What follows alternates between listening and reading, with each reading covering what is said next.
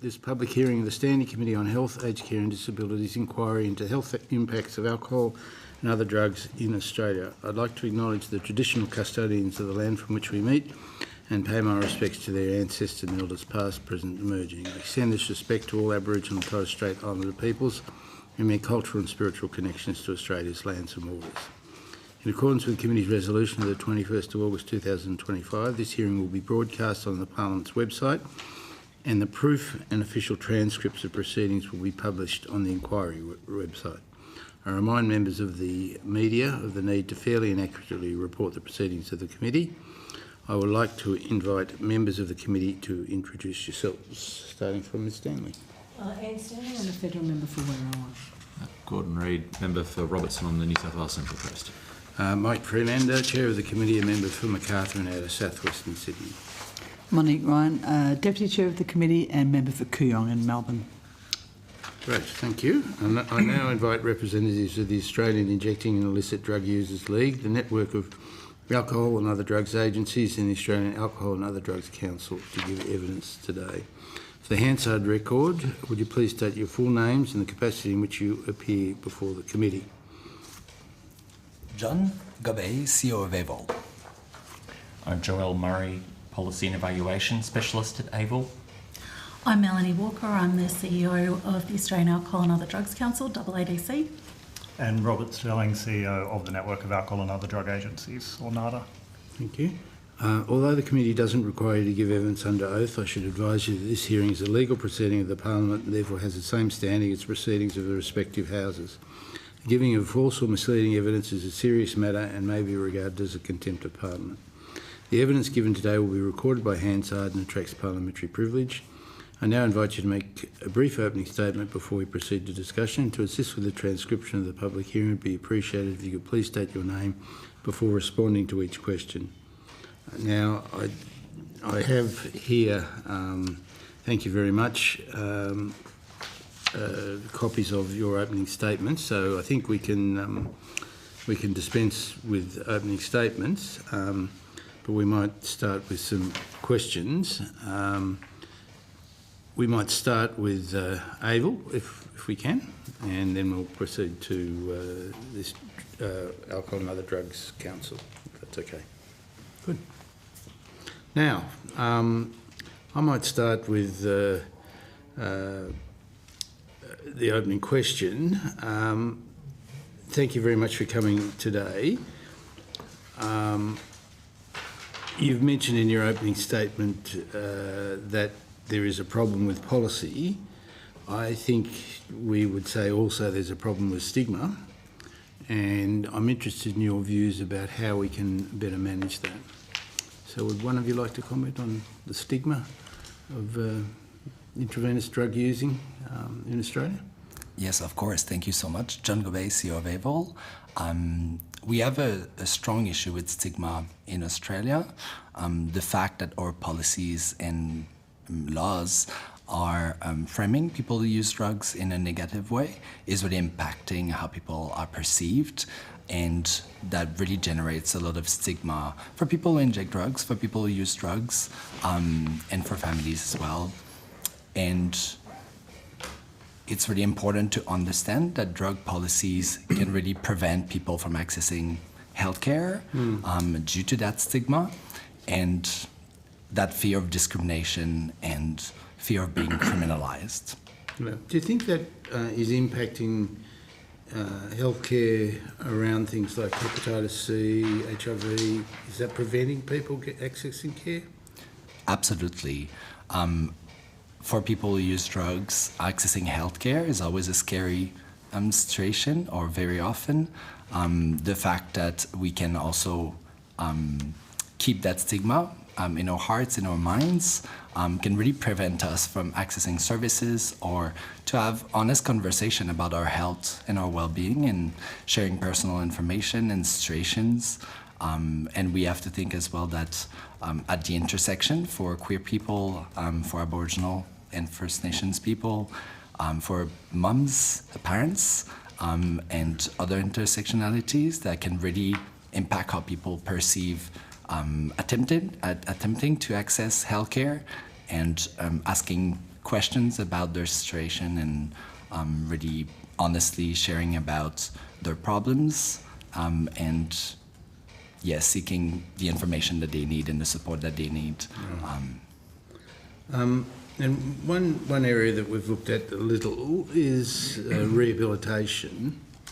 And the models of rehabilitation these days are still very similar to they were 30, 40 years ago when I started in medicine. Are there more innovative models we should be looking at that would reduce stigma, that would help? I think, of course, peer support, like our member organization are providing, are just such an incredible source of innovation and harm reduction, but also meeting people where they're at. That's what harm reduction is. And that can really support people into choosing if treatment or support is good for them, and that's what they want to secure. And I think in terms of innovation, we have to think about giving people choice for treatment, seeking innovative drug treatment, but also remembering that not everyone wants treatment and that it has to be non-coercive and really support people in being in charge of their own health and have bodily autonomy. But harm reduction is a great place to start to meet people again where they're at and supporting them in having a great life, a healthy life, and that's really what we want to see. Yeah, thanks. Well, I've got many more questions, but I'll hand over perhaps to the Deputy Chair. Have you got some questions? Oh, thank you. Ms. Wargum, I've got a question for you, if I may. Your submissions are really well directed. You've pointed out that this is the 13th inquiry into alcohol and other drug-related harms since 2018. Yes. And that the previous 12 inquiries have been clear and consistent on the need for greater balance across harm, demand and supply reduction pillars, but also that we spend much more on much less on treatment than we do on law enforcement. How would you suggest that we sort of ensure ongoing sort of and more permanent funding and support for treatment services? I think it's a matter of prioritisation, and we do need to recognise there's a context to this. Funding for alcohol and other drug services is not solely the remit of the Commonwealth Government, it's also the states and territories. One of the ways that we've talked about this in our submission, but other inquiries have also recommended, and I note the recent report of the Law Enforcement Standing Committee as well in this context, has been about re-establishing a national governance framework for the alcohol and other drugs sector. And Dr. Freelander, you would remember back in the day we had the Ministerial Council on Drug Strategy, the Intergovernmental Committee on Drugs, there was also the National Indigenous Drug and Alcohol Committee. Over the last decade or so, we've lost all of those structures, and what that's done is impede the ability for governments at the Commonwealth level and the state and territory level to get together and do joint planning, whether that be in relation to developing and implementing the National Drug Strategy or looking at funding and resourcing. But what we could do initially, and what some other governance structures have done, is map what the current investment is. And the difficulty that we've had is because of the diversity of funding sources to the sector now, we have funding that comes out of the Department of Health through the Drug and Alcohol Program. Some of that's administered directly by the department, but other of that now goes through the primary health networks. We've also got funding for Indigenous specific for services that comes out of the National Indigenous Australians Agency now.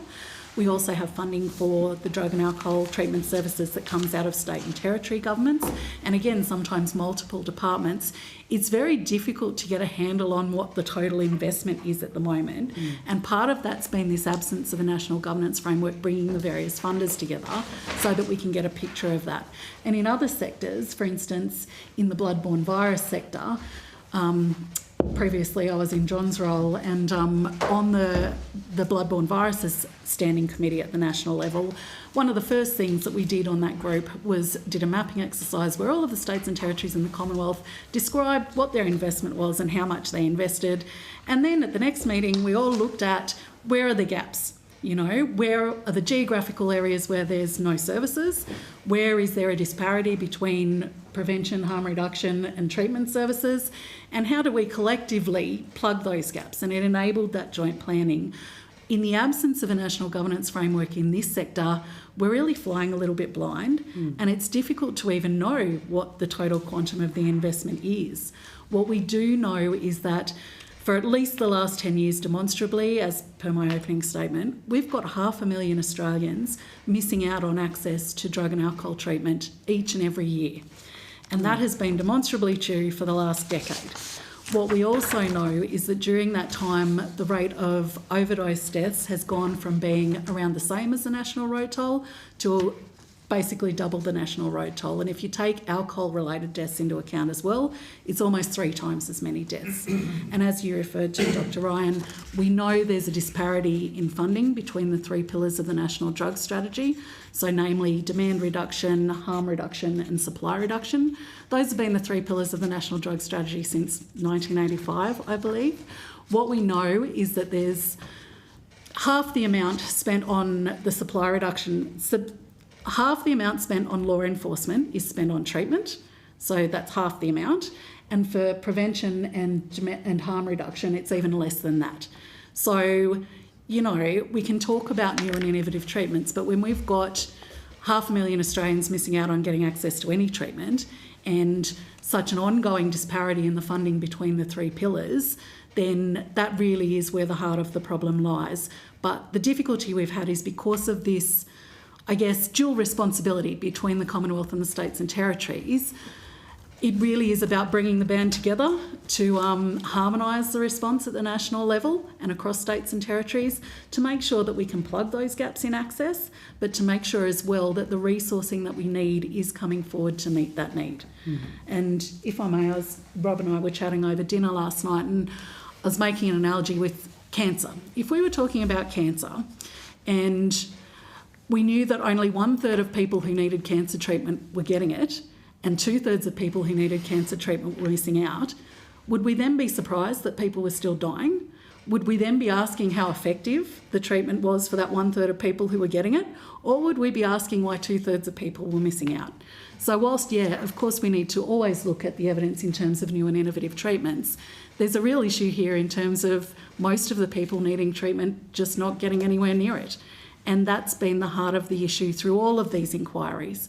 The thing that's changed, I think, over the last decade, Rob, and I'll, refer to your data and particularly what Database has told in terms of your member experience, is the increasing complexity experienced by people who are presenting to services. So what we're having in the AOD sector is, yes, people are presenting with alcohol and other drug problems, but because it's taking them so long to get to treatment, they're then also having other problems. So they've lost their housing, they've lost custody of their children, they might have criminal justice system involvement as well. And drug and alcohol treatment services are increasingly being called upon to respond to all those myriad of related issues. Housing's huge, I mean, as it is in every other space. That transition from people leaving drug and alcohol treatment, being able to have secure and safe housing afterwards, is really integral to being able to maintain, the benefits of treatment. If you're having someone released from residential rehabilitation into homelessness, it's very difficult for them to maintain the health and social gains that they've achieved during their time in treatment. So these are some of the challenges that have increased the complexity of what's presenting to services in the drug and alcohol sector. So, for mine, and I think in my opening statement, it's about funding and coordination for implementation of the national drug strategy moving forward. And I think those are our key points, and everything that all of us talk about really comes back to those central points. Wonderful. Thank you so much. Thanks, Chair.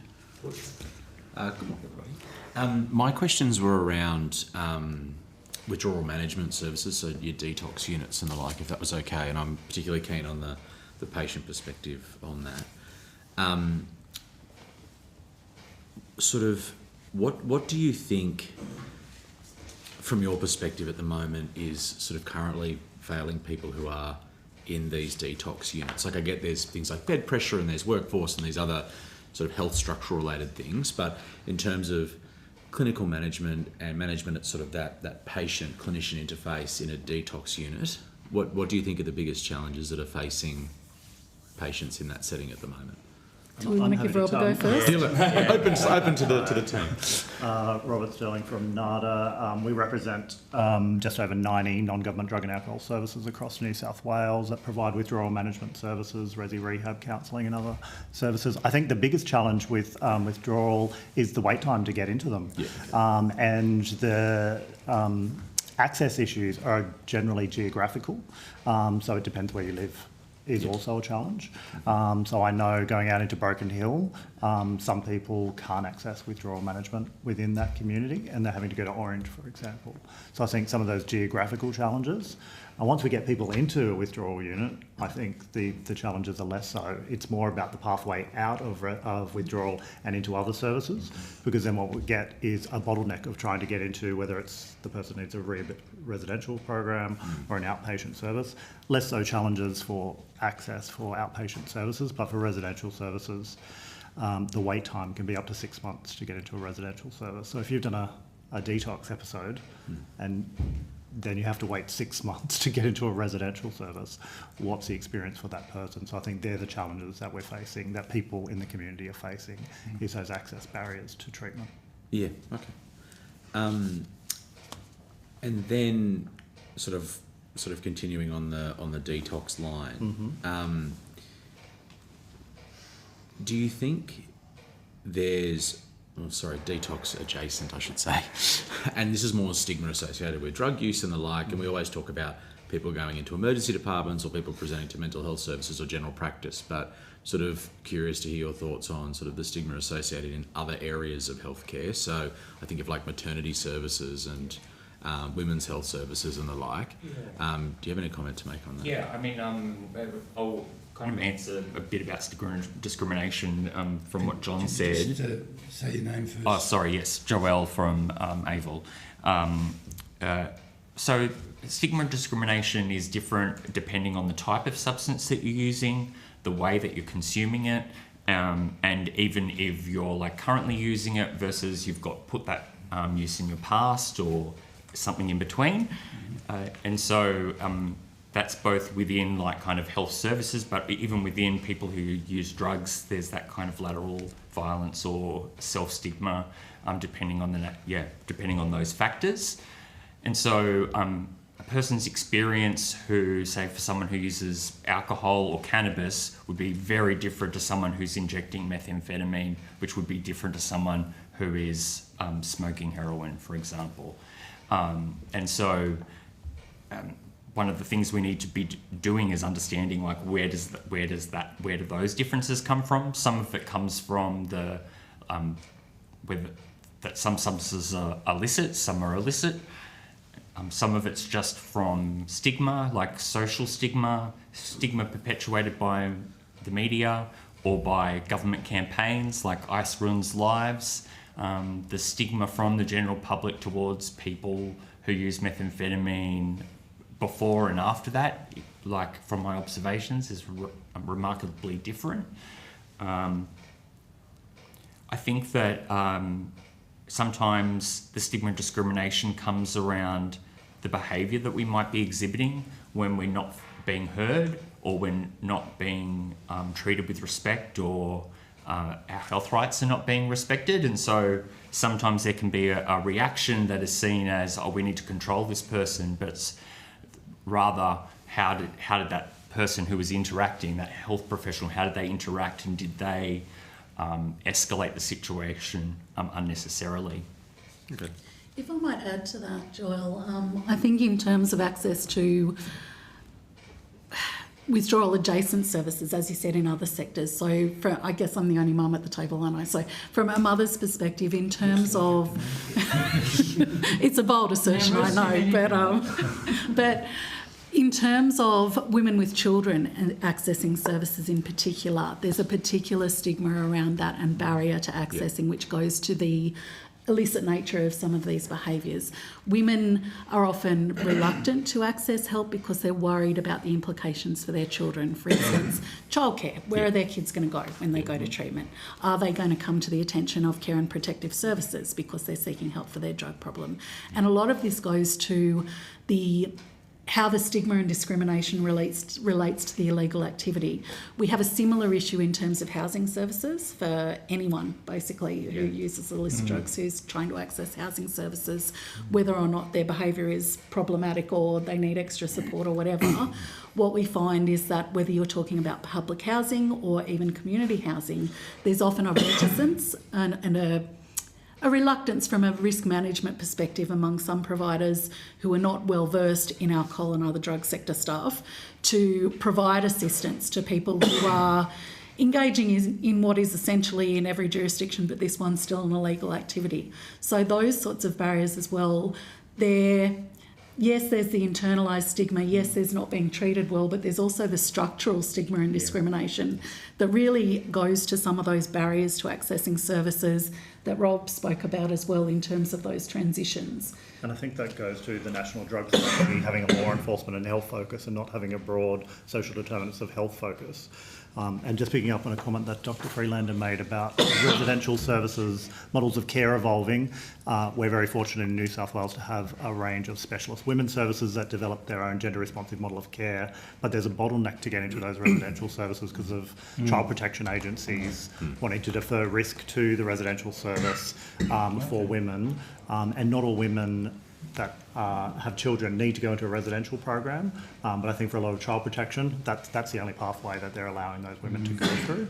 And so I think there is an opportunity with the National Drug Strategy to think outside law enforcement and health and think about things like housing, child protection and other areas that impact on alcohol and other drugs. Which again goes to the importance of a national governance framework, because that would then enable a more joined up approach from governments at both levels. So you would be able to bring in people from other portfolios to look at some of these issues around transitions, whether that be transitions from custodial environments, whether it be transitions from residential AOD services, those issues like housing, intersections with domestic and family violence as well. There are so many intersections, particularly in our services, we're seeing overrepresentation of people with disabilities as well. So the ability of services to engage with the NDIS, with people with disabilities who need to engage with some of those other service systems, again goes to that increasing complexity that we're talking about in terms of the cohorts that are coming into alcohol and other drugs treatment. Can I ask one more? Can I add to that just quickly is that detoxification and rehabilitation or a treatment setting is just a small number of people who are seeking some sort of health support for their AOD use. People are also accessing through the GPs, primary, through peer support, through community services, and also through AOD counselling outside of kind of treatment settings. So, there are a whole range of ways that people engage in support services. That's a really important point, Joelle. Given that we know that 47% of the Australian population will use drugs illicitly at some point in their lives, obviously that doesn't equate to the amount of people that are seeking treatments. But that stigma and discrimination is something that does affect that entire group at various times, and that goes to the importance of those other issues like housing, even when they're not necessarily connected to an episode of treatment.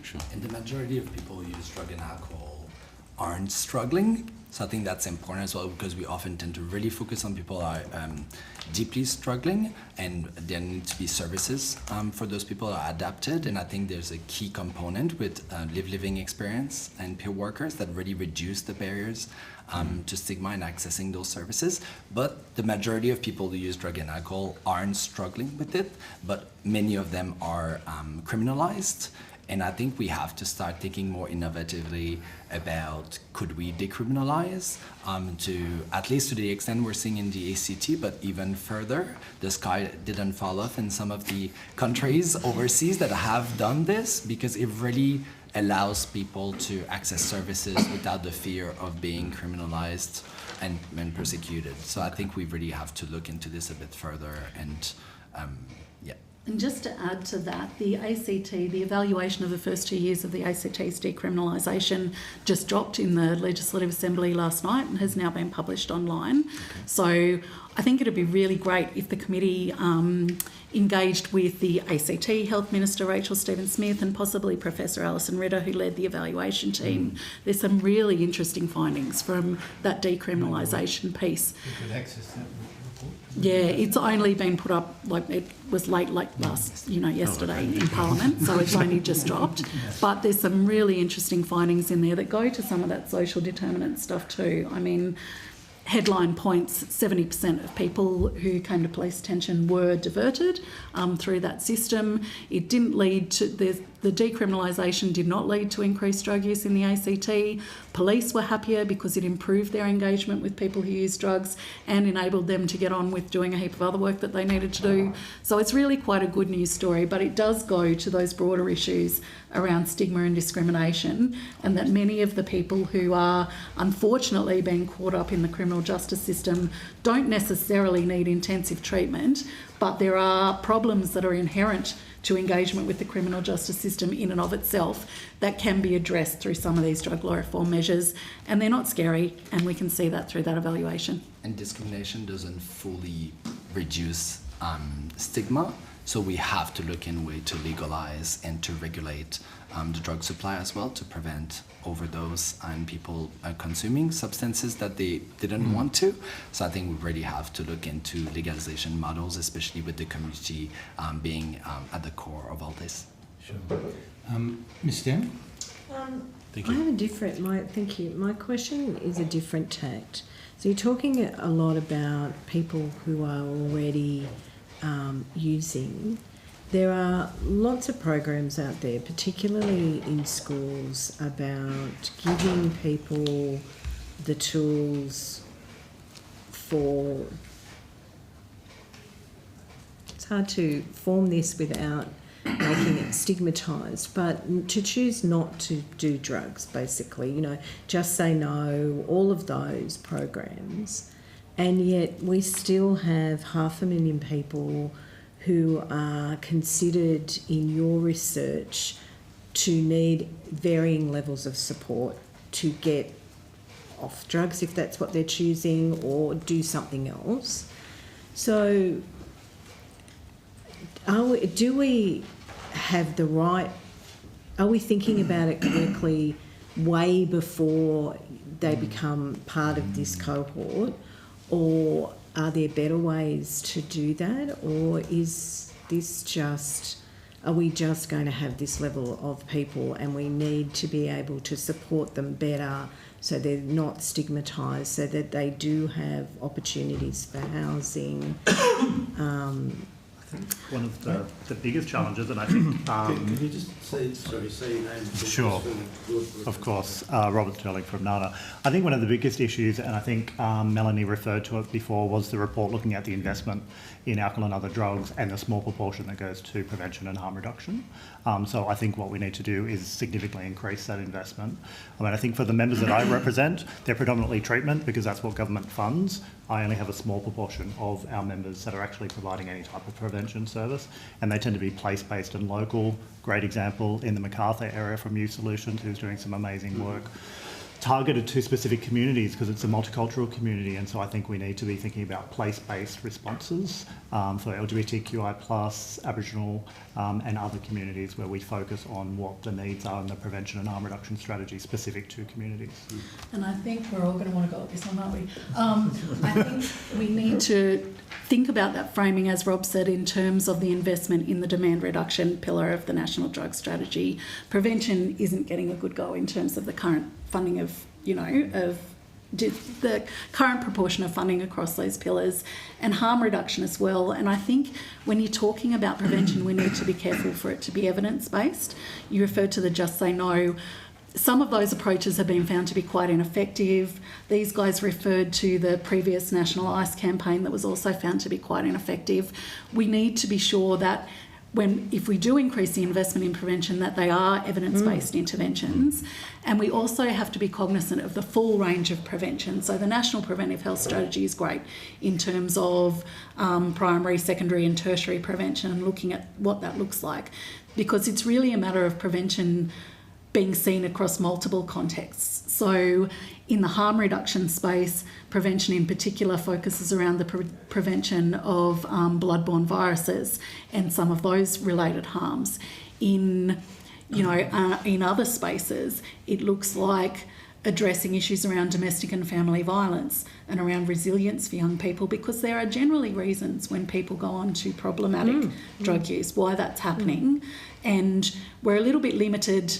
I guess what I'm saying is ad campaigns on telly are not going to do that by themselves. There needs to be a more comprehensive approach to preventive initiatives that lines up with the current areas outlined in the National Preventive Health Strategy. But as Rob said, at the moment we're very much hampered by the lack of funding and capacity to that particular pillar of the National Drug Strategy, and that includes prevention as part of that, I think, as well. But I think we're seeing it too in terms of early intervention. In the education portfolio, for instance, we're seeing increasing instances of occupational violence in classrooms. We're seeing that in emergency departments as well. There are multiple, places within government services where there are red flags and we could be doing more prevention work, particularly with some of these young people who are obviously struggling early. But again, it's about that broader framing of prevention as being more than just ads on telly, as being also part of that broader continuum around early intervention and looking at the social determinants of health in terms of what are driving those rates of, dependence and problematic drug use in particular. So it's not an easy answer, but at the moment when we're spending so little on it and have such a limited focus in terms of what prevention means in terms of the National Drug Strategy, I think we're very limited in what that can achieve. But certainly a greater focus on that lined up with the National Preventive Health Strategy would be really useful, I think. I'll make some quick remarks on it. Joelle from ABLE. I worked on the prevention chapter for the New South Wales Special Commission of Inquiry into ICE. And so I know the evidence. Most of the evidence for young people in prevention is around, the main substances of concern are alcohol and cannabis and tobacco. We've got very, very low numbers of people using anything else. And we're talking about kind of those more outlier cases. But Australia has been doing well in the prevention space in terms of the rates of young people's tobacco use, the rates of young people's cannabis use and alcohol use. We were achieving some things there. I agree with what other people have said about the place-based prevention programs. I was involved with the Surrey Hills Community Drug Action team and the CDATs, and then also the other one. They've been lots of acronyms. Yeah. I mean, ADF were running some of them, and then I think it was a consortium is running some other ones. But those programs aren't just focused on sport, but the Surrey Hills Community Centre one, for example, they ran a pop-up cafe. And that's for people to come in who might not be able to afford to go to the cafe and connect. And they've also been able to wrap services around things like having someone who can support people with their Centrelink inquiry or whatever it might be, a free haircut. It's those types of things that aren't necessarily about, we're going to talk about preventing drugs today, but they have a prevention effect. Yeah. And John Wevel, that's a really fantastic question. I think you are correct. Humanity uses drugs. People use drugs throughout time, and that's not going to stop. So I think it's really important to know that from the start. In terms of education, are we really providing people with the information they need to make informed choices? Absolutely not. I think that's a way that stigma plays out. We think that if we give information about drugs, that allows people to then think about drugs and want to do them. But actually, there's a lot of evidence that providing information about drug reduces use, because then people know how to do them, what to do, what not to do, how, like, there's a lot more information that is really helpful for people. And I think we're really scared of that with kids, but kids are fantastic and can learn quite a bit to help them make informed choices in the future. And AVOL is an organization, a peak body that represents 9 state-based organizations and 2 national members that provide harm reduction information, peer support, and peer services.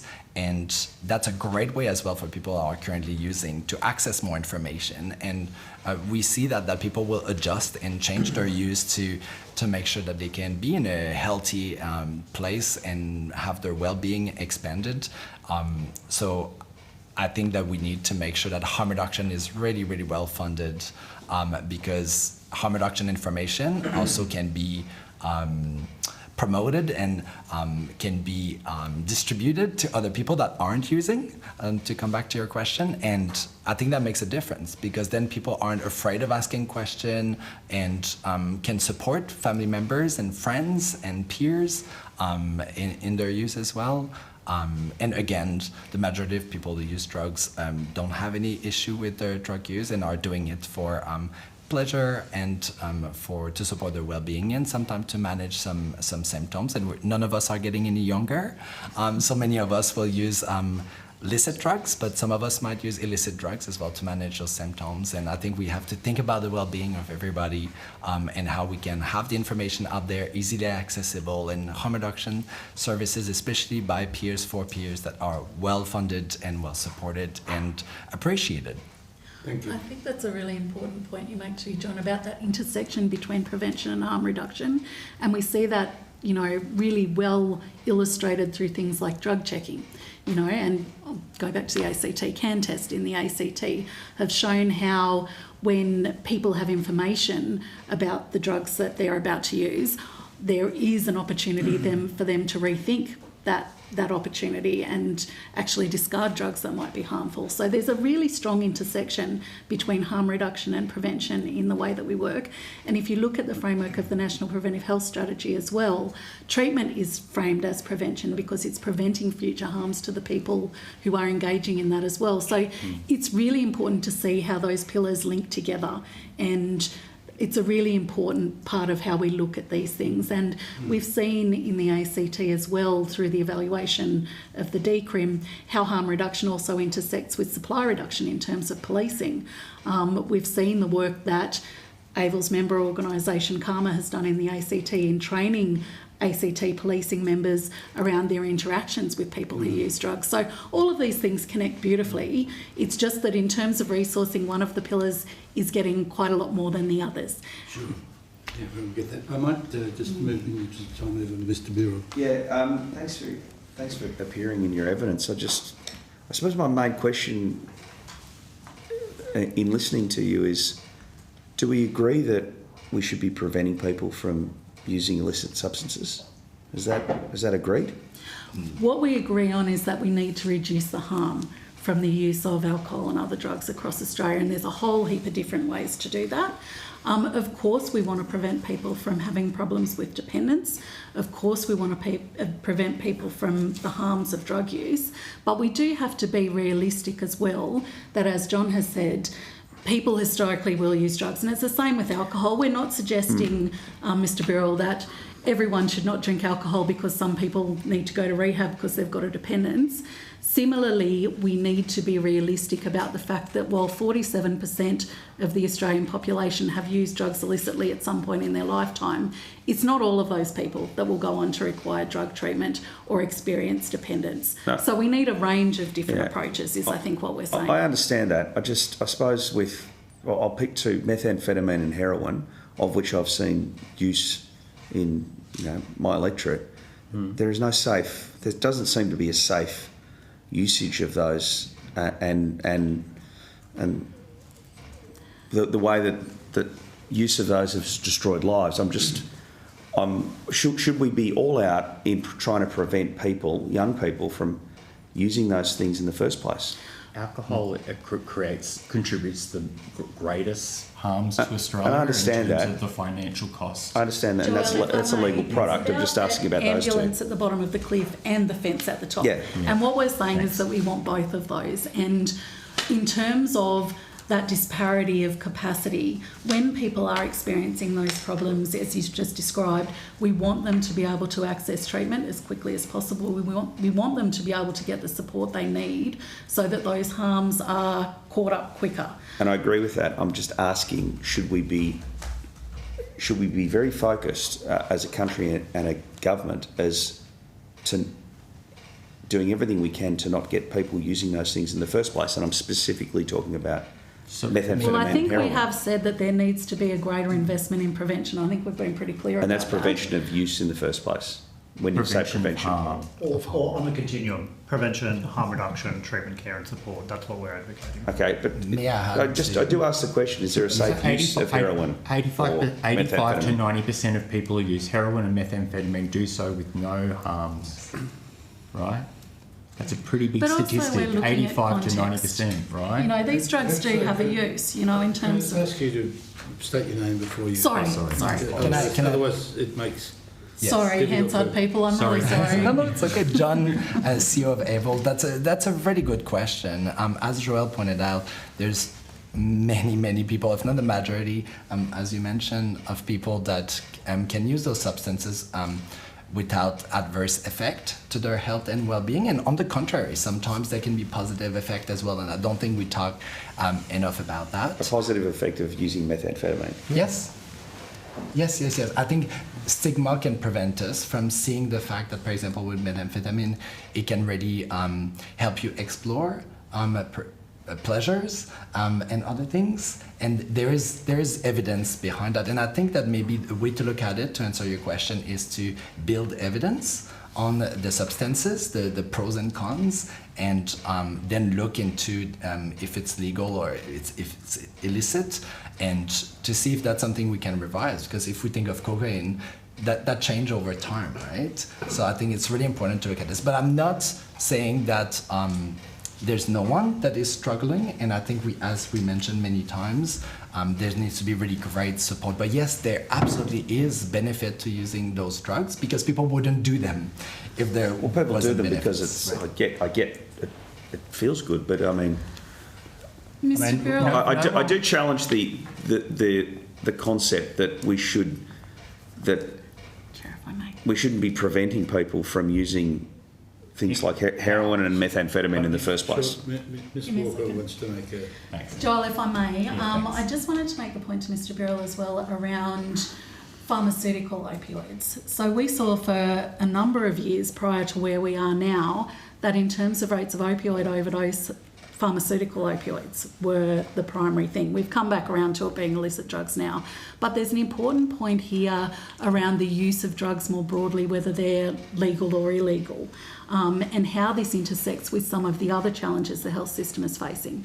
So we use opioids primarily in a medical setting in terms of pain management, right? We have a lack of pain management services, particularly in rural and regional and remote areas, and some of that unmet need can go to driving some of these trends we see around illicit drug use, which can also include the non-prescribed use of licit opioids as well. So I guess what I'm getting to is there is a range of reasons why people use drugs, and they're not always about parties and a fun time. There are people who are suffering pain, whether that be physical pain or psychological pain, whose needs are not being met by a range of other service systems, which leads them into needing the kind of services that we provide. But in terms of the cohorts that you're talking about specifically and reference there, people who clearly have issues with dependence that need to be addressed, what would go a long way towards helping and alleviating that problem and the challenges it creates for families, friends and communities as well, is if people in that situation could actually get access to treatment in a timely and appropriate fashion. Because we currently have 500,000 Australians each and every year who can't get help, and that's what leads to the kind of problems that you're talking about.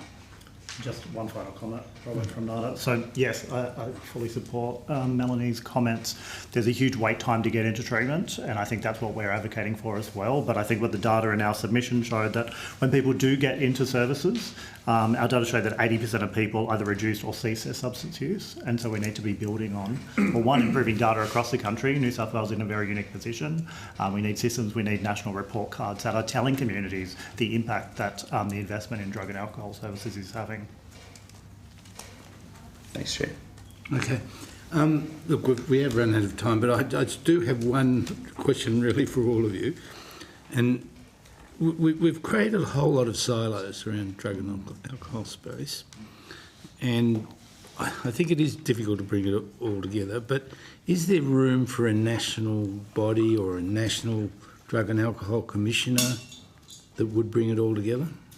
I think that would be a really good discussion to have in the context of bringing together a national governance framework again. These are the things that can be considered. Certainly I see where you're going, and in the mental health sector we have, you know, a range of bodies at the national level, and certainly we could look at that. But the first thing is to bring together the state and territory governments and the national government and the various funding bodies to talk about joint planning. And that's one of the things that they could discuss in that context, because at the moment we have a heap of disparate players in terms of both funding and policy, all running their own races. And we need to bring them together to do this joint planning. And in terms of some of the priorities that we've highlighted, in terms of gaps, in terms of geographical coverage of services, in terms of the proportion of funding going to different parts, if we could actually have a mapping of what's currently being funded and a bringing together of funders at the national level, there's a whole heap of things that could be considered, including that. And just in terms of that example around mental health, we have a peak for the mental health sector in Australia. AADC, which is the national peak for the drug and alcohol sector that I work for and that these guys are members of, we currently have 1.8 FTE. We don't even have an office at the national level. I work out of the back room at home, and my policy and projects coordinator is doing the same out of Wangaratta. So, you know, we're doing a fair bit with what we've got, but we're a little bit under-resourced, as you can see, compared to other sectors. So those are the sorts of things that could be considered if there was a national governance framework in place to bring the players together and talk about that stuff. I'll just make a quick comment, Robert from NADA. I'm less concerned about the silos within the drug and alcohol sector. I'm more concerned about the silos impacting people with alcohol and other drug issues across, which we talked about before, around mental health, criminal justice, child protection and other things. So that's what we would like to see from a national drug strategy. I would like to add as well, John Gobay, CEO of AVOL, that on the bloodborne virus and STI front, we have this committee that I think Mel mentioned earlier with the state health departments, the Commonwealth, AVOL and other peak bodies. I think we would really like to see that in the drug and alcohol sector with AADC, AVOL, the state departments of health, and led by the Commonwealth to really facilitate those conversations. Our objective, the objectives of our organization are to represent our members and our communities, and I think that has a big plus value. AVOL only receives funding for global virus and STI, not for alcohol and other drugs, even though we represent people who use drugs and the drug user organization. So that it's a bit illogical. So I think we need to be brought to the table, and I think we need to receive enough resourcing to be able to do the job that we need to do, including providing the information and having those ethical conversation. I think we shouldn't shy away from difficult conversation to see the best outcomes for people who use drugs in our communities. Good. Thanks. Yeah, Joel from AVOL. I mean, the size of funding relative to the amount of people who are affected is not proportionate. If we look at other bloodborne viruses, for example, HIV receives way more funding, and yet it only affects a smaller group of people. And so I think some of it needs to look at that kind of, if we're trying to reach a lot of people, then the kind of level of investment needs to match that population proportionally. Yeah. Sure. Thank you. Good. We've been joined by Dr. Sophie Scomps, a member for Mackellar. Does anyone have any other questions they'd like to ask? Deputy Chair, do you have any? No. Oh, good. All right. Well, thank you very much for coming here today. If you've been asked to provide any additional information Could you please forward it to the Secretariat by the 19th of June 2026? You'll be sent a copy of the transcript of your evidence and will have an opportunity to request any corrections to transcription errors. And thanks once again for coming today. It's been very valuable. There's lots more questions we would like to ask you, but what you've given us today has been very, very helpful. So thank you so much for your time. Thank you as well. Yeah. And I know that we'd all be really happy to take any further questions out of session if the committee thinks of anything afterwards. We're always here to help. Fantastic. Thank you so much. Thank you. Good. Take these with us. I think you probably can. You can keep it. You can keep them if you want to. Keep it as a souvenir, you're more than welcome. You can use it anywhere you go. That's what I thought. Yeah. Drop it down. Good. Sorry, Sam. Other things.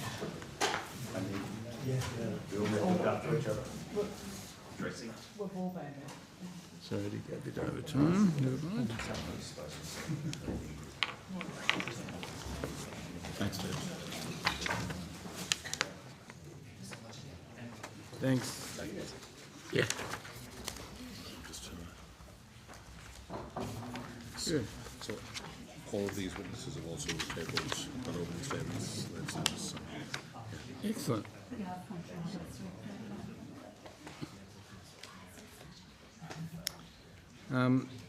Okay, moving on. I'd now like to call representatives of Uniting Care Australia, Uniting New South Wales and ACT, and Uniting Victoria and Tasmania to give evidence today.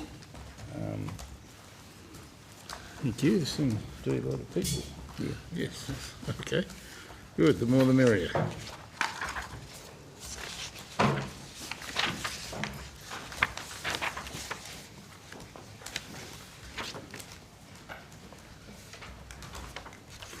So, for the Hansard record, and welcome, but could you please state your full names and the capacity in which you appear today? Faye Mound, Deputy National Director, Uniting Care Australia. Dr. Marianne Jauncey, I'm the Director at the Supervised Injecting Facility run by Uniting. And Adrian Webber, Executive Director, Alcohol and Other Drugs and Wellbeing Services at Uniting VicTas.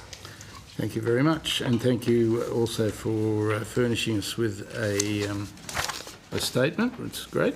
And I think we'll open up to questions, and I might start. First of all, could you outline what services Uniting provides in the alcohol and other drugs space? So I'll start. So the Uniting Care Network is the biggest network of community service providers in the country, and we provide a huge range of drug and alcohol services right across the country in all states and territories. We have 20 organisations in our network, 10 of which deliver a variety of drug and alcohol services. I have two of my colleagues here from Uniting New South Wales and Uniting VicTas, who are probably the biggest deliverers of services across the country, so I might hand to them to talk about what they actually do. Sure.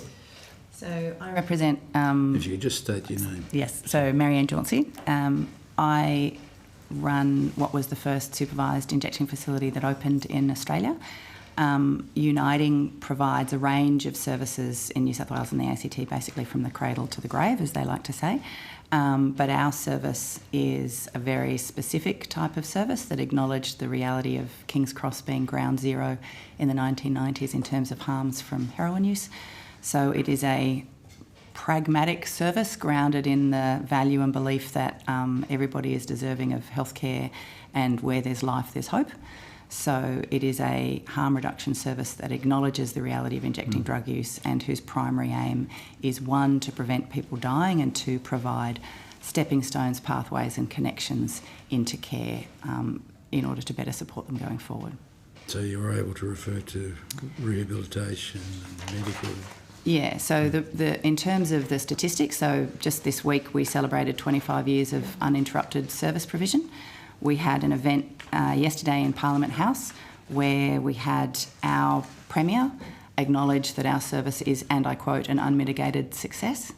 We had a message from Minister Butler who also talked about harm reduction being a gold standard and our service being a shining example of that and one of the pillars of the National Drug Strategy. But the reality is, as I'm sure you've heard, is that if it was a three-pronged chair in terms of those three pillars, it is a very wonky chair. And so our service, after 25 years of operation, has intervened in more than 12,000 overdoses without anybody ever dying. And that's what we're known for, and the reason that sometimes, whether we want it or not, we still end up in the headlines, because rather than just providing the injecting equipment, which is what Australia has been doing since the 80s, and why we have such a low rate of HIV, everywhere where that happens, including the services that I worked out before our service opened, the reality is it's giving out clean injecting equipment, and then it's telling that person to go away and use it somewhere else, away from care and away from help. So not only is that inherently more dangerous to them, but to the local community who's forced to kind of pick up the pieces from public injecting, public overdose. And so our service, we would say, is a very pragmatic response to that, that says we care enough not just to stop you being a vector of disease, we care about you enough to say your life is important. And so rather than giving the syringe and then saying go away, we give the syringe and say you're important, stay, you're safe here, you're welcome, and over time, if I actually treat you with dignity and respect, I can then, as you say, start making referrals into treatment, care and support. It doesn't happen on the first visit. The reality of addiction is a complex, chronic, messy issue for many people that is more than just the drug itself. It's about their housing, it's about their mental health, it's about their early trauma. So you don't fix things overnight, but if you make those connections and develop that sense of trust, in 25 years we've made more than 26,000 referrals into treatment and care, and some of the people that spoke in Parliament House yesterday who haven't used drugs for many years, including some that used drugs that morning, are able to say and talk about the practical benefits to them and their life from our service. Thank you. Mr Webber, would you like to add anything? Thank you. It's Adrian Webber. So I work for Uniting Vic Tas. We deliver a range of drug and alcohol services. From here on, I'll call them AOD services for ease. Our AOD services range from non-residential treatment services, including the Catalyst program, which I'm here primarily to talk about today. It's our non-residential 6-week program. We deliver a range of youth residential rehabilitation services and withdrawal services. We have 3 youth withdrawal services in Melbourne Central, Ballarat and Gippsland. And we also have Victoria's only mother-baby withdrawal unit, which is a 4-bed mother-baby withdrawal unit based in Ivanhoe in the northern suburbs of Melbourne. Good. Monique, would you like to? Thank you. Very much, and thank you for the work that you do. I'm interested in the fact that your organisation's founded through Uniting Church. One of the issues that we've heard about is, I guess, the fragmentation of care. I'm interested in how you fund your services on an ongoing basis and the extent to which you're dependent on federal government support. I can start with that one. So Adrian Webber. Most of the services that we deliver in Victoria are funded through the Victorian state government. And it's interesting that you ask how we fund them ongoing. It is one of the challenges that we face in delivering services in Victoria, as many of the funding contracts are 1, 2 and 3 year contracts. So they're often contracts that do not naturally roll over, and at any given time we have a cohort of our workforce who are waiting for their contract to end or to be extended, which can be within a month or 2 months notice, so it does impact upon our workforce stability. So most of our funding is state-based funding in Victoria, not federally funded. Similarly, our service is funded through New South Wales Health, so state government funding. There is one full-time position we have, which is a clinical nurse consultant position, who's the mental health coordinator at the injecting centre, and that's funded through a Commonwealth grant. One full-time position of our 23 FTE is Commonwealth funded. So you've got 23 FTE, but one's okay. Good. But one's Commonwealth funded. And equally, we have now employed her on a full-time basis understanding that if the money runs out, we'll have to come up with it somewhere, but because we knew that when you can only give somebody a 1-year contract, you risk losing good people who want some stability in terms of their job and their pay. Nothing further to add. Thank you. So would it be fair to say that you'd be supportive of the suggestion that we heard this morning from the Australian Alcohol and Other Drugs Council, that we could perhaps benefit from a sort of a national governance framework that would give us a better idea of how we should proceed going forward and how we should support services around the country? I guess the short-termism and the fragmentation of services and lack of certainty about ability to deliver appropriate supports is something we've heard from lots of people in front of the committee. I'm just interested in your thoughts on that. Short answer, yes. We would see great value in having a more coordinated effort across the nation. Yeah. Yes, I think listening to, Rob from NADA, I would equally agree that while there's absolutely silos within health, there's very important, significant, impactful silos outside health. And, it sounds a bit simplistic, but it's very hard to get your untreated schizophrenia, heroin and methamphetamine dependence under control if you're living under a bridge. So for me, it's things like bringing, housing in and ensuring, housing first. You have to have, Maslow's hierarchy of needs. Somebody has to have a safe place to physically be before you can start addressing some of the other issues. So the reality of AOD use or drug and alcohol use is that it's never just about the drug. There's in terms of the national coordination, I think in terms of preparedness planning, surveillance things, there's a lot of things that are happening either through goodwill or relationships that could be better coordinated at a federal level. For example, thinking, when we look at what's happening in North America in terms of potent synthetic opioids, they may or may not come here, but the only way that we're going to be prepared is if you've got not only within the states and territories talking to each other, but between the states and territories talking to each other, and a coordinated approach in terms of going forward. So if we started to see the use of those very potent synthetic opioids in Sydney tomorrow, are we prepared for that? Do we have the supports necessary for people dealing with those agents? In my view, no. Thanks, Chair. Good. Mr. Buren. The conversation around safe injecting facilities involves, on one hand, the care of the human being, and I think we all agree that, everyone's life is really important. So just because somebody's an injecting drug user, they don't deserve to any less care, and we want them to be safe and we want them to be alive. But then the other side of it is that some people might say that does condone a very dangerous activity. So I suppose my question is, whilst on one hand agreeing that the care of the human is really important, do we agree that we are trying to stop people from using these substances in the first place? And is that an important, or get them to stop using their substances if possible? Do we agree that is an imperative thing to do? I suspect not.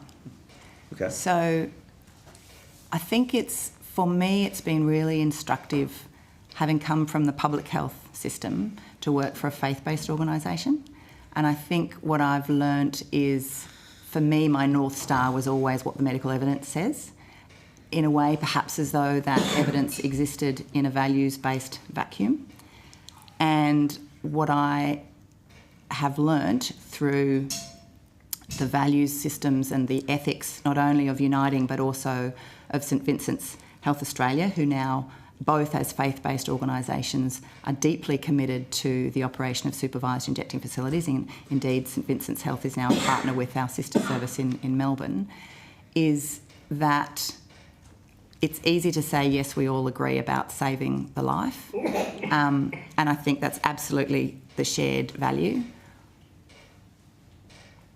There is, in fact, absolutely and totally safe ways to use heroin. It's prescribed in the UK in emergency departments for pain. So as a doctor, I'm actually agnostic about what people do until it risks them, until I'm frightened that, you know, they're not going to come home, until I'm frightened that they're going to have an accident, until I'm frightened that they're going to hurt somebody else, that they're going to hurt themselves, that they're going to end up dependent, that they're going to lose a limb. That's what frightens me. It deeply frightens me. And so I'm very clear that what I am aiming to prevent is death, harm, disease, destruction. And sometimes in an attempt to prevent that harm, if we only focus on the use as the outcome rather than the actual harm that in my view we should be desperately trying to prevent, in an attempt to decrease harm, sometimes in an attempt to decrease use, sometimes we increase the harms. And I understand what you're saying, but we're talking about a very addictive substance and people whose lives have been damaged, and you know, I've seen this firsthand, people in my community. Whilst I think we can agree that we want to minimise harm, I suppose it's interesting to hear that we're not. I mean, I wouldn't recommend that anyone start to use heroin in the first place. Neither would I. Okay, so I suppose that's what I'm trying to ask. I also wouldn't recommend that they take up smoking. Yes. I also wouldn't recommend that they take up drinking. So if we look at... Okay, sorry. so no, just on that, and I appreciate this engaging in the back and forth a bit. I suppose we as a society say that smoking's one thing, but there's a safe level of alcohol consumption. Is there, and what I'm hearing from you is the safe level of heroin consumption. I find that very difficult and sort of, I suppose, from my perspective, a dangerous idea, seeing the addictive nature of heroin and lumping it in with alcohol. It's sort of, we as a society have said, heroin's a very addictive and dangerous substance. And whilst we want to look after people who have decided to use it, we should be saying to young people, I wish you wouldn't use it. Please don't, because it's very dangerous and addictive, and it can lead to a spiral. Is that not a fair statement? I think there's an incredible hypocrisy about the way we respond to different substances, and we tend to use the law as an indicator of what's right and what's wrong. Alcohol used to be illegal. Did we view alcohol in the 20s in the States the same way we view heroin now? There is a therapeutic use for diacetylmorphine, otherwise known as heroin. There is a therapeutic use for ketamine, MDMA, methamphetamine. There is no therapeutic use for alcohol other than hand sanitizer, and there is no therapeutic use for cigarettes. So I am absolutely and utterly not saying I want to live in a society where there is free and easy access to drugs like heroin and methamphetamine. What I am saying is that we need a bit of a rethink and a way to encourage an open and honest conversation. We absolutely need to protect our young people, and absolutely preventing the uptake of use is one way that we prevent the devastation that we must invest in. What I'm hopefully trying to say is we cannot exclusively focus on that as the only way, and we must see when we exclusively focus on use alone without understanding that the reason we're focusing on use is to prevent the harm, we can inadvertently increase harm. And some of the current policies of over-policing of Indigenous people, people at risk, people who are homeless, ends up distancing them from care. So we know that people on average spend more than a decade after their first problematic use before they're able to put up their hand and ask for help. And in those years, things spiral. Why are they waiting to put up their hand and ask for help? Partly the help isn't available, and partly they're deeply, deeply ashamed. And so I would argue that in some areas, in an attempt to totally only focus on use, we've inadvertently increased the harms. Do you think we should be able to prescribe heroin? evidence would say that for a small proportion of people, maybe 5 to 8% of people who are already opiate dependent, that other forms of treatment, when they don't work, heroin can be something that does. It is absolutely not a first-line treatment, but in the 8 or 9 countries that do provide prescription opiates, the evidence is that they have a good retention in treatment, they reduce criminality, and they improve health outcomes. So in New South Wales, it's not well known, but our service partnered with St Vincent's and an NHMRC grant and introduced Australia's first trial of an injectable opiate treatment. We couldn't use diacetylmorphine because it's not available in Australia, so we used hydromorphone. Yeah. So that was run up the road from us with St Vincent's in Sydney. It was a very small feasibility trial. You know, the papers are still kind of in the process of being published, but what it showed was that for a small cohort, and it is not kind of everybody that becomes opiate dependent, but for a small cohort where other treatments have tried and failed, who are the people that are high, frequent, you know, going in and out of A&E, going in and out of prison, committing a lot of crime to fund their habit, that this is absolutely something that can work for them. Great, thank you. Can I ask about that? Because I wasn't aware of that. It's really interesting.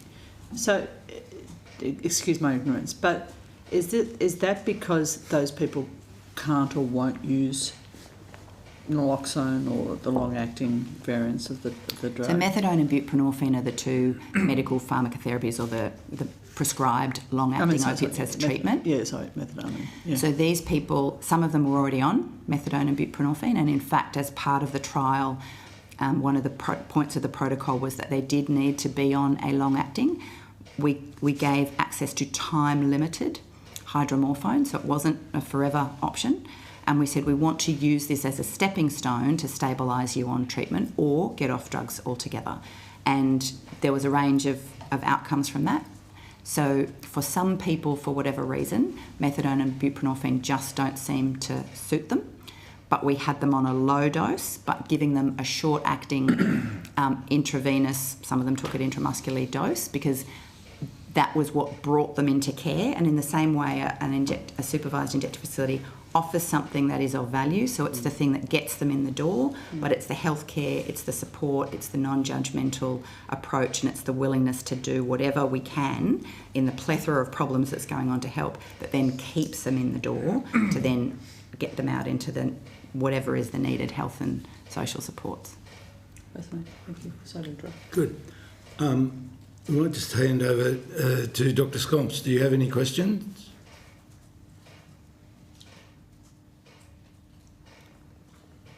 Sophie, can you hear us?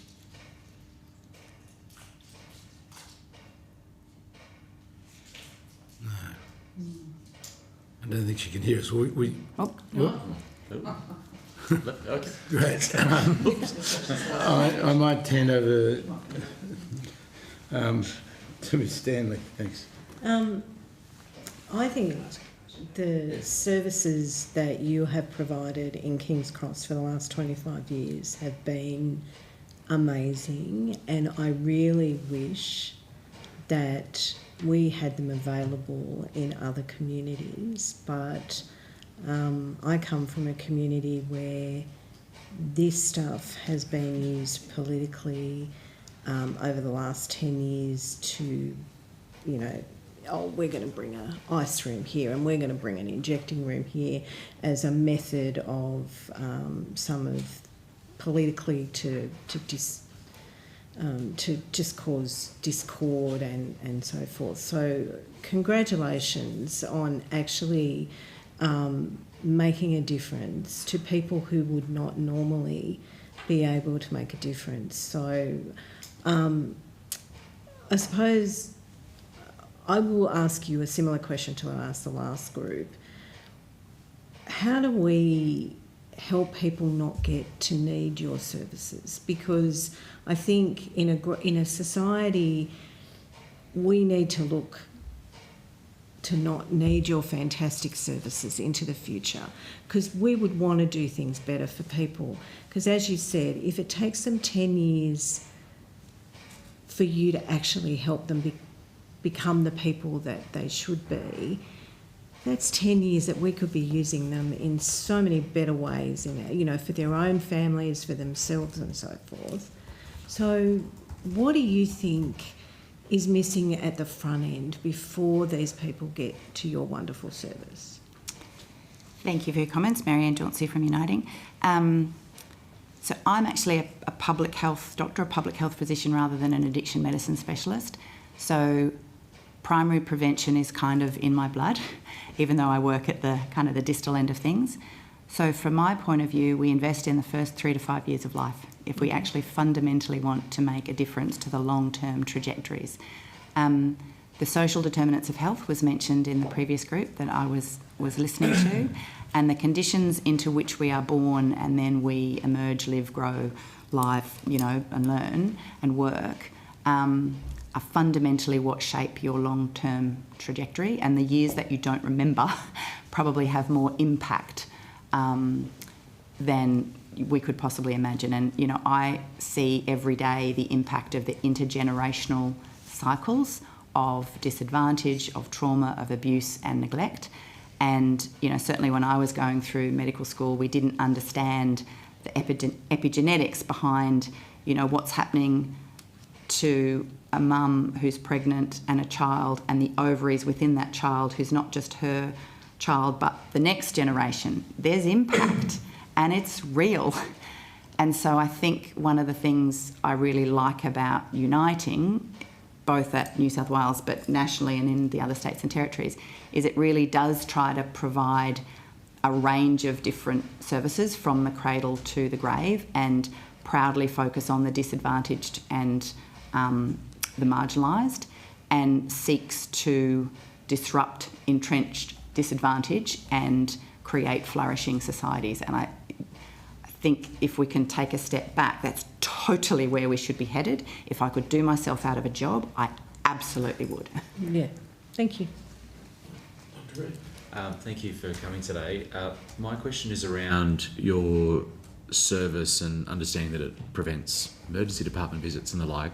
Do you have any data in it preventing sort of other injecting related harms, so things like endocarditis or cellulitis abscess at point of injection site? Do you have evidence regarding that? Yeah, it's a little bit. So we've certainly got anecdotes and case histories where we can see somebody starting to develop something that we can intervene early and prevent what may have become an abscess or a septicemia or an endocarditis, injecting related injury and disease, or IRID.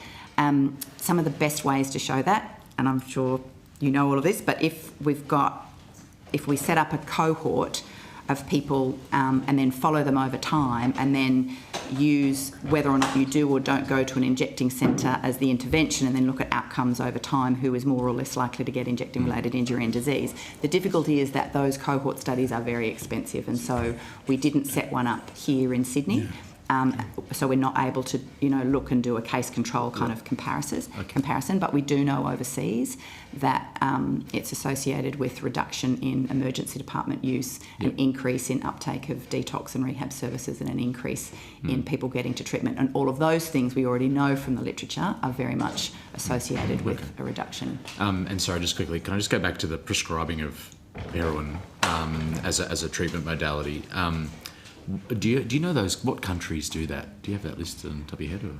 I will get it back to you, because if right? I say it, I'll probably get it wrong. And is it IV, or, as you said, IM heroin, or is it hydromorphone, or It's both. So, for example, in Canada, they have both diacetylmorphine, which is heroin, named after the German word for hero, called heroin because they thought it was a non-addictive substitute to morphine, and they sent free physician samples around the world.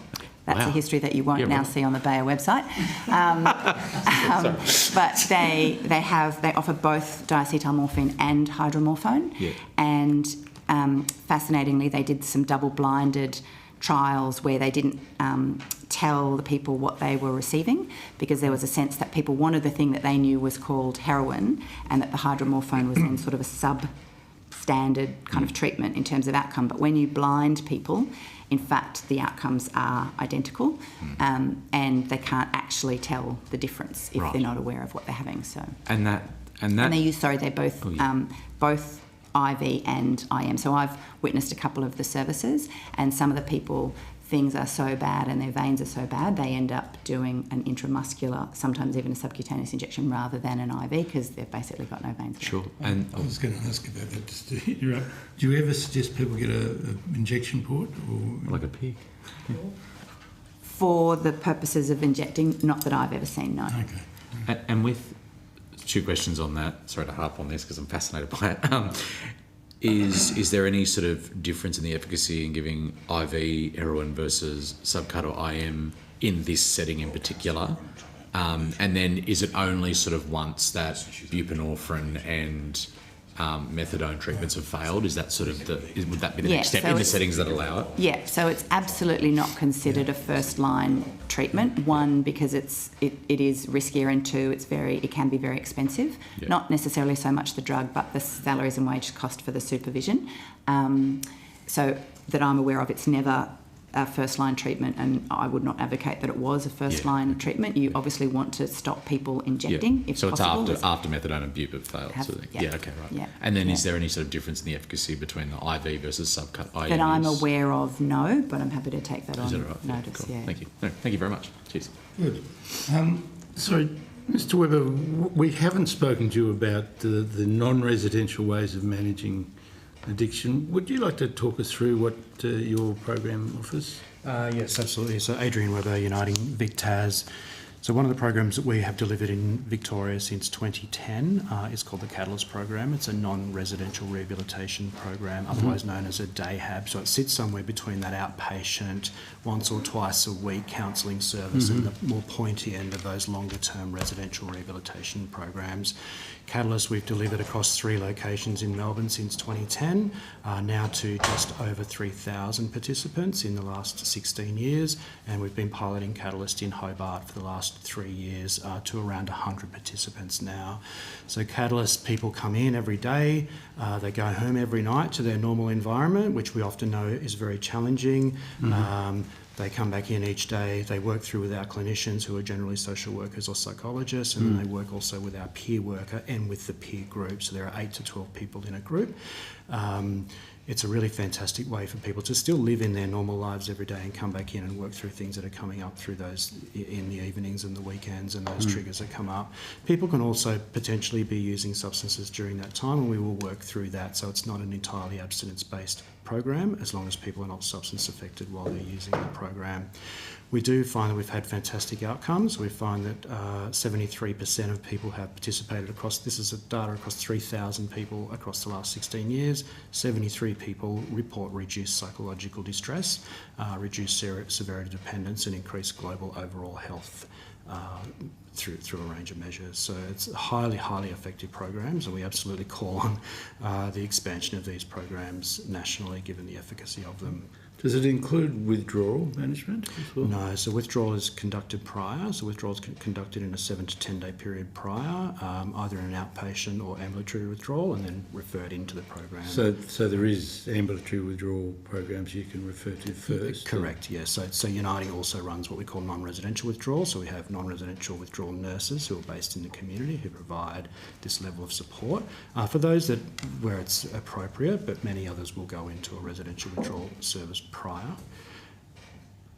Are you able to send us a more detailed outline of how the Catalyst program Absolutely, we can works? follow with more information around that. We are interested in that. I mean, we're focused on residential rehab, but it's expensive, it's, small numbers, people can't get on with doing the things they do, work and whatever. Does some of the people in your program, they able to work? Or?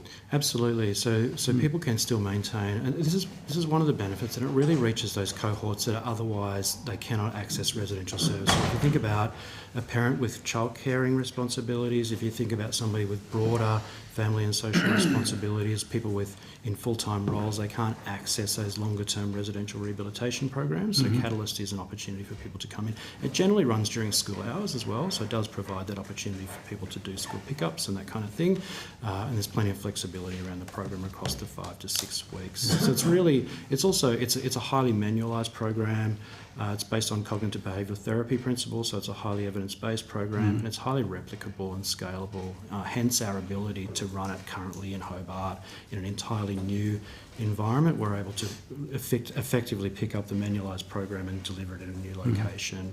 We've also targeted to smaller groups. So if we target it to, we've had a women's only Catalyst episode, so the 5 to 6 weeks. We've also had a youth only Catalyst episode, and recently we've been called on by Ashley Detention Centre in Hobart for us to deliver Catalyst into the Ashley Detention Centre for young people in a very shortened, abridged version of that. But there's so much flexibility around it for various communities. And one more thing, like everything in COVID, it went online, and we're now set up for that program to be delivered in a fully hybrid form.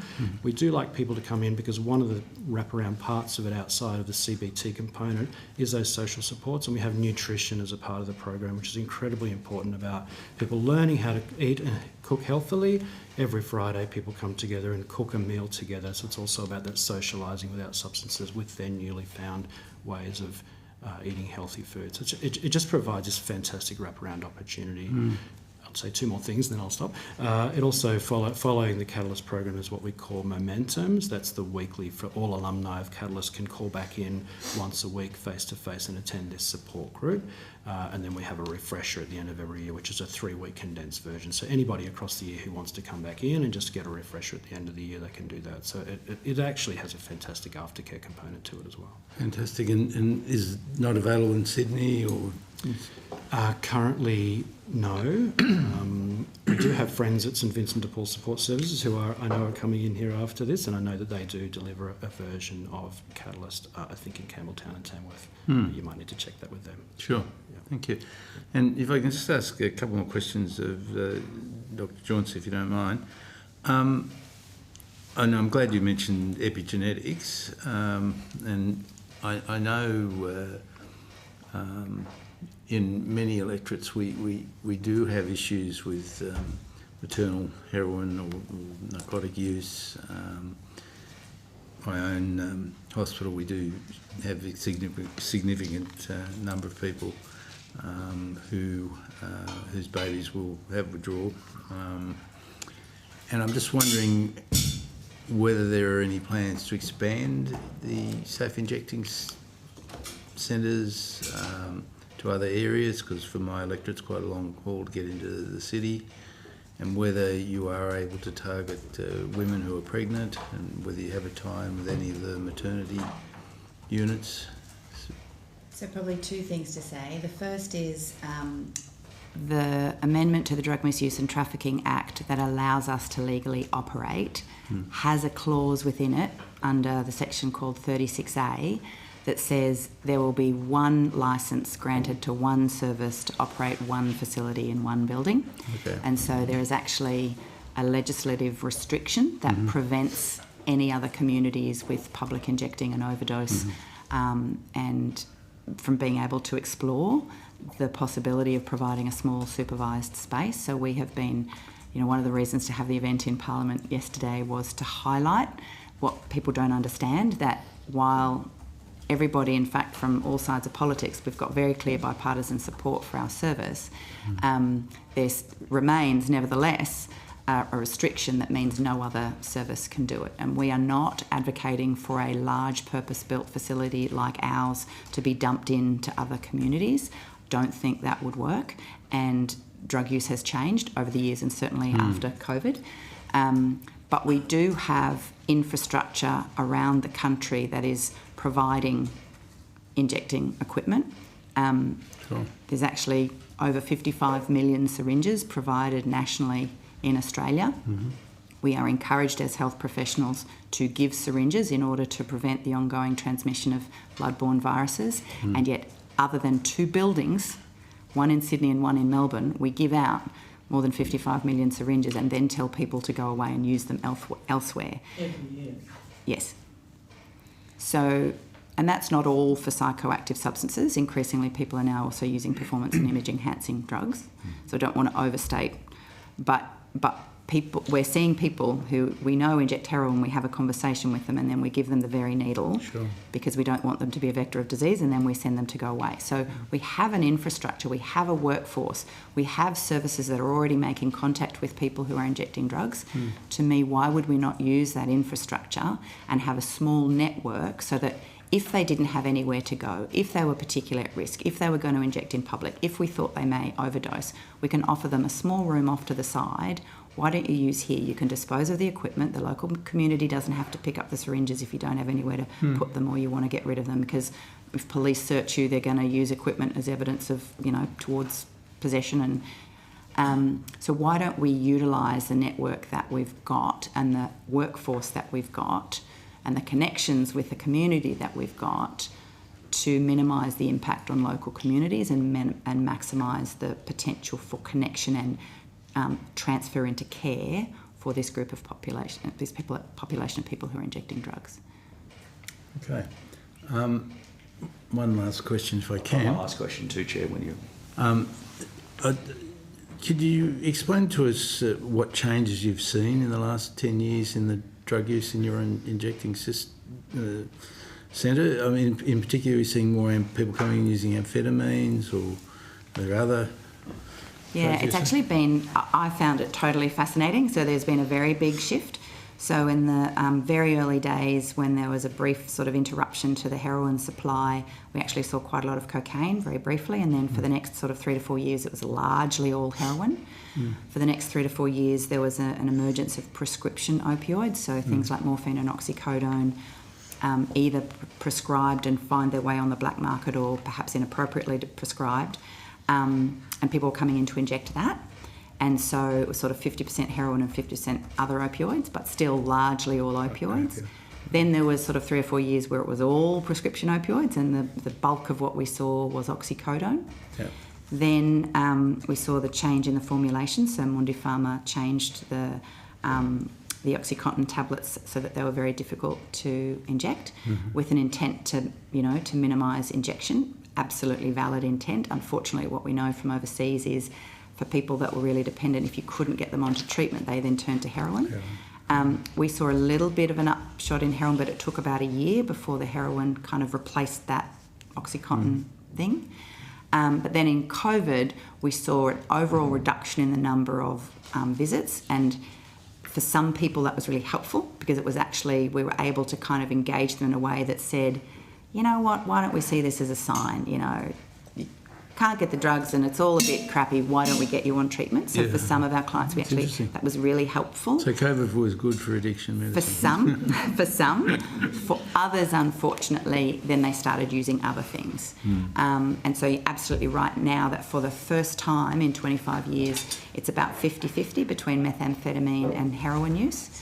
The population of people we see in many ways hasn't changed. It's an older cohort, and we have an ageing cohort effect. Less young people are taking up injecting as a route of administration, which is wonderful. Injecting is the most risky way you can take any substance, and anything that we can do to either prevent them taking up injecting or to go from injecting to non-injecting routes should be, endorsed. But they're getting older and they're getting sicker. And there's still a lot of polysubstance dependence. We do now see people where largely the only drug they're tending to use is methamphetamine, and around Australia most methamphetamine is smoked rather than injected. But our folk will tend to inject kind of anything. Fascinatingly, what we've not seen is an increase in episodes of violence in the centre at all. There's been, in fact, they've slightly reduced. And so for us, benzodiazepines would probably be the drug that we least like seeing in terms of the impact on our clients, and so I think it's another opportunity to, again, without saying we in any way endorse, promote, or accept methamphetamine dependence. Nevertheless, we can say some of the myths out there and the stereotypes are unhelpful, because it is not automatic or inevitable in every circumstance that somebody becomes violent when they use methamphetamine. Am I suggesting there is no link? No, of course there is a link. There is a link between alcohol and violence, but we understand that not everybody, upon having a glass of wine, is immediately and automatically going to become violent. The drug, the person and the setting all play into that. It's the same with methamphetamine use, and so I think for us being able to have the use occur in a centre where people are feeling accepted, they're less likely to get their back up. We're not in a uniform. We're not doing anything that's against their will. And so, I often say to people, I haven't worked in emergency departments as a doctor very much in my career, but in that short amount of time I witnessed this much violence. They're high pressurised, loud, services where sometimes people are held against their will, and that inevitably leads to conflict. But I've worked for a lot of time in well-managed harm reduction services, and in all of that time in my career, I've witnessed this much violence. We've never had anyone, none of our staff have ever been, seriously injured in any way, shape or form. Now, do we get lots of colourful language? Absolutely. But that's very, very different from actual physical aggression or threats of violence. Sure. Chair. I better let Mr. Birrell loose on you. So, let me loose.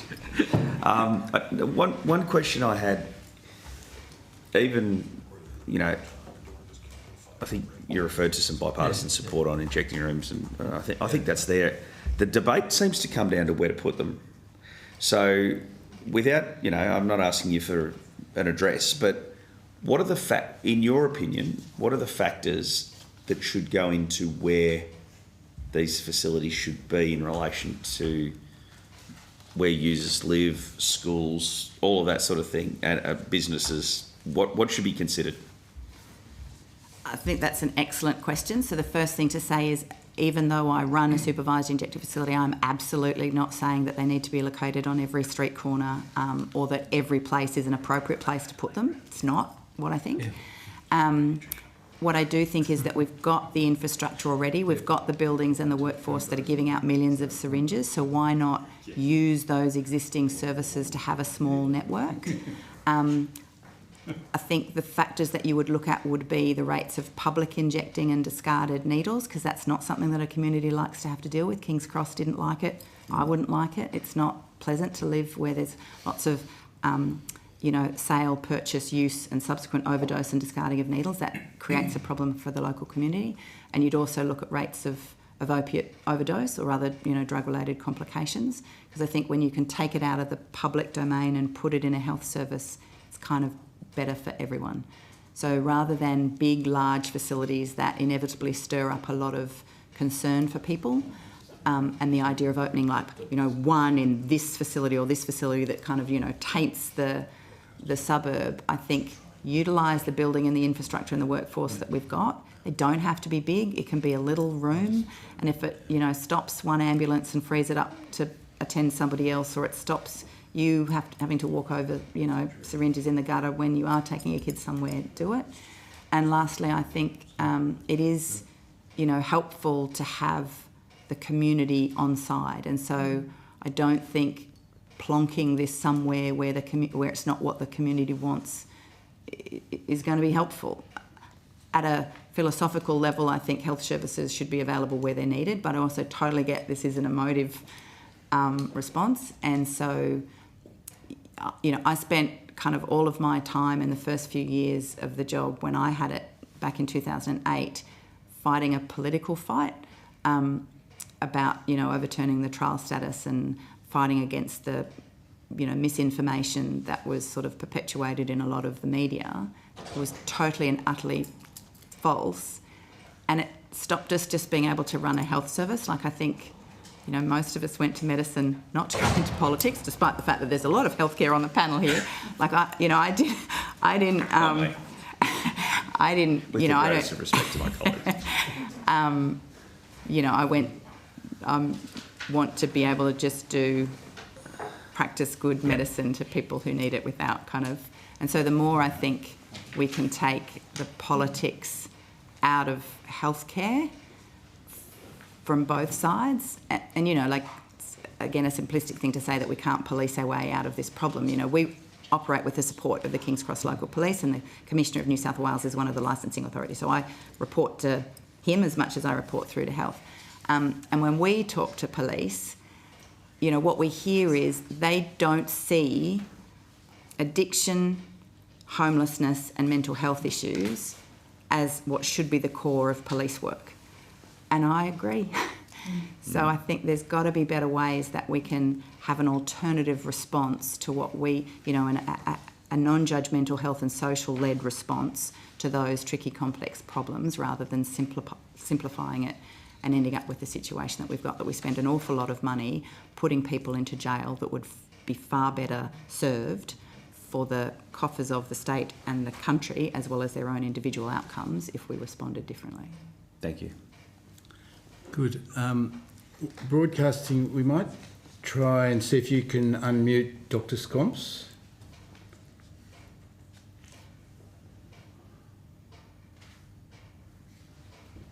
I'm aware we're a little bit over time.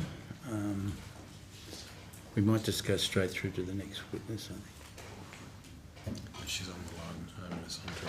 She's No, less. Dr. Scomps, can you hear us?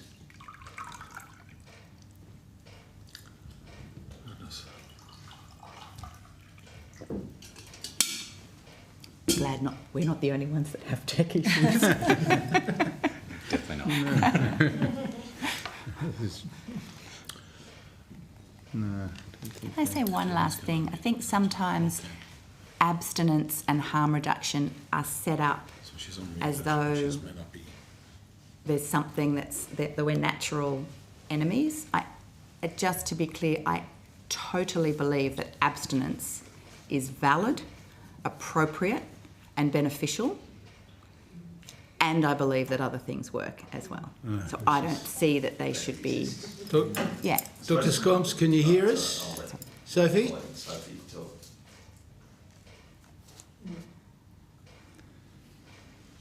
So what on that, because you raised it just while Sophie, and as soon as she can hear, I hope she takes over. The issue, the conflict that I've been having this morning is hearing that the abstinence harm reduction argument equal on all substances, and I sort of that's confronting to, and I frankly I feel differently. I think there's alcohol and maybe there's cannabis, but then methamphetamine and heroin. It seems the people that go to facilities, rehabilitation facilities in my electorate. Sophie, can you hear us? To know that I'm there for them, but I think if you went back and said, would your life be better if you never touched this at all? I think overwhelmingly they'd say yes. And I'm talking about methamphetamine and heroin primarily. So that's I don't think there's a safe usage. Of course, we want a harm reduction for people who are doing it, but if we could stop people, not encourage people to do it, that would be Agree. preferable. And all I'm saying is that we want them not to do it because we desperately don't want them to be hurt by it. We don't want them and their families to be hurt. And if we are clear about that it's through them not taking it up or through abstinence that we get there, I think my only concern is that sometimes we focus so much on that they can't take it up, that some of what we do then diverts them into other harms.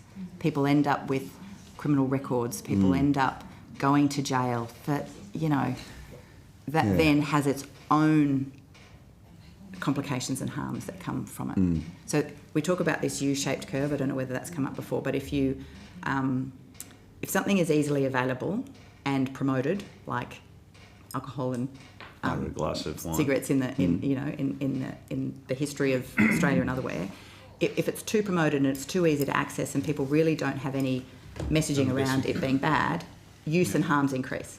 Sorry, have you got Sophie? So I'm finished. Oh, good.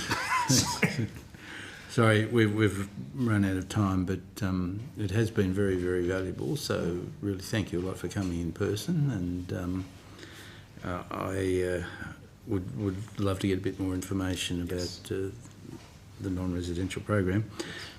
Thank you for attending here today. If you've been asked to provide any additional information, could you please forward it to the Secretariat by the 19th of June 2026. You will be sent a copy of the transcript of your evidence and will have an opportunity to request any corrections to transcription errors. And once again, thanks very much for attending. And is there anything you'd like to tell us that we haven't explored? Thank you. Nothing else from me. Thank you so much. Good. Thanks very much. Thank you very much. We won't have a break. We will just go on to our next witness. I think is probably the best thing. Miss Hunter, she's on the line.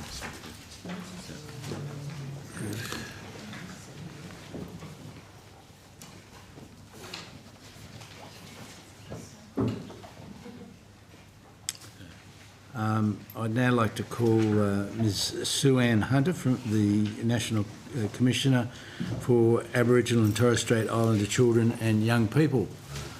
Good morning, Ms. Hunter. Thank you very much for attending today. Good morning.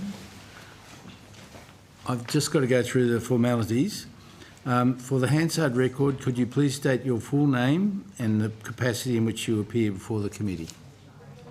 Sue-Ann Hunter, National Commissioner for Aboriginal and Torres Strait Islander Children and Young People. Thank you. Although the committee doesn't require you to give evidence under oath, I should advise you that this hearing is a legal proceeding of the Parliament and therefore has the same standing as proceedings of the respective houses. The giving of false or misleading evidence is a serious matter and may be regarded as contempt of Parliament. The evidence given today will be recorded by Hansard and attracts parliamentary privilege. I thank you very much for your opening statement, which we have here. To assist the transcription of the public hearing, it would be appreciated if you could please state your name before responding to every question. We will proceed to discussion, and I might hand over to my Deputy Chair if you have any questions. Oh, thank you very much, Chair. Thank you, Ms. Hunter. You must have had a very busy week. Just a little bit, yes. Well, you know, it's been a wonderful week for those of us who care deeply about reconciliation. So thank you for finding the time to talk to us today. I think your submission really summarises really well much of the issues that we've heard in this committee around the intersectionality of people who are experiencing issues with alcohol and other drug use and with other determinants of I guess, social disadvantage. What are your, if you had to summarise it into one thing, what would you say that we could, the best recommendation that we could give to the government about how to better coordinate and support a national framework for action on these issues? I think it's, for me, coming from, there's sort of two lenses that I can actually come from. One is the youth and looking at their use, but also the parents of our children that end up in out-of-home care is another sort of point I can come from. For me particularly, it would be making sure that, services are culturally appropriate for our children and young people, but also our parents that need to attend. I'm not sure if people understand, but I can't actually get the exact data around children being removed from alcohol and other drugs. It's usually co-located with family and domestic violence, and now they've clustered those together, so there's not actually, but it is an underlying issue with a lot of our out-of-home care. And it also, once there is alcohol or other drugs involved, children are moved earlier and stay longer in care. So for me, it's around the supports. We don't have enough family support systems. I think that's a very good start to support the family before children are removed, and then that's the gateway into getting into rehab or alcohol and other drugs. I think the other problem that we have is that we seem to be declining in youth workers for working directly with our young people. They were once valued. I feel like they're undervalued now and we don't invest in them enough. They're able to mentor our kids into these systems where they're needed to be. And I think what we tend to do in Australia is have services for adults that just accommodate children, not specific children's services. So, for instance, in Victoria, we have one drug and alcohol unit for Aboriginal and Torres Strait Islander children only. I think my main would be for the services that we currently have, they would need to be culturally appropriate and safe for Aboriginal and Torres Strait Islander children, young people and parents. So if a child's admitted to to that facility that you just mentioned, the Victorian facility, the single one for drug and alcohol dependency, what arrangements are available to support the parents while the child is in that setting, to support the parents from giving that child the support that they need while they're in that facility? I'm asking, is there housing, for the parents to be immediately adjacent to the young person, or what do we do to help the young person not feel completely dislocated from the people who care about them? So that one's 16 to 25-year-old. One of the key things they do is get them into work while they're going through rehab. So they've got something to do. So they're either doing programs. There are visiting times that they're allowed to visit. It actually sits with the Aboriginal Health Service, although it's an on-country program and has a facility. I think roughly, and I'm happy to get the details for you, but I think it accommodates up to 12.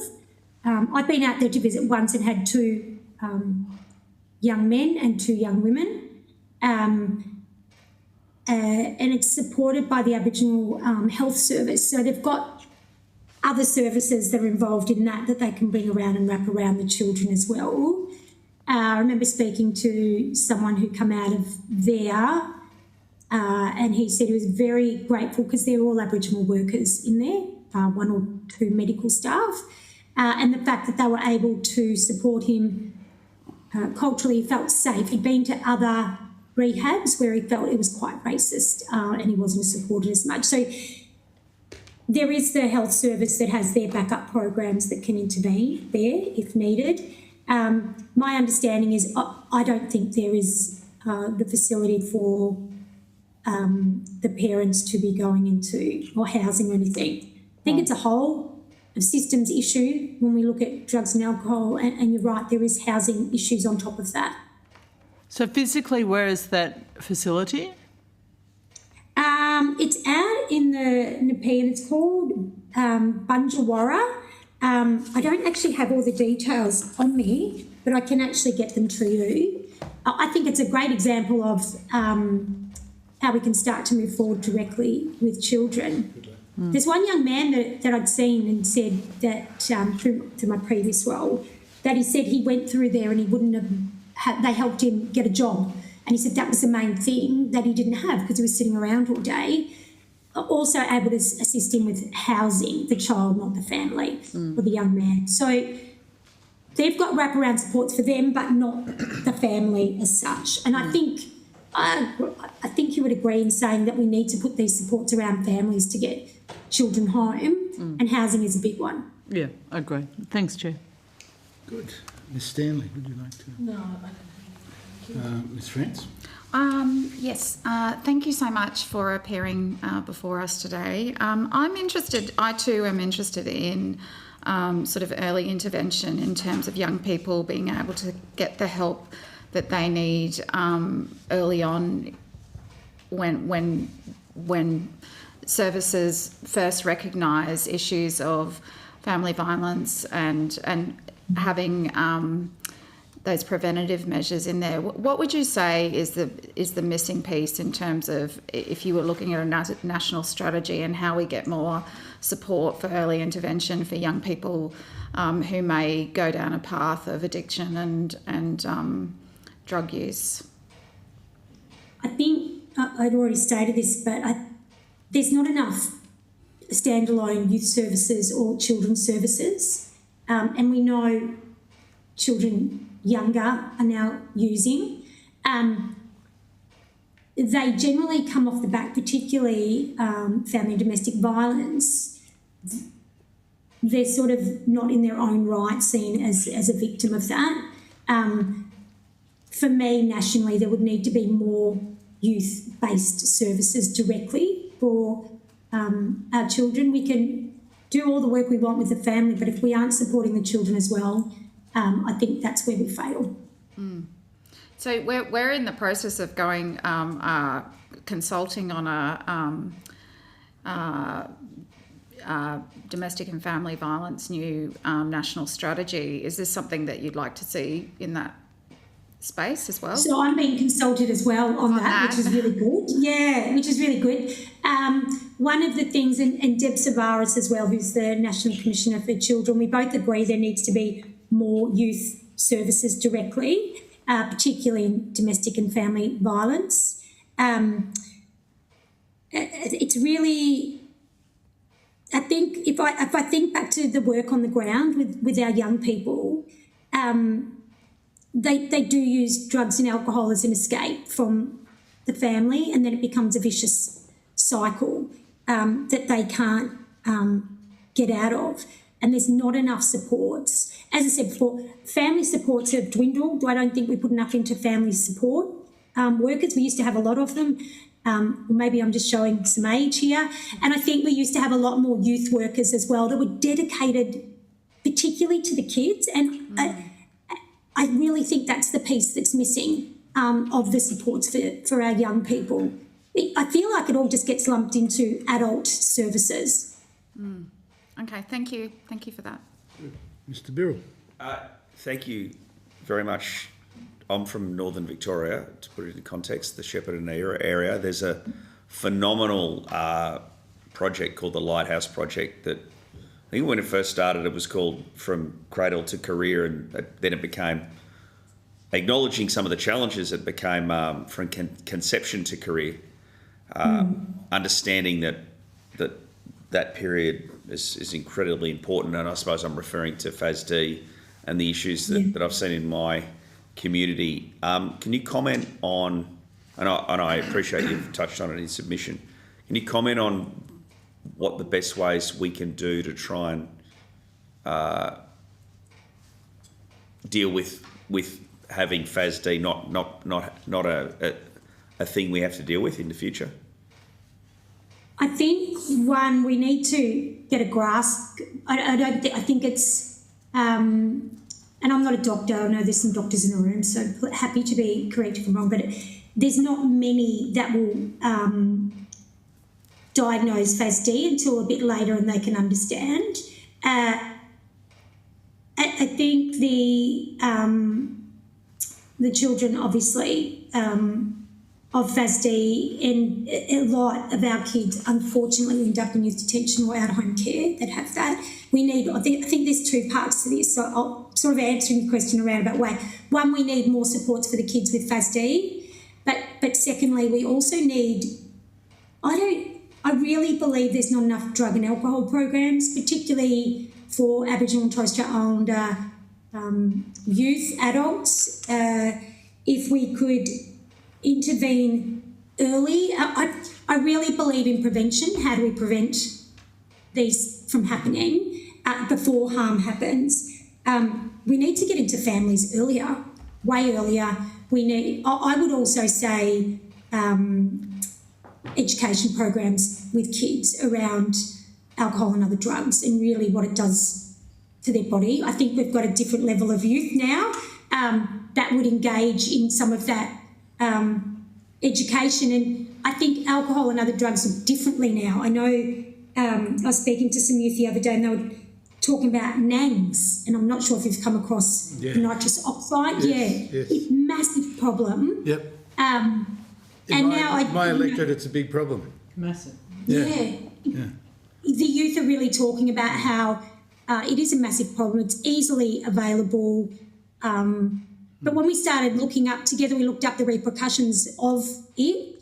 They were actually quite shocked at things that could happen and that you could actually die from sudden death. The use. So I think there's education programs, not only for, I think we start with the young people, but I also believe I don't think we have enough drug and alcohol rehabs, detoxes within Australia that are culturally appropriate, and if they are, they're generally under-resourced and have a big waiting list.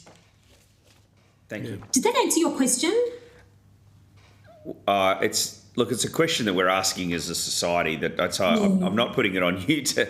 We're all trying to answer the question, but how do we? In my perfect world, no child born from now on has FASD. How do we get there? And what things will help a woman who either plans to get pregnant or doesn't plan to get pregnant not have alcohol during that pregnancy? I suppose that's what we're really asking. How can we get that to happen?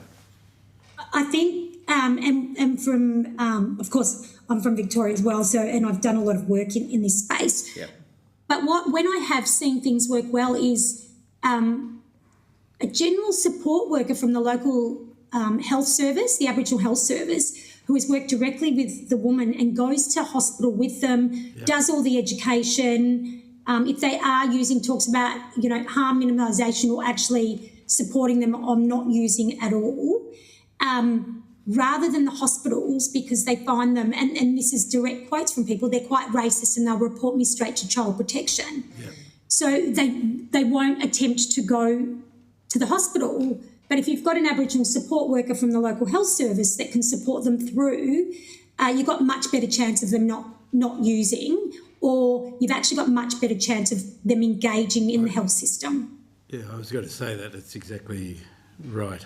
By the way, in his perfect world, he'd be in government, so we don't want that. Very partisan comment from the chair. Let's say that we'll both work towards this, no matter who's in government chair. But thank you. That's a good point. And you probably know my area is Shepparton, and you probably know Rumballara and all of that. And we are all trying to work together to try and find a way through this. But I appreciate your comments. So thank you. It's a big problem to solve, and we don't have. It's a really good point that we don't have the data of where alcohols and other drugs are involved. It's usually around physical, sexual abuse, emotional abuse, or family domestic violence exposure, and then alcohol and other drugs sits under it. So it's clustered actually within the data. So there's a thing there. Maybe we need to decluster it.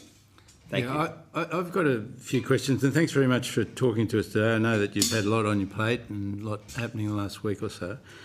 It's a really important issue. You have two paediatricians on the committee, and we've all been involved with kids who've been in out-of-home care, and clearly Indigenous kids are totally disproportionate in that group. I've got a particular interest in fetal alcohol syndrome, and I think one of the problems that I've seen is that many of the parents of kids with fetal alcohol syndrome have possibly fetal alcohol syndrome themselves, and we concentrate on short-term interventions with people who have lifelong disabilities. Doesn't work, and so the kids get removed. And I think that we need to change the concept of intervention. It needs to be for these families lifelong, essentially. Do you think there's any want to see that, or is that just being too paternalistic? I mean, these families need long-term care and support. We are putting too many Indigenous kids in out-of-home care. That by itself often leads to fragmented care, disjointed care, and not addressing the disabilities themselves. I realise as the chair I shouldn't be making statements like this, but I just wondered what your concept of that was and whether you think there's room to do it better. I think the word intervention allows people to intervene in families, as in removal. So I'm big on the intervention where people just feel like they have to do something, intervene. Yeah.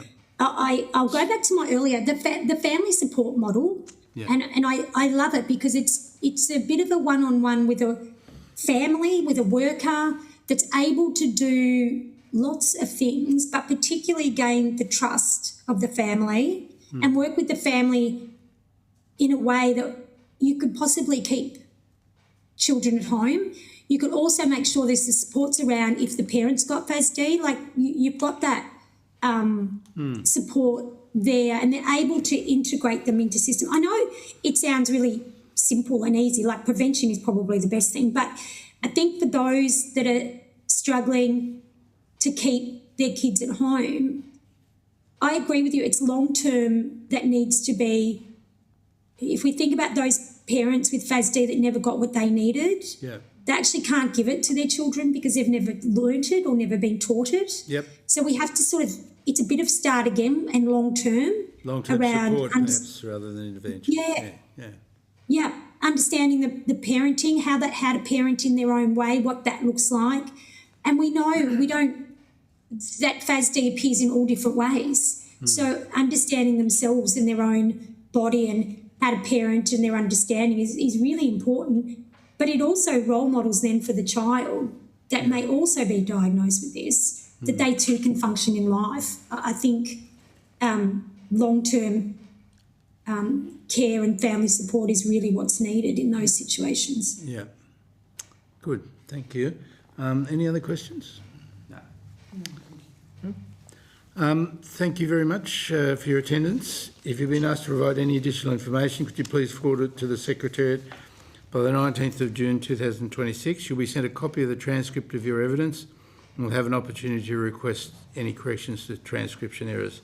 So once again, thanks very much for appearing. It's been very valuable and we appreciate your input. And yes, you can go home and have a rest now. Thank you. Thanks. Have a good day. See you. You too. Bye-bye. Thanks. So we move on to now. We have Vincent Paul online and Self-Help Addiction Resource Good. Centre. Good. I'd now like to call witnesses from the Self-Help Addiction Resource Centre to give evidence today. Together with online, we have St Vincent de Paul, New South Wales online.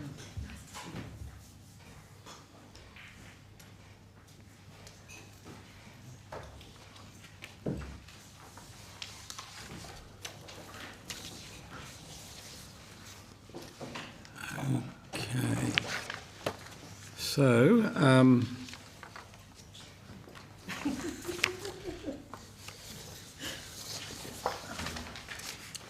Yes, it's self-help. Have provided an open statement, but Vincent, we didn't go on from this. All right, good. Thank you. For the Hansard record, could you please state your full names and the capacity in which you appear before the committee? And we'll start with the Self-Help Addiction Resource Centre. Hello, I'm Claire Davies. I'm the Chief Executive Officer of the Self-Help Addiction Resource Centre, known as SHARC. Hi, my name's Amy Divany and I'm the Manager of the Association of Participating Service Users at the Self-Help Addiction Resource Centre at SHARC. And we're both in designated lived experience roles. Right. Thank you. Now, St Vincent's. Hello, my name is Monica Yanni and I'm the Director of Health Services of the St Vincent de Paul Society in New South Wales. And I'd like to apologise, our camera's not working at the moment. Okay. And do we have Ms. Elodie? Yeah. Would you like to? Yeah, my name's Elodie Druitt. I'm the Quality Officer for the St Vincent de Paul Health Services New South Wales. Thanks. Now, I've just got to go through the formalities.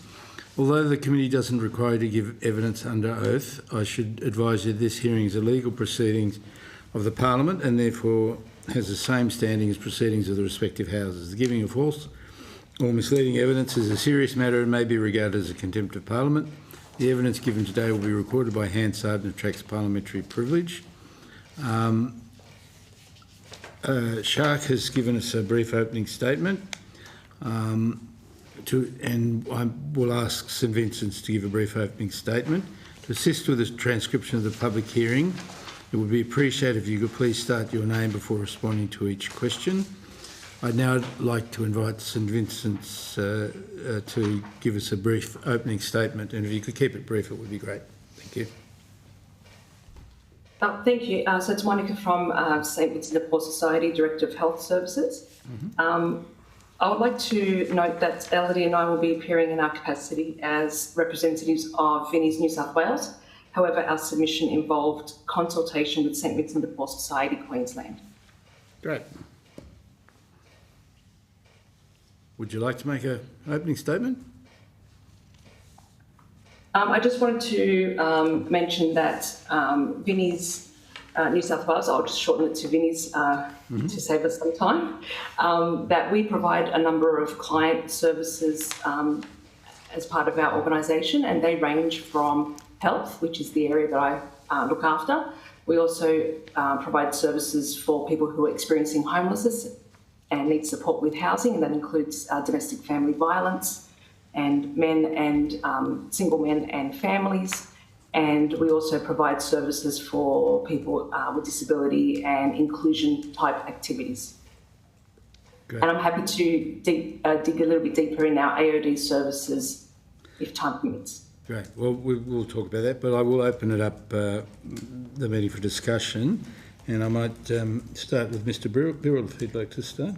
No, I have no questions at this stage. Thanks, Chair. Ms. Stanley, would you like to?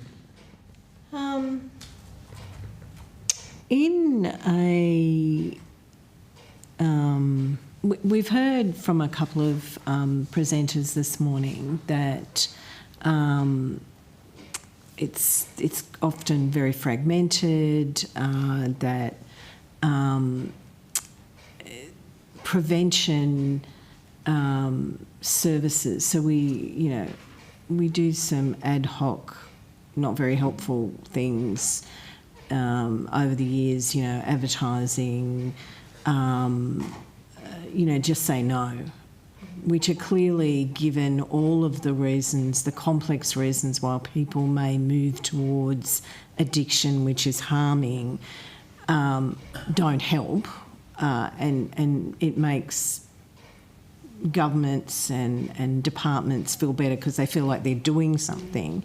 Do you have any suggestions about what might work better? Do you have any anecdotal evidence or otherwise data where, obviously we have to fix housing and we have to fix all of the trauma that is associated with reasons why people may end up on this path, but is there anything else that you think would be useful for us to do or suggest to help so that people don't have to go through awful times to come out the other side? I think you're asking me that question. Anybody that wants to answer. Sure. So we're Shark's a lived and living experience organisation, so everyone that works at Shark or has anything to do with us has lived experience of the impacts of substance use, including alcohol and addiction. So the answer to that for me is, other than the global changes that need to occur to reduce poverty, trauma, all the things you just noted, is we've got a ready workforce that are totally underutilised in the space of prevention, particularly of people that have had experienced addiction, know what it means to work through it, what you've personally got to do to work through that trauma that's probably led to addiction in the first place. That's part of the answer. Part of the answer is better utilising the resources we already have and the workforces we already have. To get there, though, we do need to have better national representation of the folks that are the lived and living experience consumer and families, and as well as the workforce. So that's a quick answer. But we haven't structurally got the bodies in place that we need to really get into the guts of answering those sorts of questions. So how would we set that up? This is a real we can world. Help you. This is not the real world. We just want to know. We need to make recommendations, but it seems to me making people's conscience feel better by doing these things which don't help. That money could be better spent. Providing housing and doing all of that stuff as well, but what can we do to make a difference for you so you did not have to have that trauma? The quick answer is there's different communities and different groups whose knowledge get privileged in any of these sort of discussions. It's rarely ours. It's rarely the people that have been there. We're often the last people to be spoken to. We're spoken to after the decisions are made to put a stamp on whatever someone else that's probably never had anything to do with this has come up with. So it's a little bit about completely 180ing on how things. It's whose knowledge is being privileged. That's the answer to that. So we really, as a society, really need to look at that and go, are you going? And we, all the services out there, everyone says we're always centering people who are, we're centering the voices of people at need. We're person-centred. Actually, no, we're not. We're not that at all. We're organisation. We centre organisations. We centre a whole heap of other stuff except the people. Is there an example that you're aware of where that is flipped and that it's working well for that to happen? Sure. So Victoria's had a red hot crack at this through the Royal Commission into the mental health services in Victoria. And we have seen some shifts in consumer voice being elevated.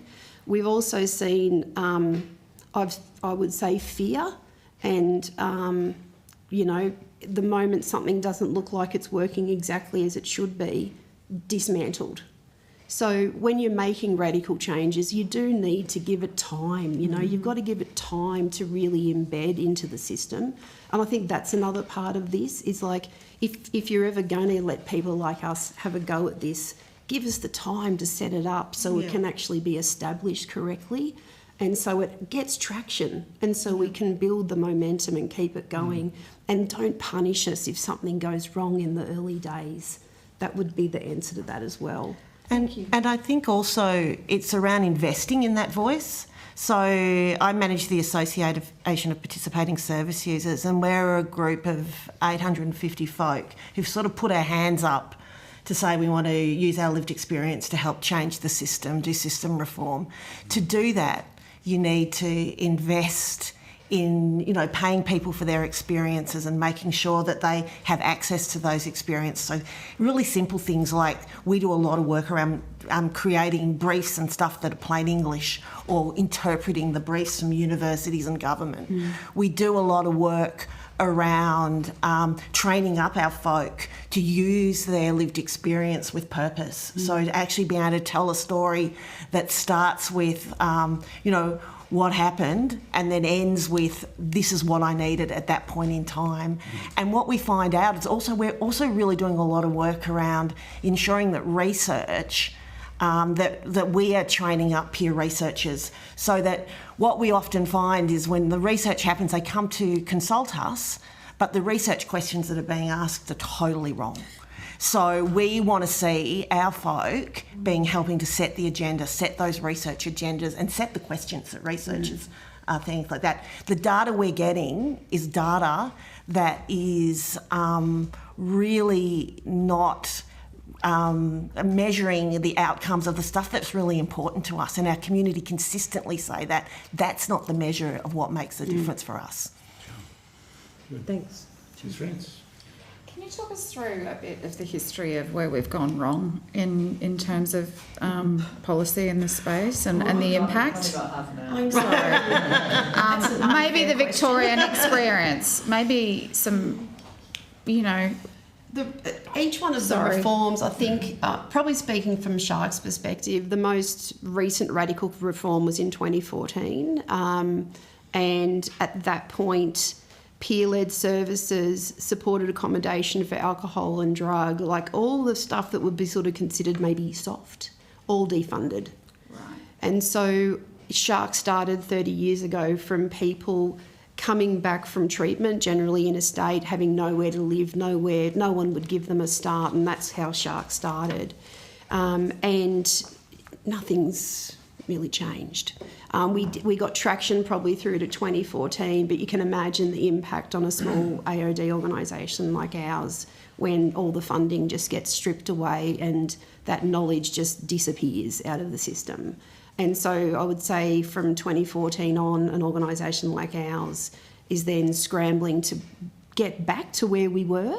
And at that point, annihilation of other small bespoke organisations that really were really there for, marginalised communities. So the queer community lost lots of services at that time. like a whole host of folks that would be considered priority populations don't have the services any longer that they need. So looking at that history around where funding's gone and moved, again, probably based on who's the loudest person in the room, whose knowledge is being elevated in the spaces, that tends to be what we see as being detrimental to where we are today. Loud voices about just say no, you know, to people that are living in abject poverty. You know, there's so many reasons why we are where we are today. I'm really grateful that we're having this. Like, even that's a thing. Like, we haven't had anything like this in decades. That's a reason why we are where we are today as well. But it's a PhD.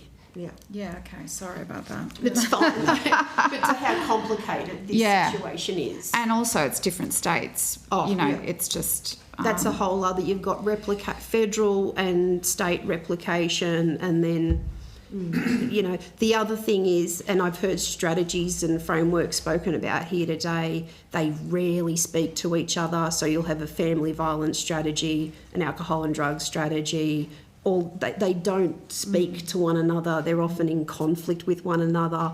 So even looking into the future about how do you almost make a matrix framework to approach some of this work, there should be a national stigma and discrimination framework, but not to sit all these things on the shelf. Like, bring it to action, but in a way that it's actually all talking to one another, not working against one another. And you see the ramifications of, even in family violence and the different areas, about when we're approaching these different matters in a silo, the surrounding groups sort of need to, you know, are sort of dragged in unfunded. So the alcohol and drug sector has been heavily impacted by all the other reforms that work around us. So family violence, housing, you know, all the different components.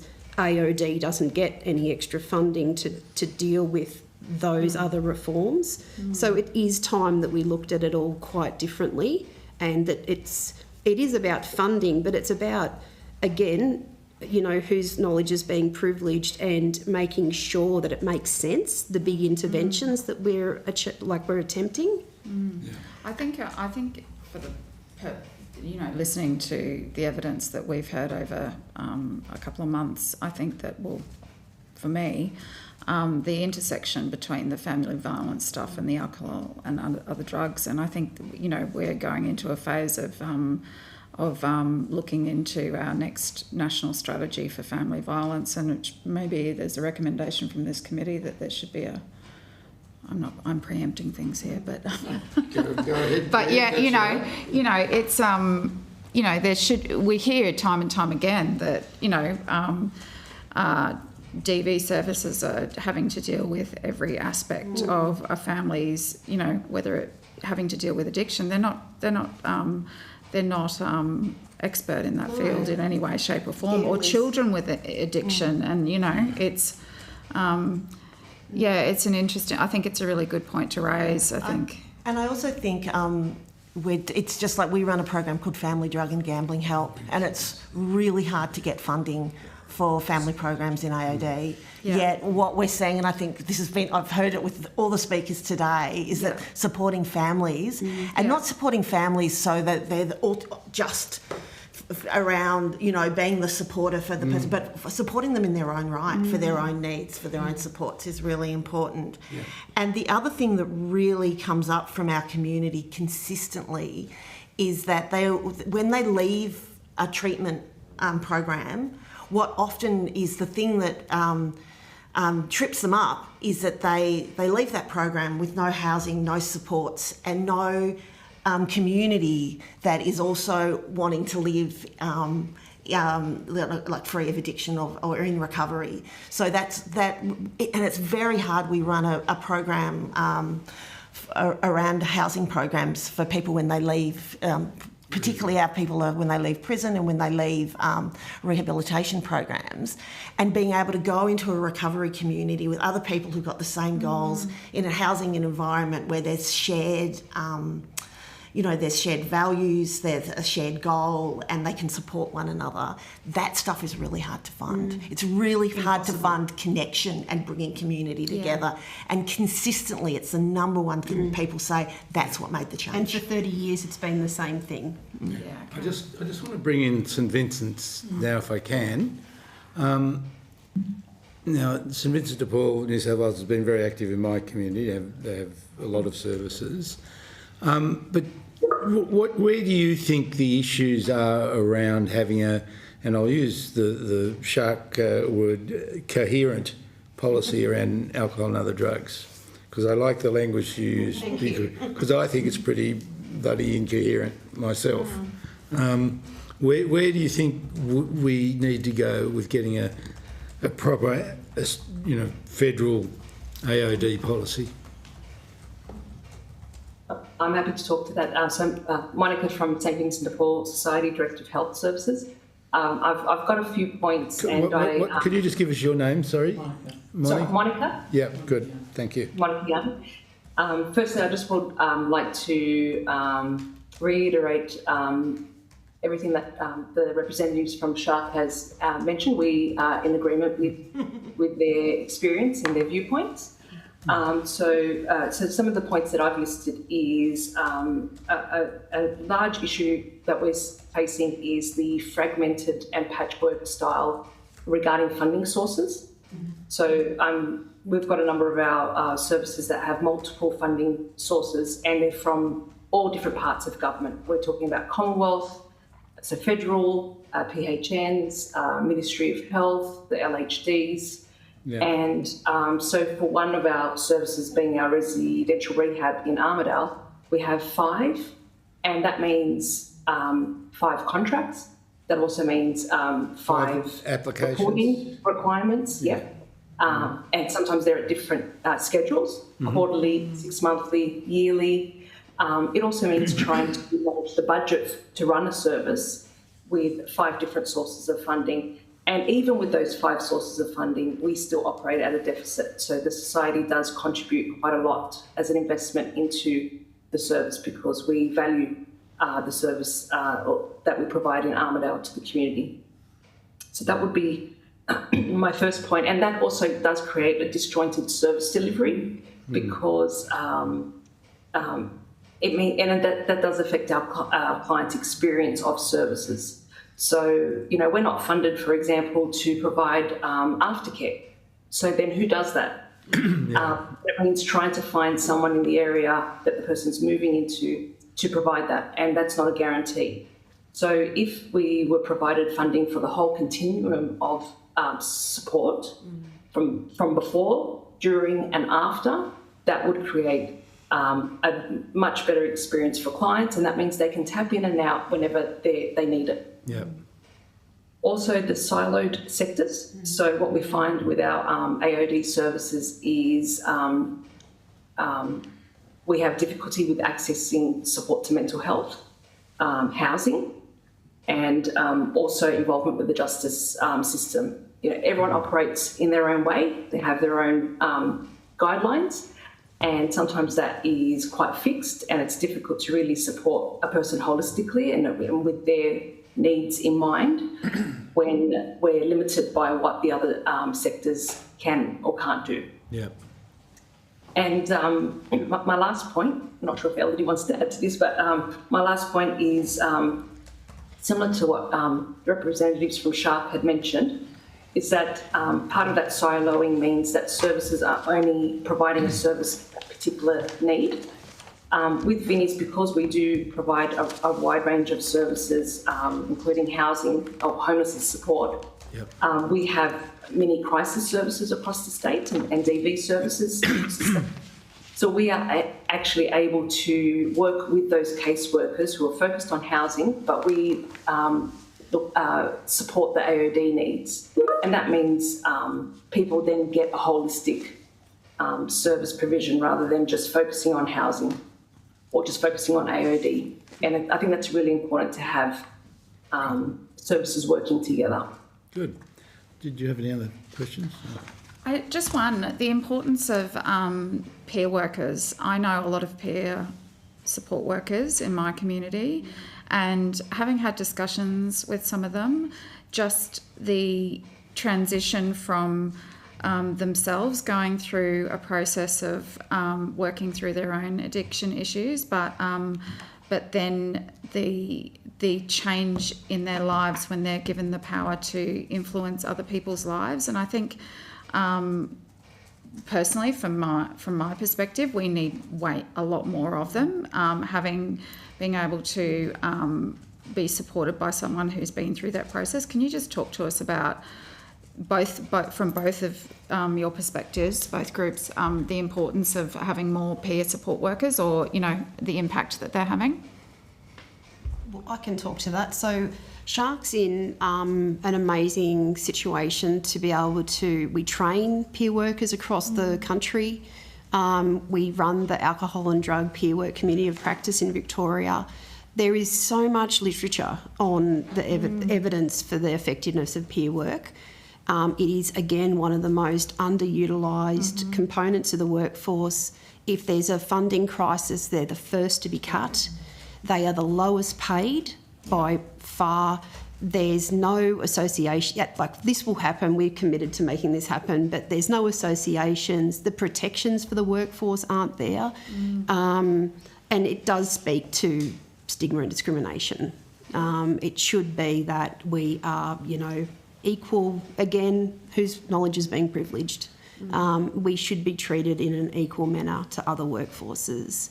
I can talk to the benefits. There's so much literature about this. You would argue there's more research on peer work than there is any other component of the health workforce. We don't ask doctors, how effective are you? There's not thousands of papers on that. There's not thousands of papers on the effectiveness of any other part of the workforce. That is stigma and discrimination right there. So we've had to sit through being asked all the questions from the researchers about what we do time and time again. It's there, we know it, it just needs to be funded. And it should be that in, contracts, there needs to be a portion of people that are in designated lived experience positions, and they definitely should not just be frontline roles. I'm in a designated lived experience position, I'm an executive role. We should have these roles in governance.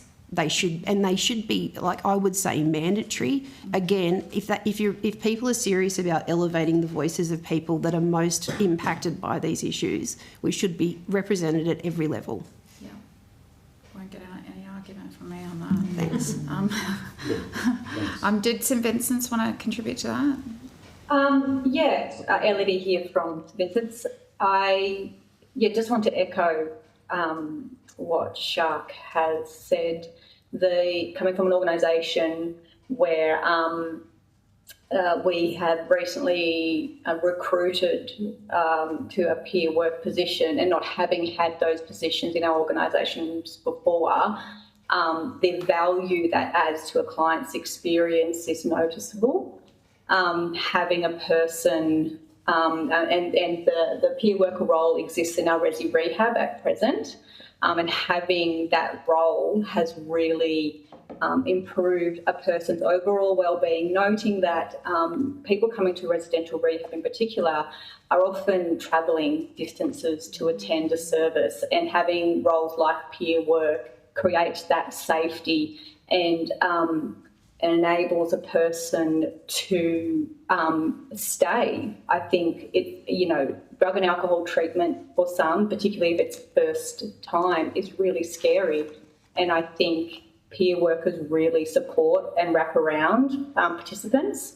But also to mention, we have a designated peer worker role, but only in one of our funding streams. So kind of as Monica mentioned, we have 5 funding streams for that residential rehab, and only one of those funding streams has an allocated role. And so I think that, I think that's really important. I think our funding needs to designate that role. Thank you. Okay. Sam? Monique? No, Sam. Sam? Just a question on a challenge I think we have, and I'm interested in your views on it, around stigma. So I think we do want to tell people that we don't want you to use illicit drugs, and there's a lot of danger and in it and damage caused by it or misuse alcohol. And so, and this is what can happen to you if you do that. That's part of the messaging, and I think I can understand why. On the other hand, it naturally creates a stigma. Is there a way that we can dissuade people from doing dangerous things like taking illicit drugs or misusing alcohol and not have the stigma for people who have done those things? Probably not in my lifetime, but I think that if I just talk to alcohol for a moment, we have a massive problem with alcohol in this country, yet people don't take some really basic steps to do something about that. So I'll give an example. Nearly every event that we go to, whatever the social function component of it is, it's centred around alcohol. And I'm sure it's the same where you go as well. You don't go to anywhere in Australia where the actual activity isn't based around drinking. So even taking steps to how do you rectify something like it starts with simple steps like that. And as a nation, we do need the strategies to how we're going to do this, because it does come down to individuals making different choices. I don't mean about people that have got issues with substances. I mean as a whole, as a society. Like we've set up around alcohol. We set up around, all functions, whether they're deaths, marriages, all of them. It centres around drinking. It's rarely does it centre around the other reason why we're there. Like if people, love a lot of the time, or death, or grief and loss. We need to take a really good look at how we all operate, and I think that's where it starts. But there's a lot of work that we've got to do to get to what you're talking about. I suppose my question is about. I don't pretend there's an easy answer for it, but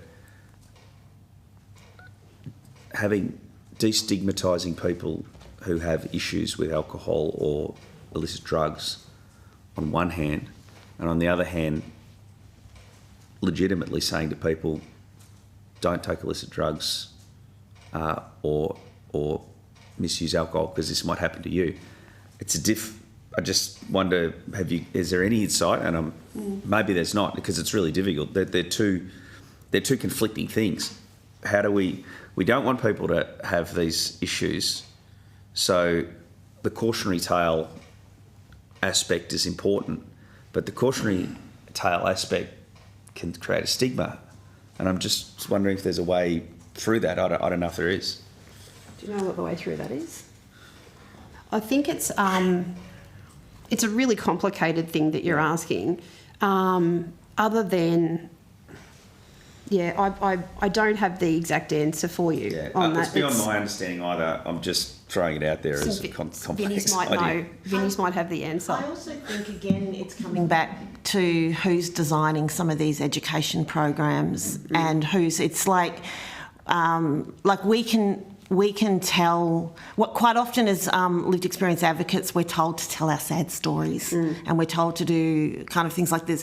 What would be actually more helpful is getting us to support the design of those programs, because often they're based on, just theories, fear, all of the things that actually aren't going to change behaviour. They're going to just actually create more stigma. So I think it's around working with us. Like I would say we're very rarely asked to, for myself as a family member and supporter who supported a young person, I've never been asked to go into a school program and speak with parents and families around the importance of both harm reduction and then also rehabilitation and recovery. I've never been asked to do that, and that very rarely happens. Would St Vincent's like to comment on that? Yeah, I don't know if we have the answer, but I think from maybe a client journey experience, I think what we know is that when a person presents to a service, what does work is when they're in that service, they can receive a holistic approach to whatever their presenting need may be. Where they encounter barriers and stigma is when they're forced to go elsewhere to get what they need. So someone presents to our service, for example, and we can't meet their mental health need in that service. So we say, okay, well, we're going to have to send you over here to get that need met. Or you're in crisis, you need a homelessness spot. Okay, we're going to have to send you over here for that need. And we know that by doing that, that person is then telling their story to numerous people. Then they're kind of experiencing potential shame. They may experience discrimination from the kind of people that they're engaging with. If we can do better in our funding models and our program models to provide integrated care to a person when they present, it does reduce that barrier and those stigma. I think also multiple referrals cause multiple levels of stress for people, financial and otherwise. Yeah. Could I add a point as well? Sure. So, Monica from St Vincent Paul Society. I also wanted to talk about the about what probably the $64 million question about is why do people use alcohol and drugs? And I think it's important. I don't have the answer for that either. But I think what's important is what we need to do is, instead of thinking of how do we stop this and tell people not to even start, probably more explore about the reasons why people are dependent on alcohol and other drugs. Sure. And it could be trauma, it could be intergenerational, it could be to assist with mental health symptoms. It also could be about forming connection with people, with the community. So I like to explain to people when clients come to our rehab services, essentially we're taking those crutches or those props away from them, and then they're left with exploring why they started substance use in the first place. And that's a really difficult thing to do. That's really exploring themselves and going into trauma or history, family history. Yeah. And to me, it's understandable why some people do have a substance use issue. Sure. It makes things a lot easier to manage at the time. Yeah. It's not a great long-term solution. So I think what I'm trying to say is, it'd be wonderful to explore the reasons or the motivations why people access substances and then try to fill that gap. Yep. And I'd just say, to build on that, it's also educating the community around that stuff that you've just described. So it's educating families and supporters. It's educating the people who are experiencing alcohol and other drug harms. It's educating clinicians and workers around this kind of stuff. So I think it's a broad education around the stigma that exists in this space and the reasons behind it. Yeah, Ms. Jordan-Baird. Thank you so much for appearing before our community today. Your contribution is extremely powerful, and no doubt, stigma is huge, and we've got so much work to do in that space in particular. My question is to Shark. Your submission refers to an urgent calling on urgent reform for a progressing drug law reform, and I was just wondering if you could expand what you'd like to see there. We'd like to see decriminalisation. I'd like to see it in my lifetime. Is that of all drugs? Yes, it is. Mm-hmm. Is there a reason you've come to that position? I think it's my personal opinion, but it's the opinion of most of our community as well, is that it's incredibly harmful having all drugs criminalised. People do use drugs, and they use them for a multitude of reasons. And a lot of the people in our community have used them because of trauma, poverty, racism, discrimination. It's intergenerational. It's not going away anytime soon unless really big things happen and change. And we have so many stories about people really giving it a go, like really giving, changing their lives a go. And, maybe having challenges in doing that, a little bit like what Vinny's was just talking about. You wouldn't put your worst enemy through what some of our community have been through and then take the substance away and say, just deal with that now. The years of therapy, the years of peer support, and what you've got to do to maintain a life not like that, you wouldn't put that on your worst enemy. And, having having that constant component of criminalisation there is it's a massive big problem. We've got people that after they've changed their lives dramatically can't get back into the workforce because of criminal charges related to the drugs they've used. That in alone is a massive barrier. We support a whole heap of people like every week that can't access employment because of their criminal histories, and it's they've changed their lives. They aren't involved with drugs any longer, and that just trails them their whole life. There's so many reasons why decrim is the way to go, and there's evidence overseas as well as to the benefits of. The thing is, though, it's a brave, bold move for government to make a decision like that, and we just hope that you are. Maybe we'll watch too much Yes Minister. Being bold is not the way to go, they say.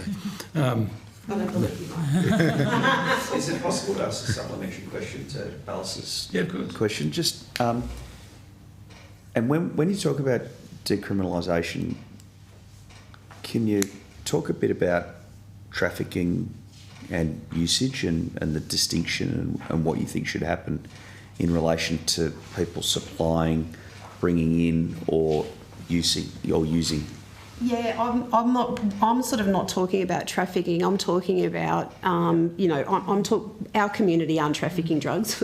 Our community are people that are drug users. Yeah. So I'm talking from the perspective of people that are using drugs and people that are trying not to use drugs or are no longer using drugs. And the difference you see, though, even between people that are alcohol users versus heroin users, the outcomes for those two groups are completely different because of criminalisation. So even looking at it from that perspective, you have a totally different outcome for someone for the rest of their life if they stop using alcohol. They might have a couple of maybe DUIs, but it's a different story to people that have that are trying to change their lives because they've had a drug issue.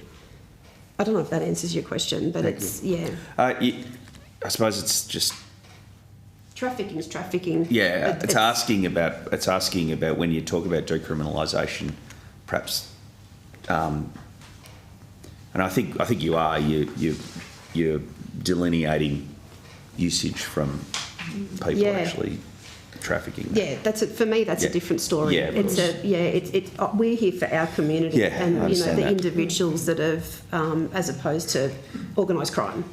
Yeah. Okay. Thank you. Can I ask, going back to management, the practices in drug and alcohol management, and St Vincent's may like to comment on this as well, have been almost set in stone for decades and decades with residential management and removal from families often. And we're looking as to whether there are more innovative ways, and particularly with your lived experience, where do you think the best bang for our buck will be in managing addiction? Is it outpatient management? Is it residential management? Is it involving a more holistic response with long-term follow-up? Would you like to comment on that? I'd love to. I think that, well, for us and what our community tell us all the time, it's peer-led services. It's services that are led and governed by people that have a lived experience. That's a massive missing component of the current service system. That will give you a massive bang for your buck. Really elevating the lived experience workforce so they're not underutilised but they're also protected as workers.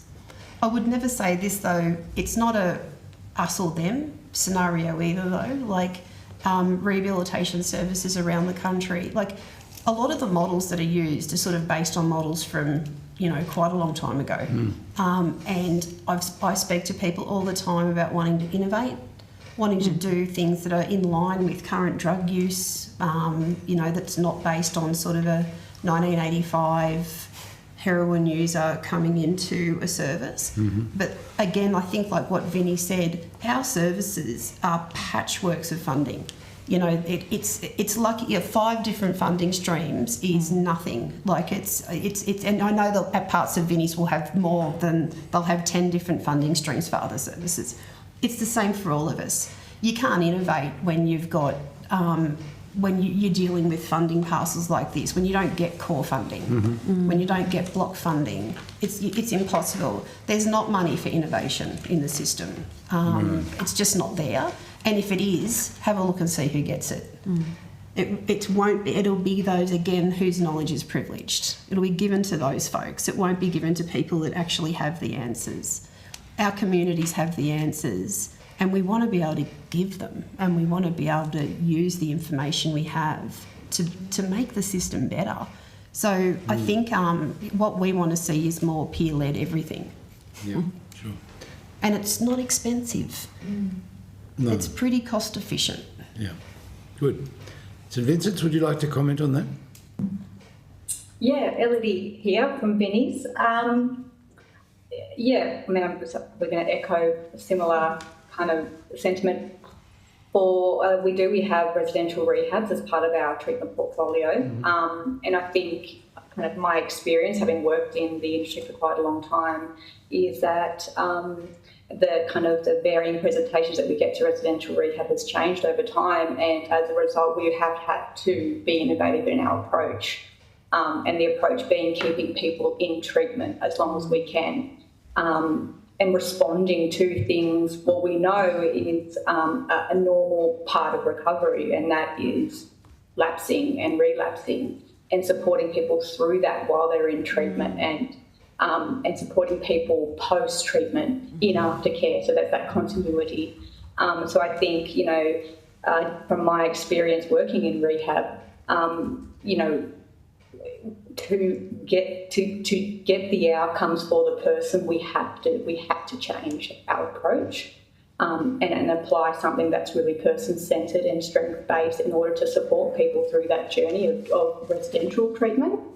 But what we've also had to do as an organisation is expand our portfolio to respond to the needs of people who don't fit resi rehab, because that can be a particular group of people, particular target, and not everyone can get into a rehab. There's not enough beds for one, so then people have to travel, and that's not appropriate for everyone.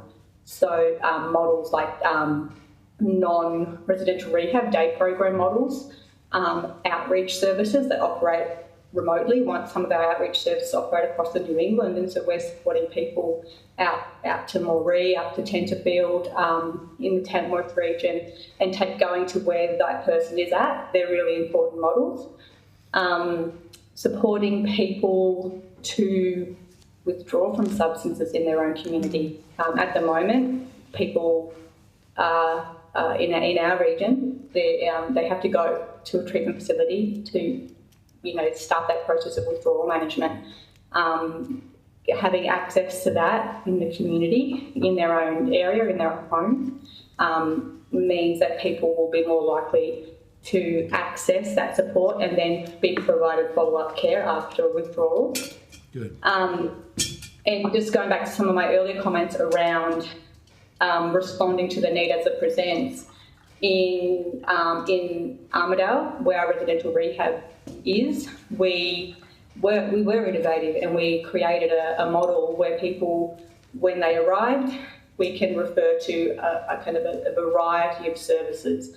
So we can meet them where they're at, and we can kind of follow them through to where they would like to be. So that may be someone walks in crisis for homelessness as an example, but also substance use. And in that kind of service, our hub service, what they may receive is a connection to a housing and homelessness worker who can help with that crisis and find supported accommodation or other stable accommodation. But what they might also receive is AOD support. They might get access to a psychologist. We have nurses, so they might be able to give you triage for their health needs. And in all that, they might get a little bit of group program, or they might want to actually go through a whole withdrawal process, and so we'll be able to support that process. They might want to go to rehab, so let's try and transfer them to rehab. So we already have one of that type of model, but what we do know is it does that continuum, and we can see the benefits of that continuum in action. Good. Can I just add just one thing there? One of the things that we always ask our community when we do consultations is what's the thing that's made the biggest change, and quite often it's around connection. It's around that when they leave for rehab or they leave services, they've lost connections with their families, they've lost connections with friends, all of these things, so they're feeling very isolated. And what they say often is the big change is that a lot of the things in the general population around connection that we do, things in local communities, at libraries, things like that, they feel stigma in those spaces. So we really need to fund connection in our communities. We need to be having that response specifically for people who've used drug and alcohol and making sure they're connecting together. Yeah, well, on that note, I think that's a good note to finish on. We've run out of time. Thank you for your attendance today. If you've been asked to provide any additional information, would you please forward it to the Secretariat by the 19th of June 2026. You'll be sent a copy of the transcript of your evidence, and we'll have an opportunity to request corrections to any transcription errors. And it's been really important to hear from you, and thank you so much for that. And to St Vincent's, thank you very much, and also thank you to for all the work that all of you do in communities that really do need, I think, better services and better support. So thank you so much. Thanks for the opportunity. Suspend for 10. We will suspend for 10 minutes.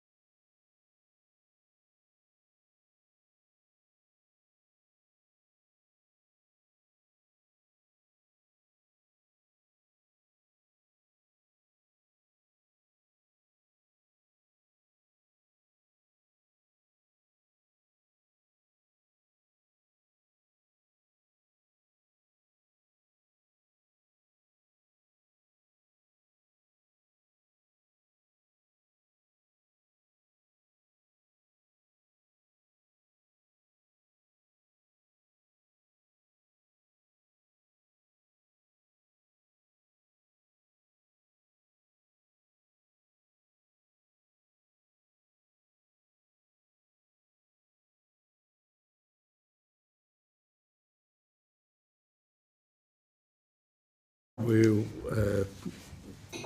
restart our meeting of the Standing Committee on Health, Aged Care and Disability.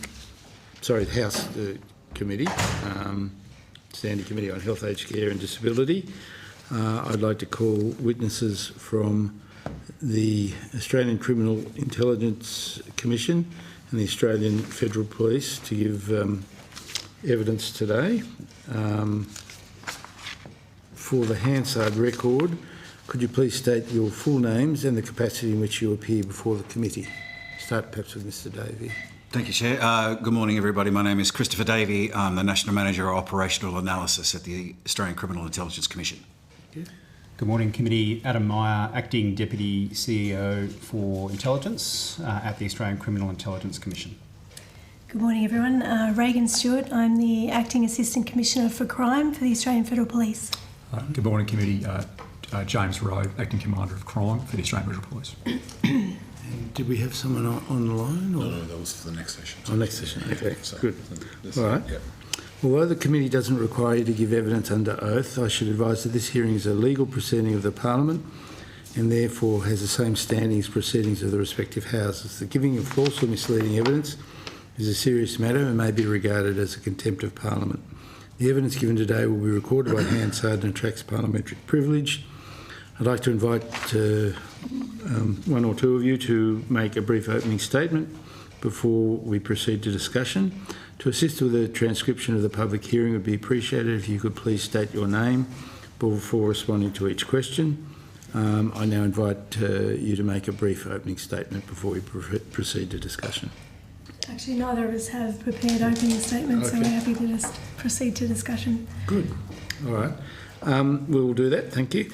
I might open the discussion up by just asking anyone here who'd like to comment whether there are any recent trends in the importation of illicit drugs into Australia and whether you feel you have adequate resources to monitor that. Go. I might kick off, Chair. Thank you for the question. And just to provide some initial comments around what we've seen from the wastewater testing that we do on a regular basis. And so the ACIC released its latest report around Australian wastewater results on the 30th of April. In that reporting, we noted that there was a 21% increase in the consumption nationally of methamphetamine, cocaine, MDMA and heroin, so the four key drugs, the most significant drugs that are contained within that wastewater testing. There's a range of other drugs that we test as part of the wastewater as well, but they're the four most significant.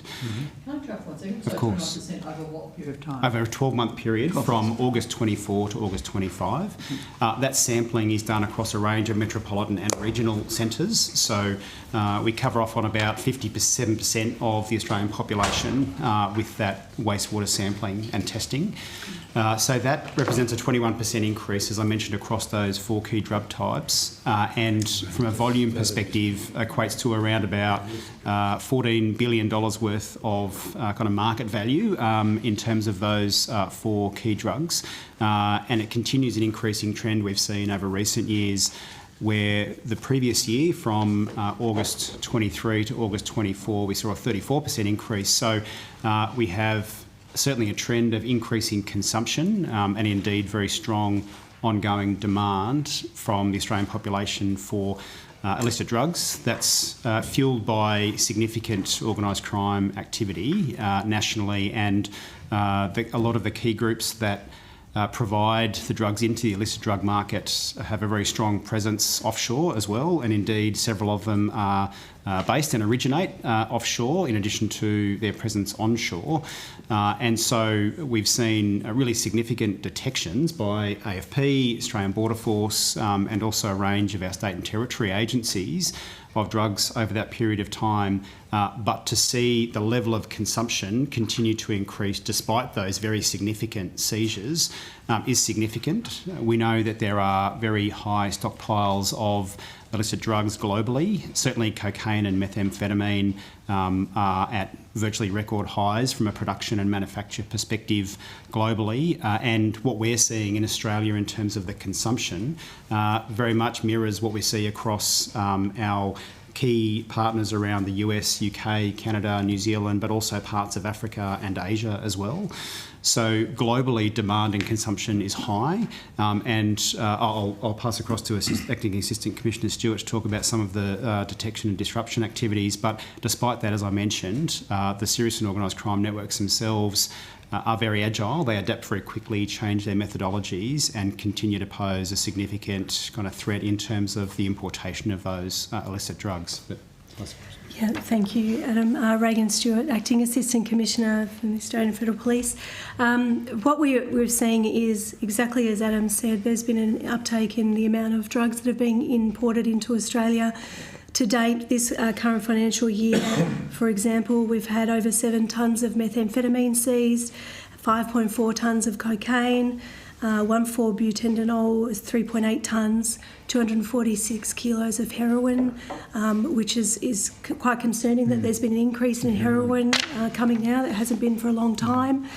And then also we're watching very closely any of the nitazines that are coming in and fentanyl, knowing what a high community harm that is. So we give that the highest priority. Are we seeing increases? Touch wood, no. Not at this stage. And when we do see it, it is in small quantities coming into the country, and we do prioritise it and investigate it because of that high harm effect on the community.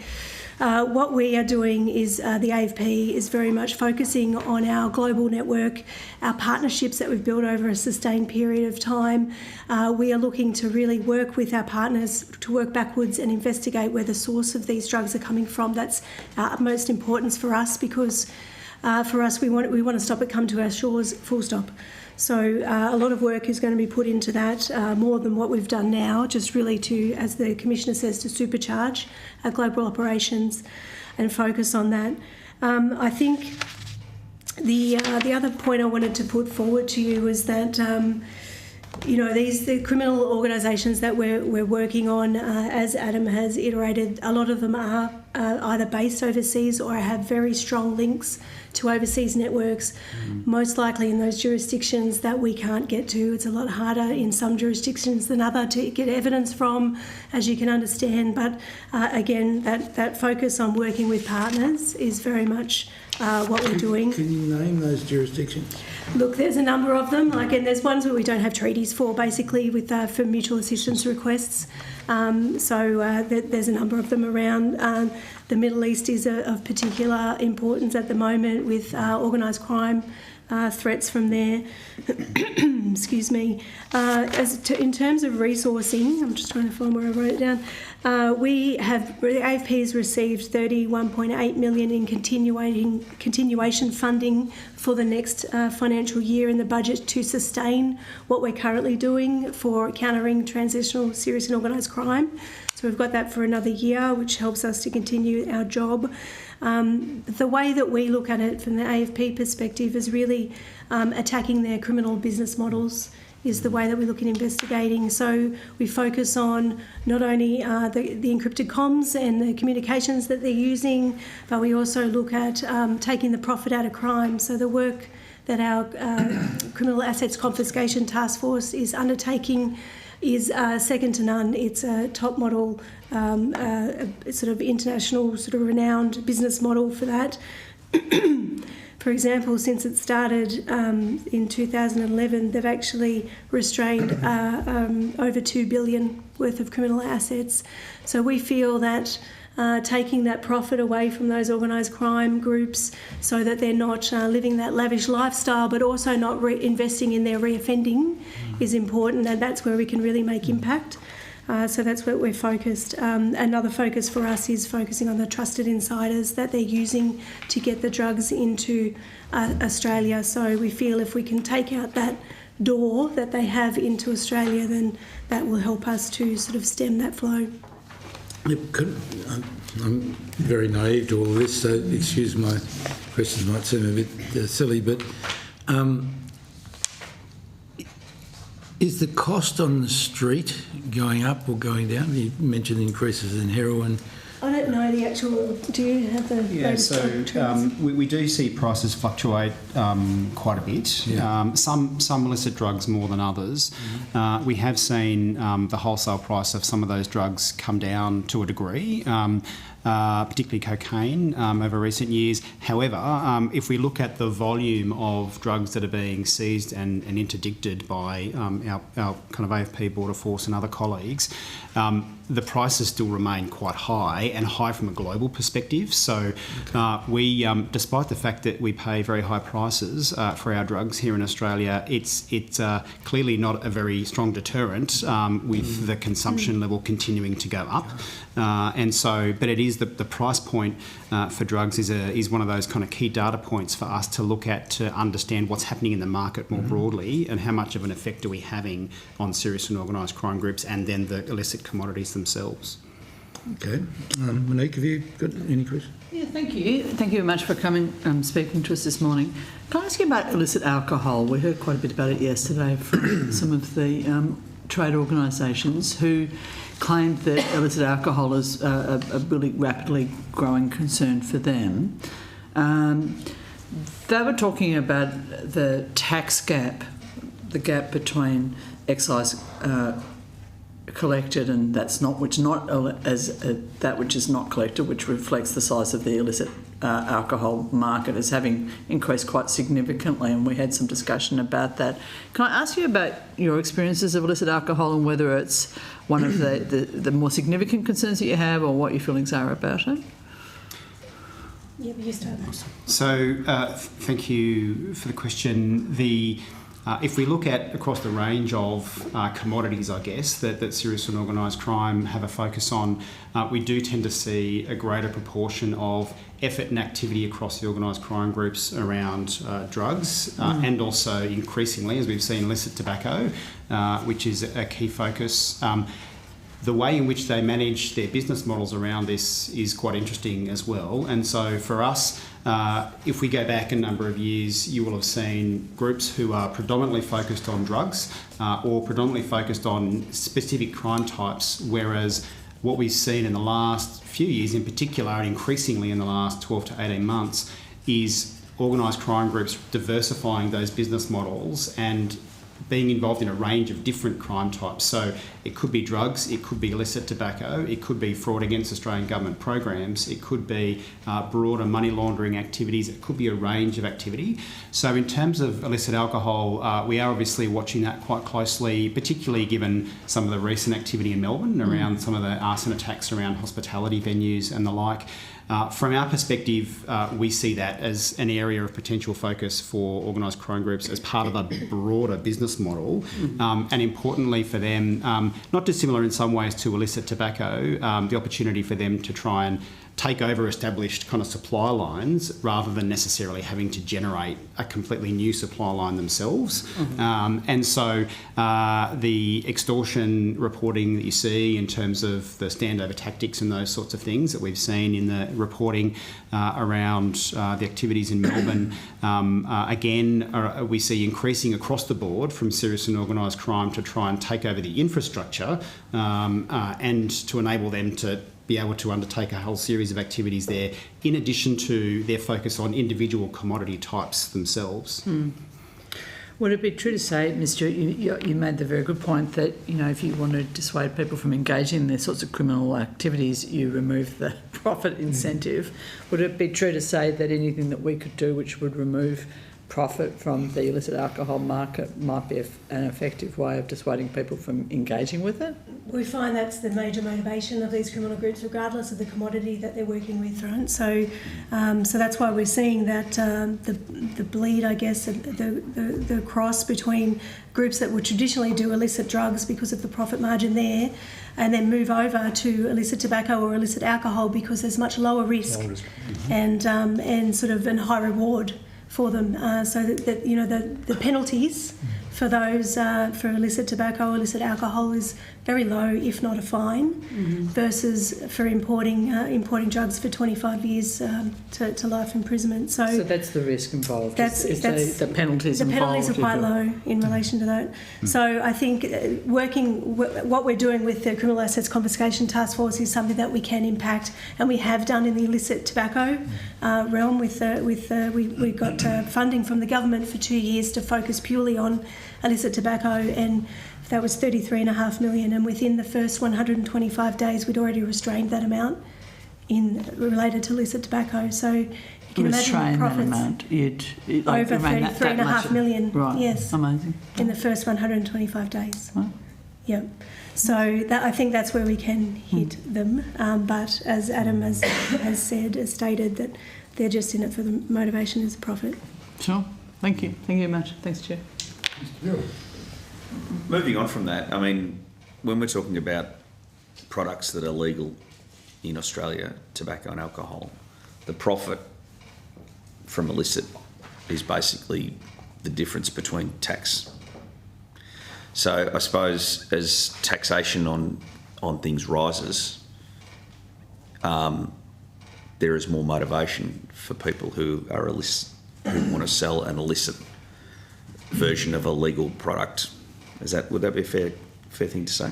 Well, I guess it's not a matter for us to comment on excise. I understand. It's not for us, but I think cost of living obviously affects a lot of different vectors. But as I said, it's down to that motivation of profit, and if it's there in front of people, then they'll take the opportunity to pay less money, I guess. So what drives profit in an illegal? So the profitability aspect is for things like tobacco and alcohol. The way in which that's calculated is a little bit different, obviously, to drugs, for example, and particularly if we look at those commodities, as you say, that are in and of themselves, when they are genuine, legal in Australia as opposed to illegal drugs.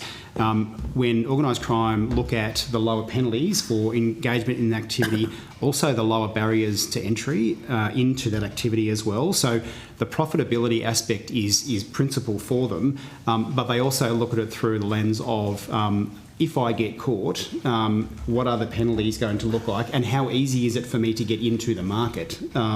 And so that is what we see as driving a lot of the activity, particularly in the last few years, around tobacco, keeping obviously a watching brief around the whole alcohol issue as well. So the profitability is central to them, but their motivation to become engaged and involved in those particular commodities is also very much focused around what's going to happen to me, what do the penalties look like, and how easy can I become involved. So it's a risk-reward, like any business, I suppose. Not that I'd want to legitimise these people by saying that they're business people, but they are in a pure sense. And so they will look at it and say, well, I'll factor the risk of getting caught and what happens to me then. And if the factor is 10 years in jail or a fine, that's a different risk factor. And on the other side of it, I'll factor in profit and how likely I am, people are just walking around the streets with illegal packets of cigarettes at the moment because buying the legal ones is so expensive. So obviously there's that profit motive that we're seeing, and how do we deal with that? And is it a tax? I know you don't want to comment on tax on excise, but it must feed into how we deal with taking the profit out of some of these businesses. I think you've also, I think I was just going to comment, I think you've also got to look at it, it's a multi-agency approach to this, right? Yep. So we're very much on the supply reduction, you've also got to deal with demand. So, and that, that needs all of the agencies together looking for those solutions to get people not to smoke or not to drink, or on the health side of things. Yeah. If I may just to return on what we call the product agnostic nature of serious and organised crime, a new paradigm that we're coming to understand about what we're dealing with here is it is not about the product. About the profit. It's about the profit, but it's also about creating infrastructure to enable them to push other products through. So, for example, it is conceivable that what we're seeing here is a strategy of a group conducting a hostile takeover of a particular criminal sector. not for the purposes of actually controlling that sector, but to control the infrastructure behind it. For example, if they control a network of pubs, they can then push illicit tobacco through. So it's actually not necessarily about controlling the illicit alcohol market, it's about controlling infrastructure that they can then use for other purposes. So there's a degree of planning and strategy that is engaged here. Would I be right in saying that there's also a factor of money laundering involved? Absolutely. Yes. Yeah. Absolutely. And increasingly we see the serious and organised crime groups active in legitimate business. And so the commingling of the illegitimate or the illicit with the illicit activity to be able to facilitate that money laundering is an increasing element of their business model and increasingly technology enabled as well. So for most of these groups, their whole end-to-end business model is underpinned by significant technology these days, whereas, again, going back years, we would have seen technology being part of parts of their work. It's now fundamentally shaping the way they run their business in its entirety. Just another question on, I think, your evidence, Ms. Stewart, about you've received consistent funding or you've maintained funding, but then the other evidence says that this problem is getting a lot worse in terms of wastewater examples. I mean, is there an argument that you really need to be funded more to deal with what is a really growing problem?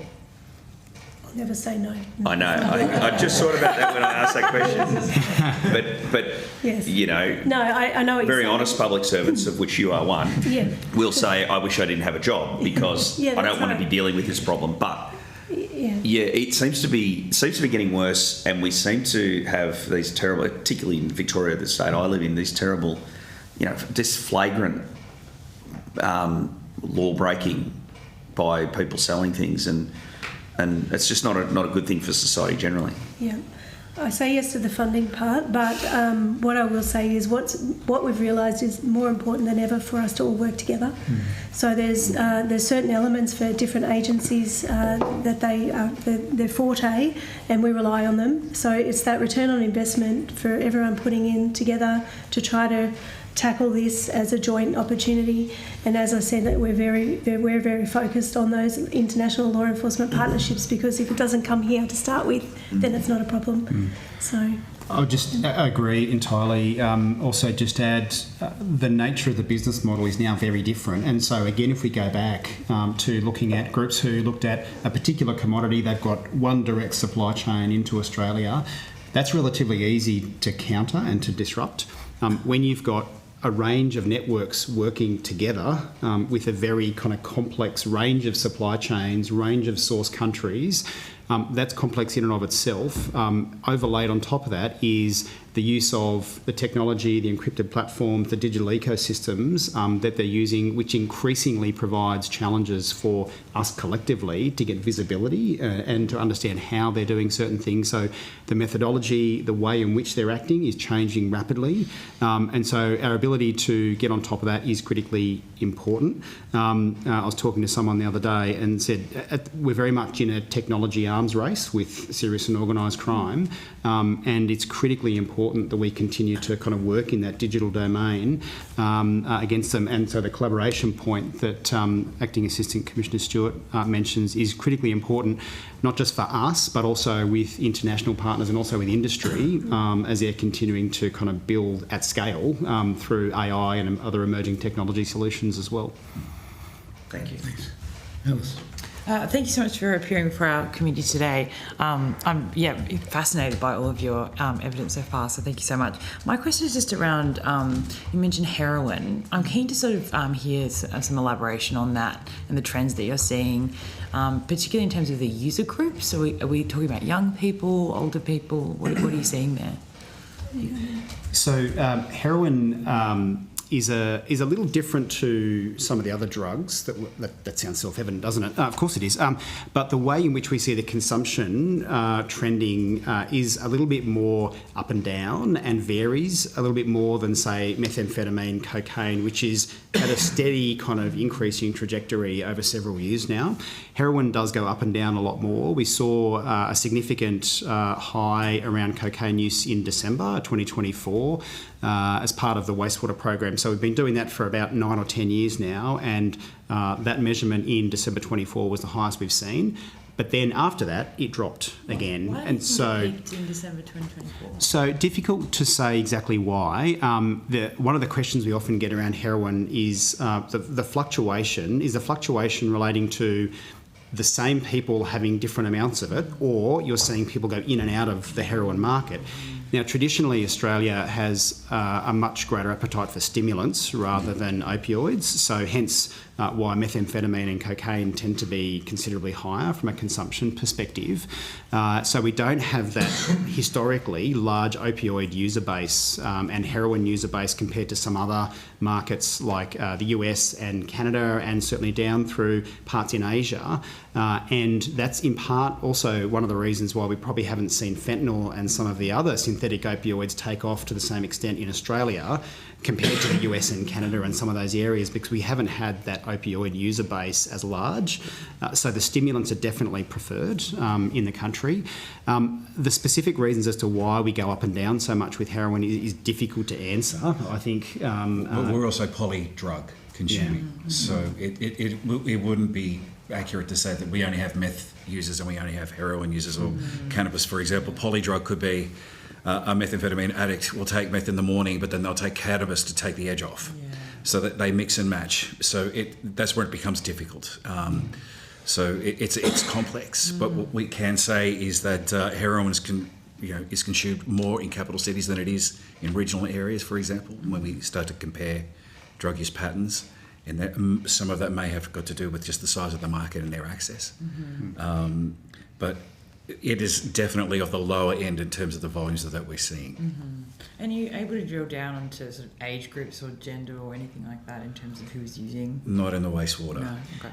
No, and indeed in the wastewater as well. Not relevant for heroin so much, but when we look at fentanyl and ketamine and some of those sorts of drugs, there's obviously genuine legitimate uses for those in medical practices and procedures and the like, and the wastewater results gives us the overall picture of consumption, but doesn't allow us to distinguish between the licit and illicit use of that. From a ketamine perspective, we think increases in ketamine probably do relate to more illicit activity, whereas with fentanyl, we think that some of those increases we've seen, modest increases recently, is probably more likely due to increased use in medical procedures and the legitimate market as well.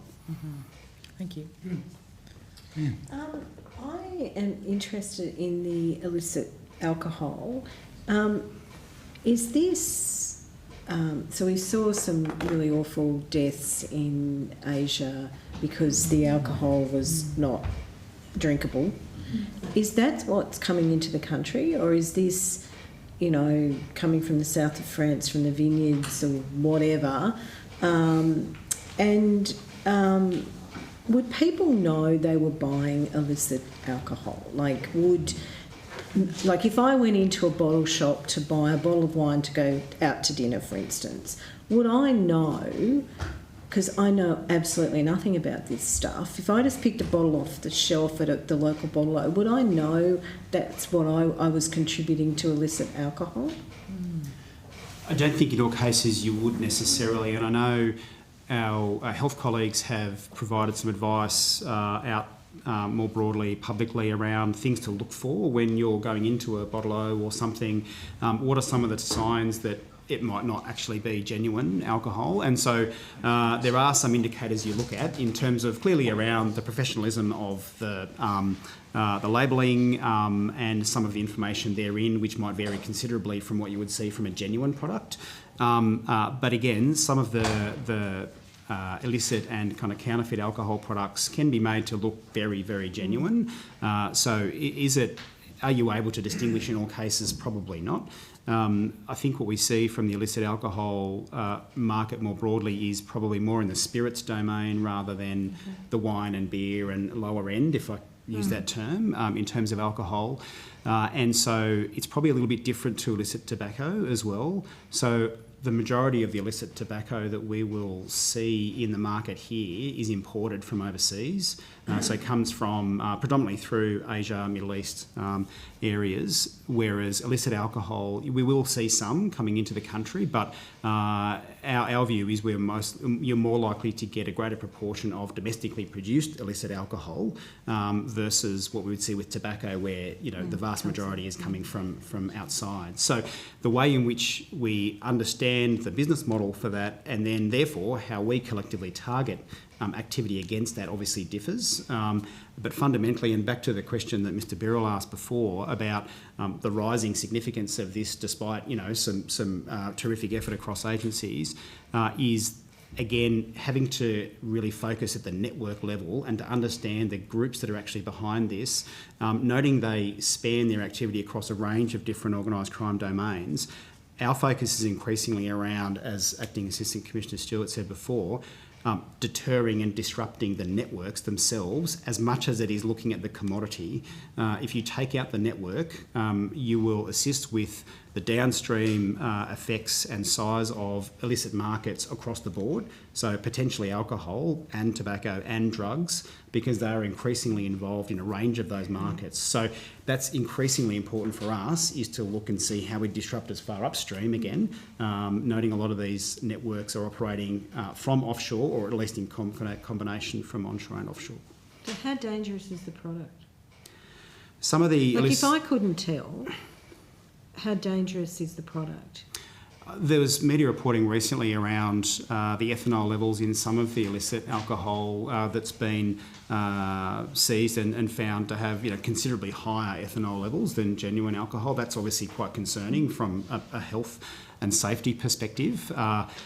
But the degree to which and exactly what that looks like across all the illicit alcohol types, I guess we probably don't have a complete picture on ourselves. No, I don't know. We're all still building the picture. It's just come to our attention, obviously, in the last couple of months. So there's a lot of intelligence gaps for us at the moment. So it's recent, in the last 6-12 months, is it, that this has started to happen? To be using this criminal model, yes. Yeah. The model that they're using. The market has existed for some time, albeit a lot lower than what we would see with illicit tobacco. So most recently, the estimates certainly from the illicit tobacco and e-vape commissioner were approximately 50 to 60% of the tobacco market is made up from illicit tobacco these days. The volume for alcohol is not at that level across the market. But it is still, a part of the market, and again, an area where we're particularly focused in understanding to what degree would serious and organised crime be looking to scale activity or not in that space as part of that broader business model. Okay, thank you. Good. I'm keen to explore a little bit more resourcing, particularly around the business model that you're suggesting. And I'm assuming that you do look at things like taxation department data and whatever, but we've recently had in Sydney evidence that two of the biggest clubs have been used to launder hundreds and hundreds of millions of dollars. Do you look at that data, that the turnover through the poker machines, and do you try and identify individuals involved in that money laundering? Yeah, the money laundering is definitely part of our investigation, so we'd be looking in parallel the drugs or illicit tobacco, or if we go down that path to illicit alcohol. We definitely, the money is what we need to follow in order to make that impact. And do you work with the state police agencies? Definitely. We've got joint organised crime task forces and joint task force in Sydney set up all over Australia that we work together very closely. And are we resourced adequately from a financial crime point of view to look at this?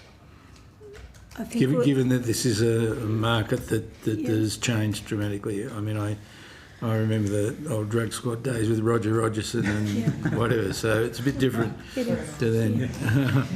But this is a whole different scale of business. And Chair, notwithstanding what the... So if you just give your name. Sorry, my name's Acting Commander Jim Rowe from the Australian Federal Police. Just touching on what the Assistant Commissioner mentioned there, we also have a range of task forces with a range of partners, regulators, intelligence apparatus. You have the Serious Financial Crimes Task Force, which focuses on protection of revenue, protection of superannuation, money laundering. We have the AFP-led Task Force Avarice, based out of Sydney. Again, a very similar model again. Okay. The range of regulators, intelligence, law enforcement, banks, with the Fintel Alliance that just solely focuses on that money laundering component. Money laundering, like Mr Meyer was saying, that is a key enabler of SOC to propagate these illicit commodities. Yeah. So, as the AHC was saying, being able to remove that profit and remove that ability to enable that crime is critical in pulling apart these networks. What all the evidence is pointing to. Yeah. The only other thing I'd add, Chair, is resourcing and funding obviously is important for any agency, but to some of the evidence earlier, the way in which we work on this particular issue is probably just as important. And so how we work across ourselves, Commonwealth and State and Territory, but importantly, how we work to disrupt the business model, because the business model has significantly changed. And so we need to adapt as quickly, or in fact faster, than the organised crime groups are, to make sure that the resources that we have are being coordinated and deployed in the most effective fashion. Okay. You may not be able to do this for us, but is there any way you could send us a list of the different ways that you are trying to monitor? I'm not asking for specifics, whatever, but just the list of the different agencies involved. Yeah, sure, absolutely. That would be useful for the committee, because it seems to me that, and I'm not suggesting resources be taken from, the ability to confiscate imports and whatever, but it does seem to me that financial expertise and resourcing is going to be an important part. I accept what you're saying about coordination, but it just seems very worrying to me that we have a huge gambling industry in Australia, and some of the proceeds of that, or some of the side effects of that is helping organised crime. So that's one aspect. The other aspect is, and having visited some of our near neighbours, I know that there are increasing issues, for example, in PNG with amphetamines, and Fiji has significant problems as well, and they have pretty porous borders. Are they an issue in the importations into Australia? Yes, definitely. So I don't know if you saw last week, our Commissioner co-hosted a Transnational Serious and Organised Crime Summit in Fiji with the Fijian law enforcement. It is an issue and it's a concern for us that a large quantity of cocaine is coming through the Pacific that's destined for Australia. So I think since the start of the year they've seized 17 tonnes of cocaine in the Pacific, which you've never seen before. Not only is it transiting through, but it's obviously seeping out into the Pacific, and they're starting to get a lot of issues with drug use as well across the Pacific, which they've never seen before either. We're very cognizant of that, and that's why we've collaborated and making sure that we're working not only with Pacific nations on this issue, but also working backwards to the Americas from where it's coming from. So, Chair, I might just add, if it's okay. Commissioner Barrett also, I think, quite rightly called out that Australia is more of a threat to Fiji and PNG than those countries are to us. The leakage occurs because drugs are being exported to us. Yeah, and it just happens to pass through those countries on its way, and therefore what we're seeing there is increasing drug use through leakage as a reflection of the increasing volumes of drugs coming to our country. So it's the demand of Australians for illicit drugs that's actually driving the drug problem in the Pacific. And I think Commissioner Barrett called that out rather explicitly in that summit as well. Okay, good. Well, I don't have any further questions. I have one, if I may. Can I go back to the illicit alcohol question again? Yeah, the information that we have about the growth of the illicit alcohol industry is limited.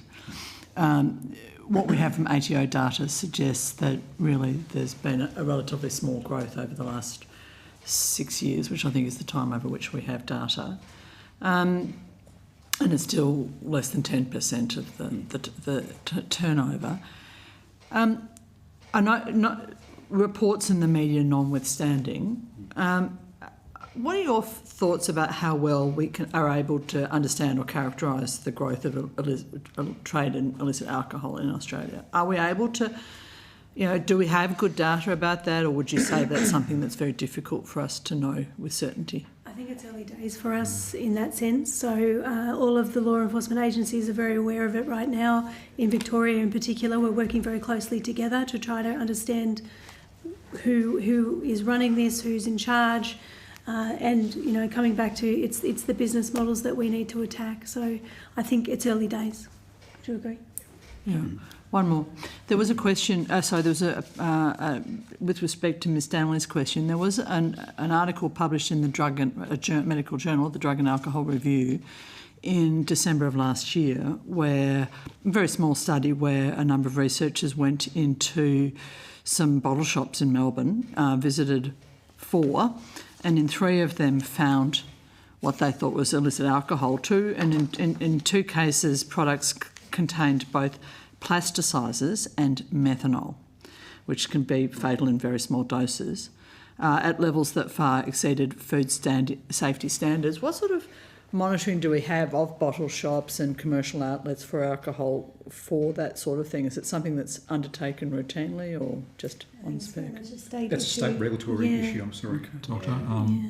Yeah, it's more. I think it's more of your food standards, your food control. Yeah. Do you have any insight what they're doing about it then? Yeah. Like, would they share that with you? There's a lot in New South Wales going on at the moment about illicit tobacco, and in my electorate, I think they've closed down about 17 shops that I didn't even know were doing it. There you go. So, do you share that data with each other? Because obviously, if New South Wales Police shut a business for 3 months, you lose your ability to track what's going on because they're not doing anything at the minute. So do they talk to you before they do this, or is it's not the police that close those sort of things down? The illicit tobacco construct, the national construct, is very well organised and very well joined up. So that through the Illicit Tobacco and E-Cigarette Commissioner, we've got the Illicit Tobacco Task Force, which we're all sort of members of, as well as the National Disruption Group, and you've got the health agencies there feeding in, the regulatory agencies feeding into it as well. So the illicit tobacco is well set up for that.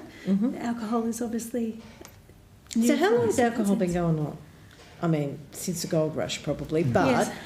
Rum rebellion. Yeah, that happened in New South Wales too. But for your concern, is it 2 years? Is it 5 years? Is it since COVID? Is it... Because your evidence today is like, really? I can't go to a bottle shop and know that whatever I'm picking off the shelf to give my son is okay? I mean, I don't drink, so I have no idea what's in a bottle of wine, what's in I pick the one that I can think is the most reasonable to pay for.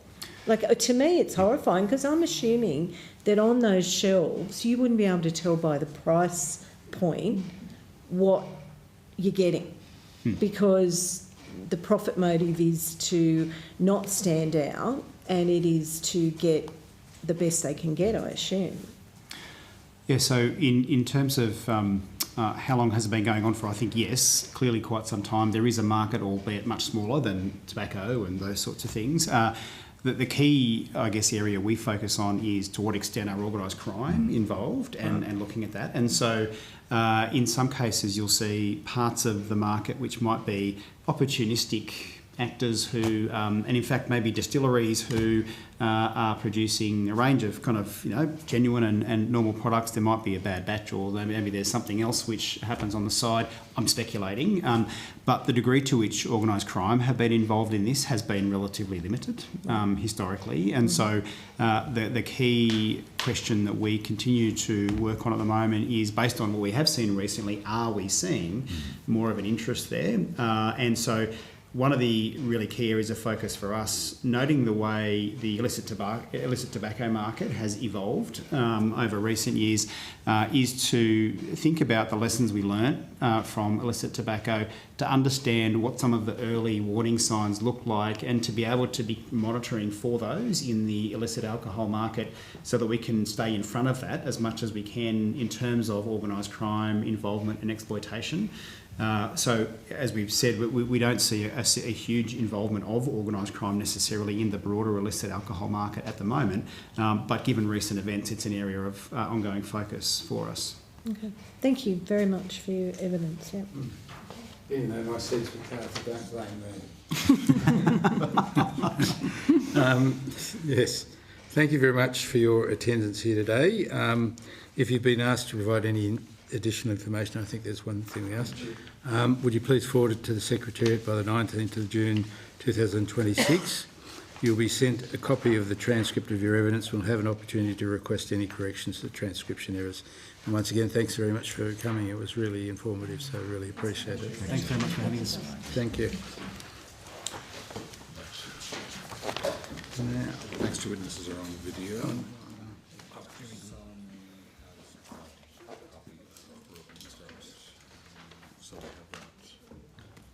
do I have that? I don't think I do. Okay. You have a copy of Dr. Salaman's opening statement? Yeah.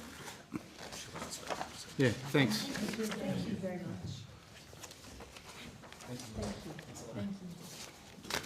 So we'll just get that. Yeah, I'm not going shopping anymore. That's not going shopping for alcohol anymore. Well, it's unlikely to be wine there. Yeah. It's more likely the high value, spirits and.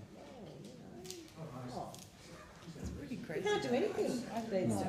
Yeah, thank you. Thank you. It's fascinating.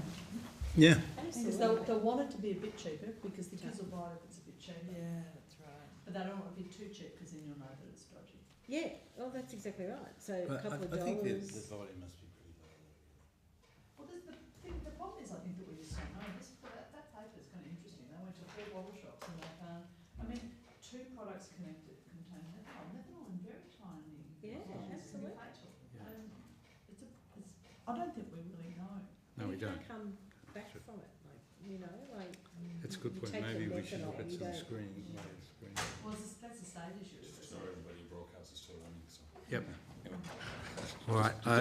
I would like to now call witnesses from Deakin University, Faculty of Health, and Griffith University from the Blurred Minds program to give evidence today.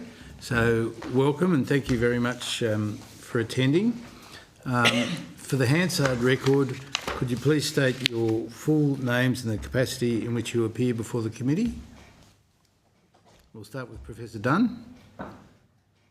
Thank you. I'm Associate Professor Matthew Dunn. I'm from Deakin University's Institute for Health Transformation here in Victoria, and I'm also associated with the Loop Australia, which is operates the fixed site and mobile drug checking sites in Victoria. Yep. And Dr. Salimi? Hi, thank you, committee, for the chance to provide our evidence. And my name is Dr. Pamela Salim, and I represent Blurred Minds, Substance Prevention Initiative at Griffith University in Queensland. Thank you. Now, Dr. Salimi has provided us with an opening statement. Professor Dunn, would you like to make an opening statement for us? If you would like. So my work. Sorry, before you do, I've got to go through the protocol. Although the committee doesn't require you to give evidence under oath, I should advise you that this hearing is a legal proceeding of the Parliament and therefore has the same standing as proceedings of the respective houses. The giving of false or misleading evidence is a serious matter and may be regarded as a contempt of Parliament. The evidence given today will be recorded by Hansard and attracts parliamentary privilege. I now invite you to make a brief opening statement before we proceed to discussion. To assist with the transcription of the public hearing, it would be appreciated if you could please state your name before responding to each question. I now invite you to make a brief opening statement before we proceed to discussion. Thank you. Sorry. Thank you to the committee. My work focuses on performance and image enhancing drugs as well as psychostimulant use. I'd just like to say that I think Australia does great in the space of alcohol and other drugs. We do really good work in prevention. We do really good work in treatment. I do think we can do more. And I think as our Australian population and demographics change and the way that people use substances changes, we do have a great opportunity to look at how we can change the way that we respond to substance use. Thank you. Thank you. And Professor Dr. Salimi, you've provided a good opening statement about blurred minds. Can I first of all ask, could you just give a brief outline of what services you provide through that blurred minds? Yes, thank you, chairs and members of the committee. Blurred Minds is a national initiative housed at Griffith University. We work around school-based alcohol and drug prevention, and we focus on evidence-based behavioral science and digital engagement prevention. We have worked for more than 16 years in the school sector, and we have engaged thousands of students and teachers and multidisciplinary researchers on this substance prevention initiative. Through in-person and online workshops, digital learning tools, teacher training, and community partnerships, we have reached young people and educators across metropolitan, regional, and remote communities. And more than 600 schools have used our resources and programs. Thank you. Ms. Jordan-Bear, would you like to? Yes, thank you so much for appearing before our committee today. Dr. Salimi, in terms of your work with schools, do you work with primary schools or secondary schools, or what age sort of cohort do you work with? Yeah, Blurred Minds has been, our programs have been co-designed for secondary schools. So we are mapped to the latest version of the curriculum, version 9 of the Australian curriculum. And we work with years 7 to 12 across Australia. Oh, great. Wonderful. I think it makes a lot of sense to start at year 7 and even earlier, to be honest, around awareness of all of this. So that sounds really good. No further questions. Thanks, Chair. Good. And can you, perhaps if I can ask you, Dr. Salimi, how do you evaluate your program? What do you use to decide whether what's working, what's not working? Yes, so we have worked on these programs for 16 years and have 35 plus peer-reviewed publications on our programs and evaluations. So from our programs, we have evaluated behavioral determinants, and that means we have improved inaccurate social norms of substance use. We have improved refusal skills. We have improved positive attitudes towards substance use and turned them into negative attitudes towards substance use. And we've also improved knowledge and behavioral intentions. So those are our main drivers of behavior that we work within our prevention. Right. And so you work on more or less capacity building. Is that right amongst young people? Understanding. Correct. Sorry. Yes, correct. So in our point of view and across our resources, we work on building capabilities and skills. So independent of the knowledge of health risks of each substance, we also need to provide young people with the capabilities to critically assess the media and social influences they encounter daily. So we work on media health literacy, critical thinking skills, to be able to analyze the sources of the information they receive online and in general media and by peers, and be able to resist and build refusal skills. Thank you. And Professor Dunn, if I can go to you, you said you work in the performance-enhancing drugs space. Can you tell us what specific drugs are now being used in Australia, apart from steroids? We don't have really good data about this. So primarily the men that I talk to, and it is primarily men, we're seeing them use the various esters of testosterone. That's probably where someone would start if they wanted to move just away from your normal legal supplements. Concerningly, though, we are seeing people move to the more stronger ones, and that's particularly younger men, and social media has a bit of a role to play in this, but trenbolone, which is often called Tren, which is used in livestock, is a very powerful steroid, and the one that people talk about if you're going to have a bit of steroid rage or roid rage or any aggressions, that's the one that is going to bring those tendencies out. That's the one that we are seeing, and we're quite concerned with that. As I said, young men, instead of going to the milder forms, if I can call it that, of testosterone, will go into that. We are seeing more discussions around peptides, but we don't know what the prevalence of any of this is. Australia has some really good surveys which track substance use in the general population and in certain specific populations where there is a tendency for greater harm. And we also use proxy data such as number of arrests or data coming in, seizures of substances at the border, but steroids and related substances are not well picked up by any of that data. So we just don't know what the prevalence is, or when we see a social media trend or a challenge like we did with trenbolone, we don't know if that's a real thing or it's just something that the algorithm is putting forward. Okay. And do we know how these things are getting into Australia, or are they prescribed illegally, or do we know? Yeah, so I think there's a couple of methods, and that's not entirely my area of expertise, but when we talk to law enforcement and even looking at the Crime Commission data, it is coming in from a number of embarkation points. I also think that there is domestic production.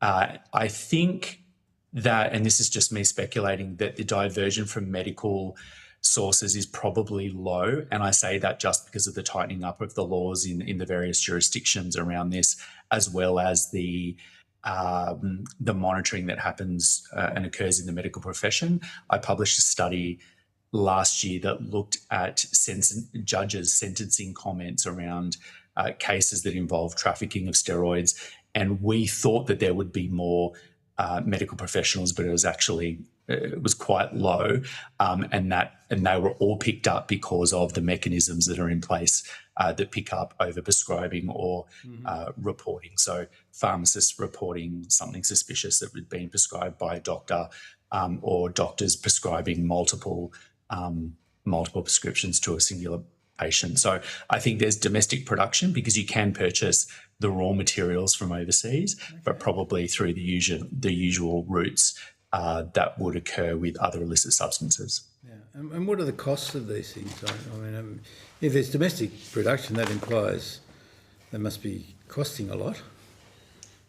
I don't know the cost per se, but what is really interesting in this space is that there's probably two parts of the domestic production line. And again, I'm speculating from the research that I've done.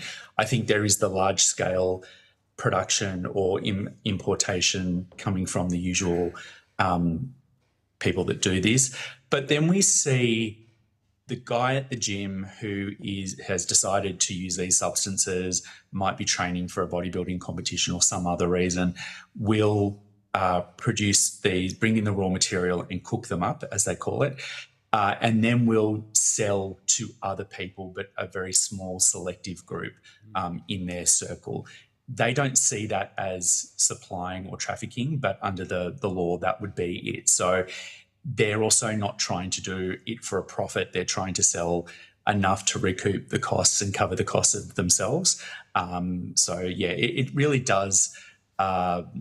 It does differ. I know of one person recently who contacted me and said that they were going to try take a peptide, and that for an 8-week course where you would be injecting that intramuscularly once a week, it was about $340. Now, that's just one case for one substance, but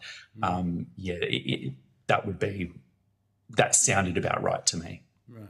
Okay, thanks. Monique, do you have any questions? Oh, thank you. Professor Dunn, I'd like to ask you about some of the suggestions in your submission to the committee. Thank you for that. You've referred to your concerns around industry actors being involved in development of policies around alcohol in Australia. Are you able to give us a bit more information about that? About your concerns in that regard? So was Dr. Ryan, was that to me or to Dr. Salim? Yes. Yeah, that was for you, Professor Dunn. I guess I'm particularly referring to the alcohol beverage advertising code that we have in Australia. We have representatives of the industry organisation appear in front of the committee a couple of months ago. Are you able to tell us what your concerns are about this, an industry code as is administered by that group? I didn't mention that in my submission, but I'm happy to talk about it based on my knowledge. I don't think industries should be involved in codes. Blanketly, I think there is an inherent conflict of interest in that. So I think that we should be leaving codes to the professionals, and by professionals I mean practitioners as well as researchers, but people that are on the ground delivering services. Okay, so I think we've got the wrong link actually. Okay, I apologise for that. Thank you. I'll take you back to the peptides. Do you have any information for us about the groups of, you mentioned, and I think it's probably not surprising that it's primarily young men who are primarily engaging with use of peptides and performance enhancing agents in the community. Do you have any information about the age of those young men? I mean, I have an impression that younger men are doing it more and more, and that's becoming more and more prevalent in young men in their late teens and early 20s. But are you able to back that up, or is that just a misconception?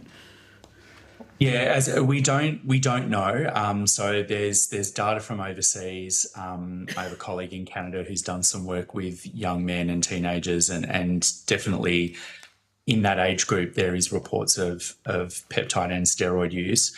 Anecdotally, as a researcher, I get told that all the time, that someone knows someone in their child's football team that is using these substances because they've gone away from finished football for 1 year, come back the next year, and they've doubled in size. I don't know the prevalence of it. From what I'm seeing on social media and from the reports of people that work with this group, they are saying that teenagers are talking about it. I don't know how well talk is translating into use. Because if I put my hat on of how do you get these substances, they're not necessarily easy. You don't just walk up to someone in a gym and say, "Hi, I would like to get some peptides, please." You do need to, and there is the dark web, but that's also not as easy to navigate as I think we talk about. But certainly the men that I talk to who were the bodybuilders 20 or 30 years ago that are now looking at the younger generation, they are concerned that they are seeing 18, 19, 20-year-olds going on to steroids to start with, and I do believe that is probably happening, and I would imagine that peptides is just the natural progression from that. Peptides always sat behind steroids, so when we look at the data of detections at the Australian border, we saw both of those spike when the Essendon supplements saga was happening. So it went up in the year after that or during that, and then it slowly went down for peptides. The Crime Commission data, there's always a lag with that, so we don't have the most recent data. It would be interesting to see what happens with that data. That's the best proxy measure that we use for use. But certainly I think we are seeing it start at a younger age. And the men that I speak to, they do say that they are worried that a 20-year-old is coming into the gym, is starting to train, hitting a plateau, so they're not making the gains that they want to make. And their automatic response to that is to go to find something like steroids. And they're going for the more powerful one. So they're going for that trenbolone rather than the testosterone. So certainly I think we are seeing a shift in that. In the other direction, though, I think we're seeing a shift in older men. So some of the work that I've done has looked at men using black market steroids as a form of testosterone replacement therapy. And that's not necessarily to look fantastic, to look like the bodybuilder. It is to, they believe, supplement low testosterone, and now they don't necessarily have evidence for that, or the clinical evidence is saying that they're in the normal range, but they believe they're not living the life that they want to lead. So and we've got two ends there. We've got very young men or teenagers entering the market, so to speak, but then we've got older men who are going into the market to find these substances as well. One more, if I may. Chair, thank you. So on that, a couple of weeks ago there was a story in The Age where both Victorians about increasing presentations to emergency departments with individuals who've experienced significant side effects related to the use of illegal peptides. And some of these stories are very concerning. College of GPs has said that they're seeing more and more young people needing things like amputations or skin grafting and after injections of illegal peptides. But it would appear that we have no way of monitoring this sort of activity or this sort of use other than, as you said, from the Crime Commission data, for which there's probably a significant delay. Do you have any suggestions about how best we could monitor what could be an emerging really significant health issue for us? Yeah, so Australia has, as I mentioned at the beginning, some really good surveys that monitor substance use. So we've got a general population survey, and then we have other surveys like the Needle and Syringe Survey, which surveys people who are attending needle and syringe programs. We have the National Drug and Alcohol Research Centre in Sydney runs programs that look at sentinel populations of substance users, and the designs of those are to pick up emerging trends, either in the types of drugs being used or new harms, new ways of drugs being used, so something that's a pill that's now being injected and so forth. They trialled several years ago, about 20 years ago, to mimic that for steroids, and it didn't work very well. People that use those types of substances do not wish to talk about them. My feeling is that someone at the gym that's taking steroids doesn't want people to think that what they are achieving is because of some sort of medical enhancement. I think that's a pride thing more than anything. There have been other attempts to try and monitor dark web survey sites to try and, are there changes in that, and does that change reflect an increase in use or an increase in interest? I think if we could look at the existing surveys that we have and either see where there's an opportunity to include that, or whether we need to develop a more bespoke survey, I think that would be worth looking at. In Belgium, they've developed more rapid surveys for substance use, the ones that I talked about that are operated at the National Drug and Alcohol Research Centre. They do take a long time to collect information from people and from that information to be disseminated. I know that they've moved that time, so they've tried to shorten that. I think there are ways that we could develop more rapid surveillance systems that could pick this up, but it's getting into those communities that are using these substances can be difficult. As someone that researches this, we don't always get the best response rate to surveys, but I think it's worth exploring, looking at the existing options that we have. So with needle and syringe programs, for instance, they are seeing, and have done for the last probably 15 years, have seen an increase in people attending those services that are only using performance-enhancing drugs. So you could use, and so we can use that as a proxy measure. Could questions or other data be extrapolated from those services that would give us the information that we were looking for. That again, that would be a proxy, but that would be better than what we have already. One last question, sorry, really quickly. We just heard from the AFP about their monitoring of wastewater for drugs like cocaine and methamphetamine. Could wastewater be monitored for these sorts of agents? That's slightly outside my expertise. I'm not sure that they can do it with that. I think with the wastewater, it's because of the metabolites don't naturally exist in your wastewater for things like cocaine and the stimulants and so forth. I'm not sure how well they'd be able to adapt it for that. But just thinking off the cuff, steroid use doesn't occur just in a specific area. It's going to be more varied. So I'm not sure whether, if you could do it, whether it would actually tell you. It would tell you where it's occurring. But I could probably tell you that already, given some of the demographics of the people I work with and whatnot.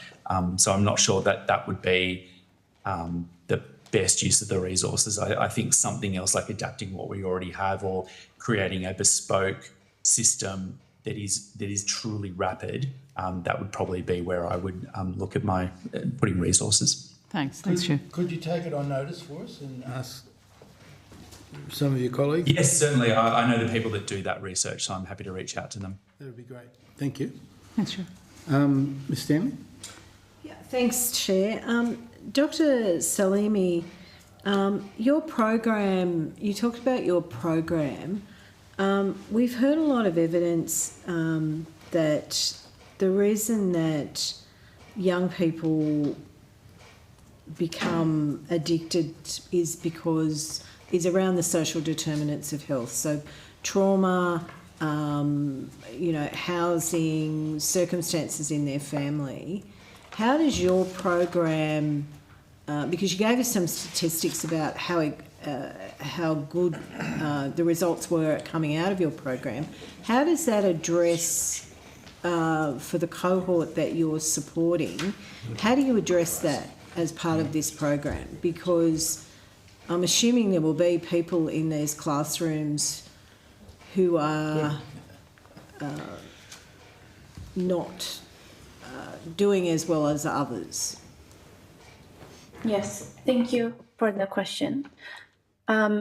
So social determinants of health are definitely important in prevention to consider. In our case, we build resources for population level prevention, right? So for school-based prevention. So we have co-designed these resources with young people, experts, teachers, and other educators. And we try to create resources that are gamified, engaging, and innovative to be able to have meaningful conversations and engage young people, but at the same time to make them easy to implement in classrooms for teachers. Now, in terms of this specific cultural context and trauma context for different populations and different communities and different specific students, we, as a population level program, we cannot target those specifics. But what we do is we create resources that are adaptable. So, for example, we not only work with schools, we also work with community organizations. We work with local councils. We work with local health organizations and other community-based organizations. And people that work directly with youth, they tell us that our resources, we have a suite of resources, right? Some of them are online, some of them are classroom activities, and some of them are, for example, teacher professional development. So these community youth workers tell us that our gamified student-facing activities that are sometimes games and are digitally based or are like conversation-based, they are a good starting point for different types of young people with different levels of issues. So what we provide are useful resources that then youth workers and educators can tailor to their specific context or the specific young person's needs. Thanks, Jim. I've just got one follow-up, if I may. Sure. I'm sorry, I've just got a follow-up for Professor Dunn. It follows on from some of Dr. Ryan's line of questioning, and it's a bit left of field. It's just in regards to sort of international trends we're seeing in terms of performance-enhancing drugs and competitive sport. Obviously, we've seen the enhanced games happen in America this week, no doubt, had a huge effect on social media. I'm just seeking your thoughts on something like that. Potentially, do you think there'd be an appetite for something like that in Australia? And any views you have on that? I'd love to hear it. So I thought the enhanced games was an interesting spectacle that I would expect backed by billionaires held in Las Vegas. It was interesting, but ultimately I think it wasn't probably what they wanted it to be. The records that they said were going to be smashed, their words, not mine, were not. Right. And it does say to a layperson, if you look at the person that did break a record, that's not a recognised record, but they, a few years under a protocol of performance-enhancing drugs plus a super suit that is banned in competitive sport, are still only managed to break the record by very minimal, tells you something about both human ability without these substances and maybe human ability with these substances. I do think if you gave someone like James Magnussen, who did compete at the Games and came last in the events that he competed in, if you gave him those substances under that protocol in the prime of his career, what could he have done? And as a researcher, I'm quite interested in that. But my concern is I don't think the enhanced games will make people go out and seek out these substances. I think the layperson understands that this was a spectacle. I think the layperson also understands that these are highly trained athletes. They may not be in their prime. They may have retired and then come out of retirement, but they are still at the pinnacle of what they do and have the genetics and all those training factors that influence that. My concern is, though, that we have in sport people who are highly trained that devote a lot of their time to their sport but come 4th, 5th, 8th, 10th, 12th in the world. That is more than what I could do. Do not get me wrong, but athletes don't make a lot of money. So my concern is if the enhanced games continue, do we see an athlete that's 20, 25 years old that's not making, coming first, second or third and not making money? Do they look at the enhanced games and think, I will pivot to that and I will make some money to repay, my family who have sacrificed a lot and to make some money for themselves? So it does raise the issue of payment to athletes. Should we pay them a livable wage, and should organisations like the International Olympic Committee be paying athletes when they win or if they make an Olympic Games? That's the concern that I have, less the idea that it might make people go out and use these substances. Because if you go on social media, these substances are already there. If you start looking up bodybuilding or just general fitness pages, it doesn't take long for you to start getting ads for legal and illegal substances. Thank you. Fascinating. Thank you so much. Thank you. Thank you very much, both of you, for your attendance today. If you've been asked to provide any additional information, could you please forward it to the Secretariat by the 19th of June 2026. You'll be sent a copy of the transcript of your evidence. We'll have an opportunity to request corrections to any transcription errors. And once again, thanks very much for giving us your valuable time. Thank you. Thank you for the opportunity. Thank you to the committee. Thank you. Now, so the last session. Is it all? We have the Australian Institute of Family Studies by video conference. They didn't provide a written opening statement. Both agencies who are here, which is AIHW and RSE, they have actually provided an opening statement. So who's online? So who's online is the Australian Institute of Family Studies.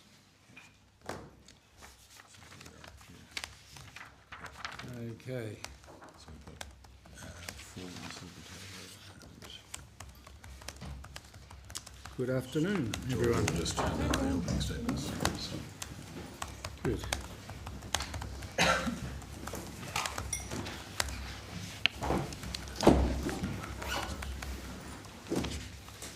Thank you.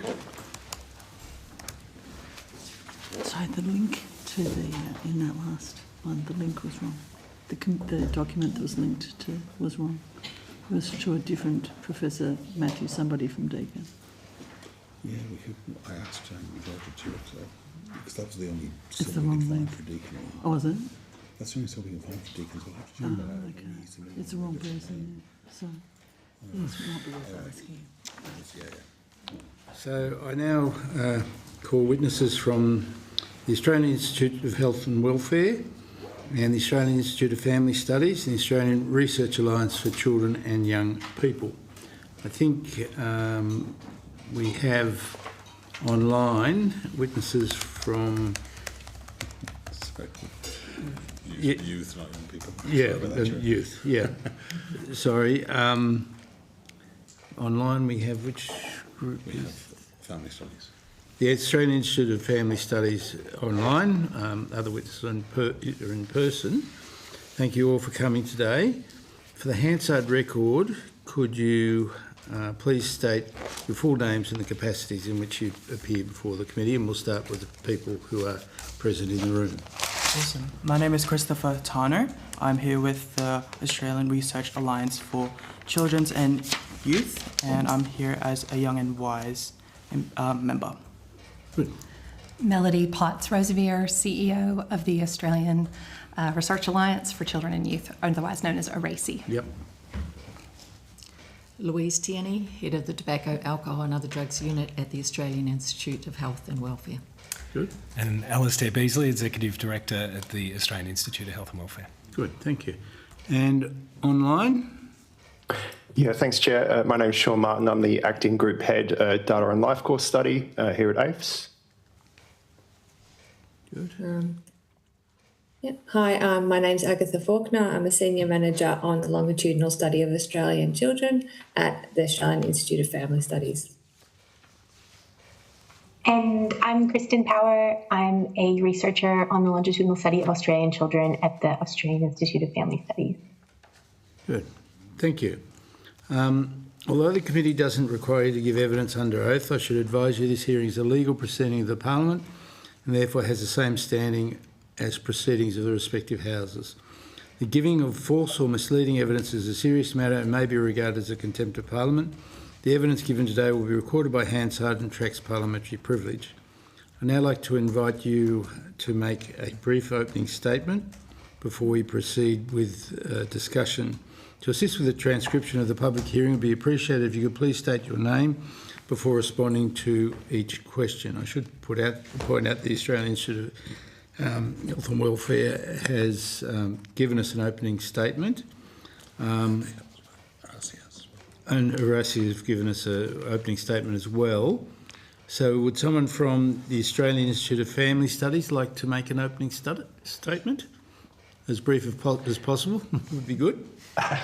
Absolutely. Thank you, Chair. We will be brief as possible. And I'd like to obviously begin by thanking the Chair and the committee members for the opportunity to present before you today. Also before beginning, obviously I'd like to acknowledge the traditional lands on which we're joining you from, Kaurna land for myself, Wurundjeri Wurrung and Ngunnawal for the rest of my colleagues. Pay my respects to all elders and extend that to any First Nation colleagues that might be here with us today. So AFES is an independent statutory agency established under the Family Law Act with a mandate to provide robust evidence-based research to inform policy and practice and improve outcomes for children, families and communities across Australia. Our submission draws on multiple longitudinal and national data assets managed by ACE, including the LSAC study and the 10 to Men longitudinal study, alongside research from our family law program and the National Elder Abuse Prevalence Study. These data sets provide an in-depth perspective on the health impacts of alcohol and other drug use and insights into the people and families experiencing these impacts. The evidence presented in our submission shows that alcohol and other drug use is closely linked to a range of health, social and family impacts. In particular, our own data highlights high levels of substance abuse amongst young people and men, alongside associated risk factors and harms with substance use, including serious health outcomes. Early initiation of alcohol use may be a key risk factor for later harmful consumption. Links between substance abuse and poor mental health outcomes, including associations with suicidal thoughts in adolescence. The role of alcohol and drug use in shaping complex family dynamics, including in separated families and in cases where family violence and elder abuse may exist. Importantly, the evidence shows that these harms are not confined to the health system alone. Alcohol and other drug use intersects with multiple sectors, including the family law, social services, and systems responding to violence and abuse. For example, high reported concerns about alcohol and drug use are associated with greater use of formal family law pathways following separation. And substance use is found to be a risk factor characterising people abusing or mistreating older people. Taken together, these findings underscore the importance of a cross-sectoral and life force approach. Interventions that focus on delaying initiation, addressing co-occurring risk factors, and supporting families in complex circumstances are critical opportunities to reduce harm. Our data also highlight the need for holistic service responses that recognise the interconnected nature of alcohol and other drug use with mental health, education, family relationships and safety. A key strength of the AIF's evidence base is its ability to follow individuals and families over time. This enables identification of risk and protective factors, service updates, as well as potential intervention points across the life course. It also supports more targeted and evidence-informed policy responses, particularly for population groups at high risk, such as young men and people experiencing multiple forms of disadvantage. And finally, the submission also highlights opportunities to further strengthen the national evidence base, including through expanded analyses of existing longitudinal data in combination with other available data sources, as well as continued investment in integrated cross-sectoral data approaches. Again, we thank you for the opportunity to support the committee's work and happy to take any questions. Thank you. We might start with Dr. Ryan. Thank you very much. Thank you all for coming to speak to us this morning. I might start with AIHW. Love your work. Bit of a data nerd. I was really interested in the submission that you made to the committee about the data gaps that we've got in the AOD sector, particularly with respect to alcohol use and the intersectionality of that with other sort of harms associated with things like family, domestic and sexual violence, mental health conditions and economic disadvantage. What can we do to better understand the impact of social injury related to alcohol and other drugs? Is it just a question of building better data sets, which I think you're in the process of doing, or having better means of collection of that data? What can we do better, do you think? Yeah, thanks. So Alistair Beasley, Executive Director, Australian Institute of Health and Welfare.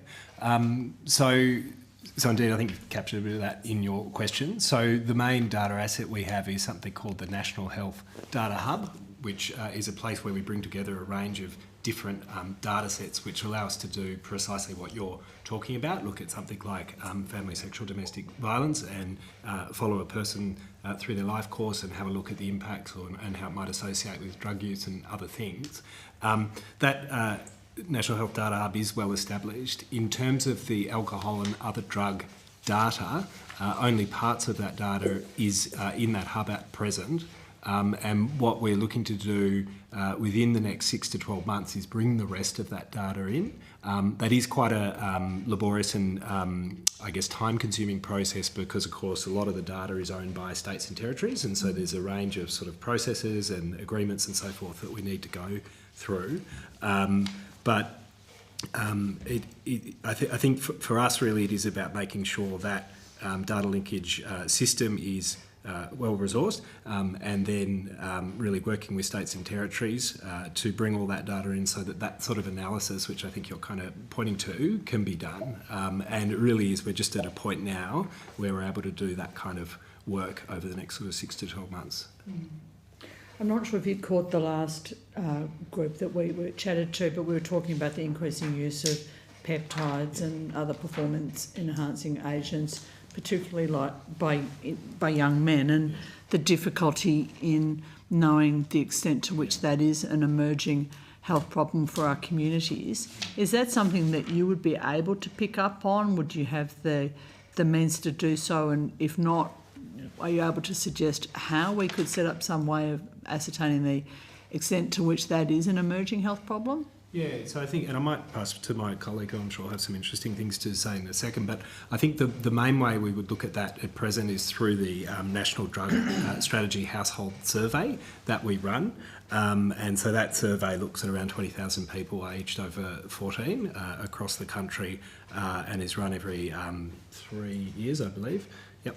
And we did go and have a look because we were, as you say, sitting in the background there. And unfortunately, just because of the sample size of that survey, we're not able to say anything particularly robust about the use of those types of drugs from that survey. I'm quite happy to take on notice and we can pull out sort of specifics. The other thing I might point to, going back to that National Health Data Hub I mentioned, is that we do have, and I note the conversation around emergency department presentations, we do have data around that, and that's something also that I'd be happy to take on notice and have a look at, which might help you at least triangulate a little bit about that use. In terms of further things we could do, I mean, I think one thing we could look at is running further surveys on that. I think one thing to be cautious there is that response rates to surveys are decreasing. That's been a trend that's been going on for some time now. They are very costly to run as well, so we just want to carefully think through the costs and benefits of doing that. There may be something more that we know through administrative data that we collect. So we do collect data from around 1,300 service providers, alcohol and other drug service providers. But Dr. Tierney, I'm sure will have something to add on this. Thank you.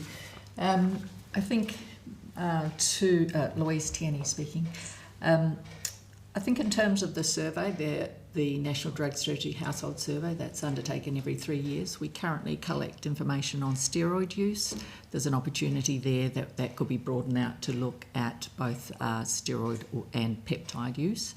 It is an emerging area, and we're conscious that the survey that's undertaken every 3 years doesn't always capture those emerging trends. One possibility would be to run a shortened form of a survey more frequently to look at those trends. I think in terms of the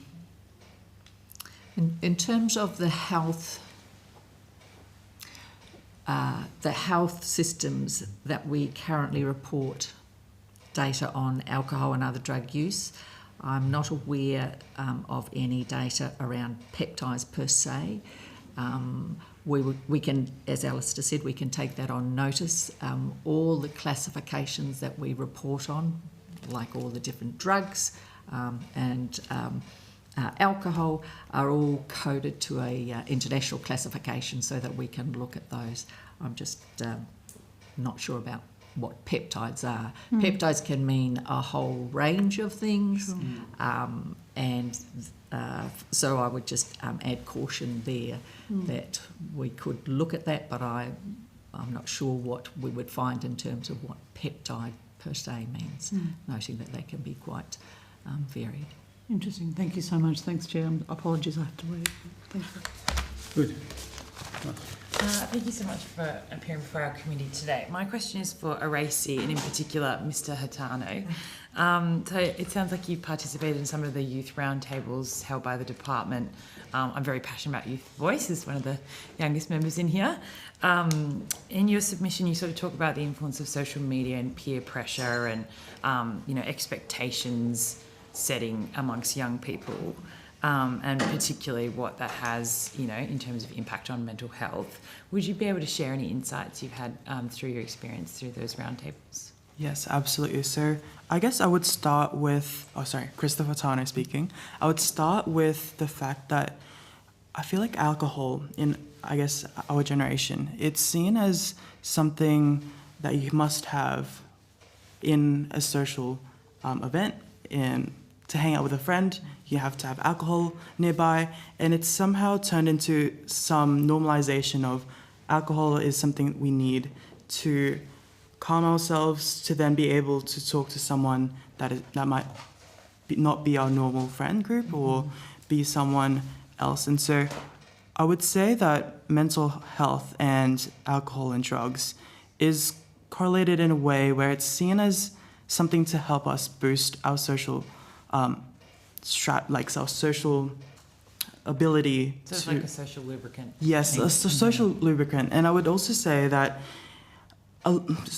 to reference someone from our group and to bring up a quote which represents it much more better, they said that, and I quote, "It's much more easier to get alcohol than mental health support because services have wait lists and cost money." And so in that summarized quote, it seems like it's more accessible to buy alcohol, other drugs, in comparison to then go to a mental health facility or health facility. And it doesn't just have to be wait list or cost. It could also just be the availability, but also the fact that mental health is already saturated in a way where young people don't want to burden that extra, I guess, quote unquote issue, where it seems like alcohol or alcoholism is very much, I guess in some people's minds, are very much light, and it's not to like an extent that might need or call for mental health services.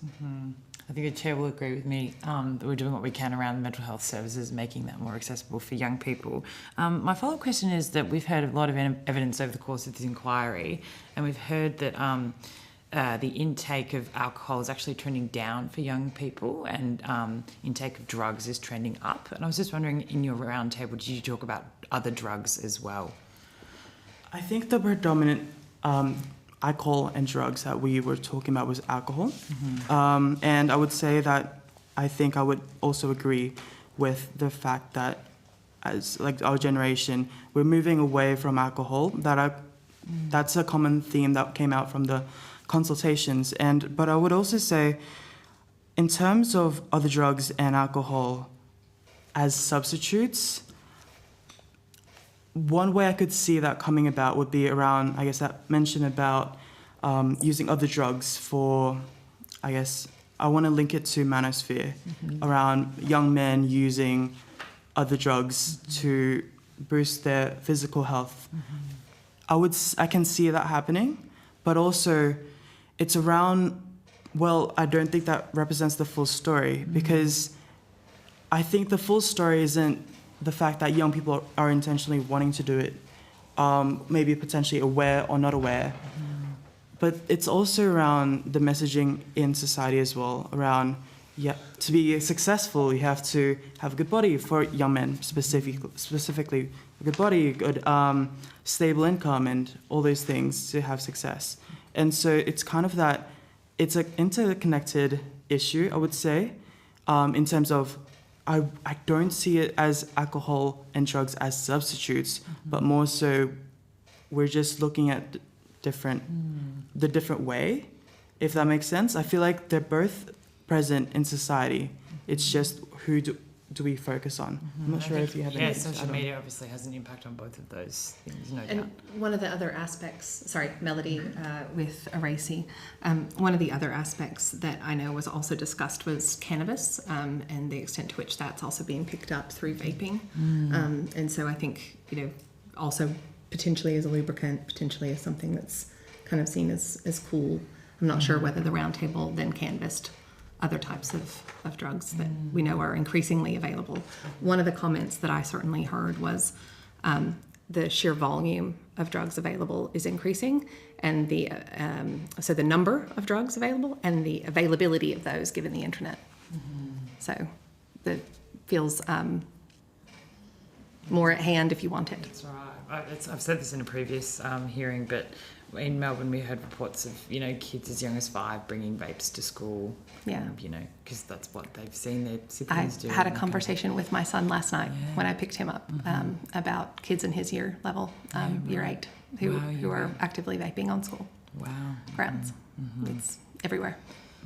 And if I could add very quickly, I would also say something that came out strongly in our consultations was the reason why many young people tend to sway towards vapes, for example.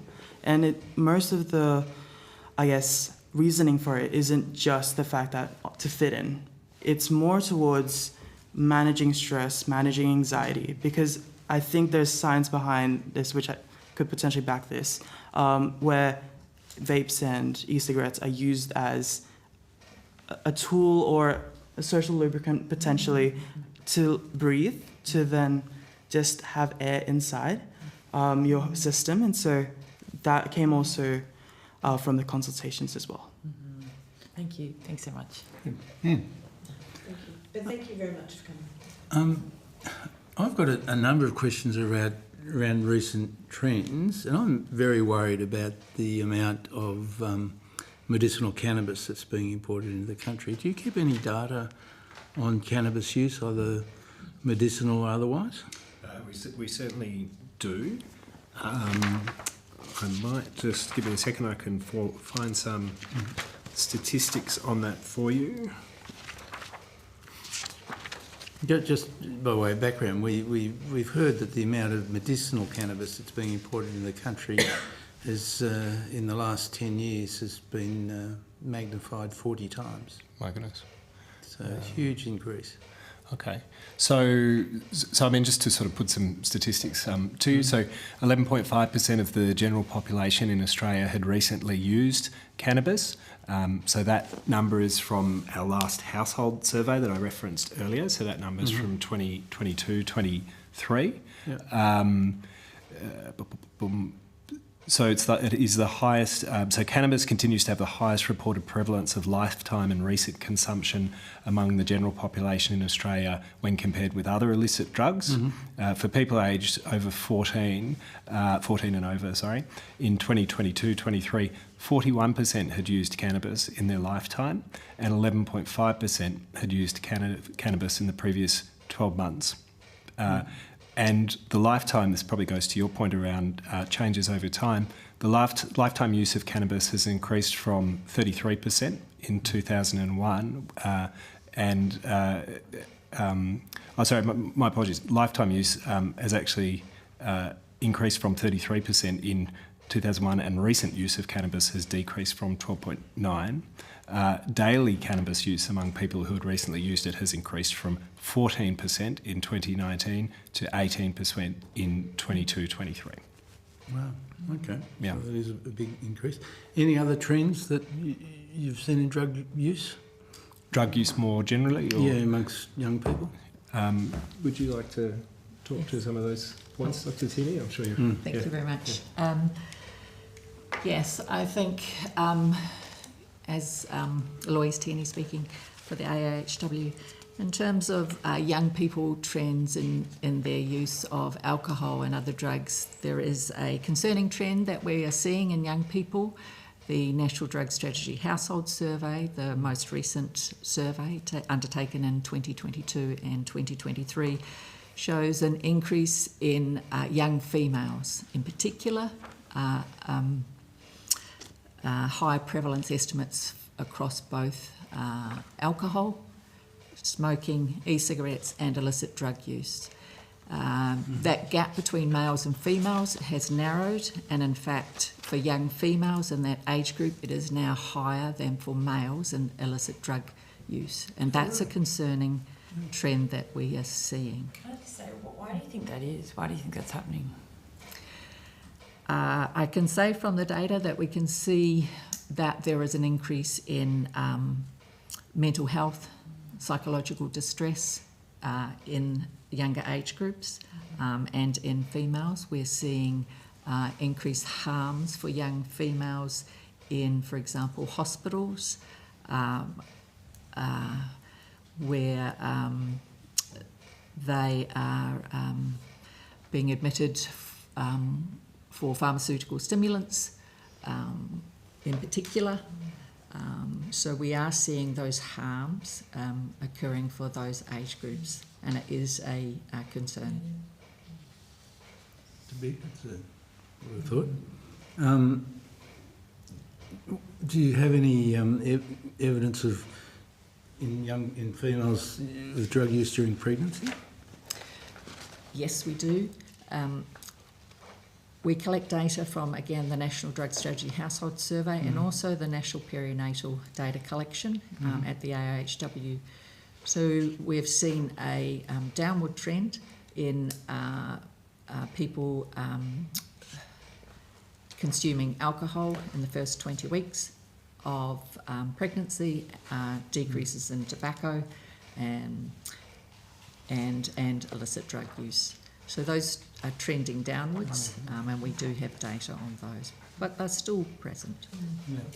Okay, good. Does Aracy have any data around drug use in young people, trends? We actually have the data that we sourced from AIHW, Okay, right. so no, none directly. I think what I would say that had come up through the roundtables, which we conducted for the Department of Health, is that the co-prevalence, I guess, of the drug and alcohol use and mental health was pretty stark.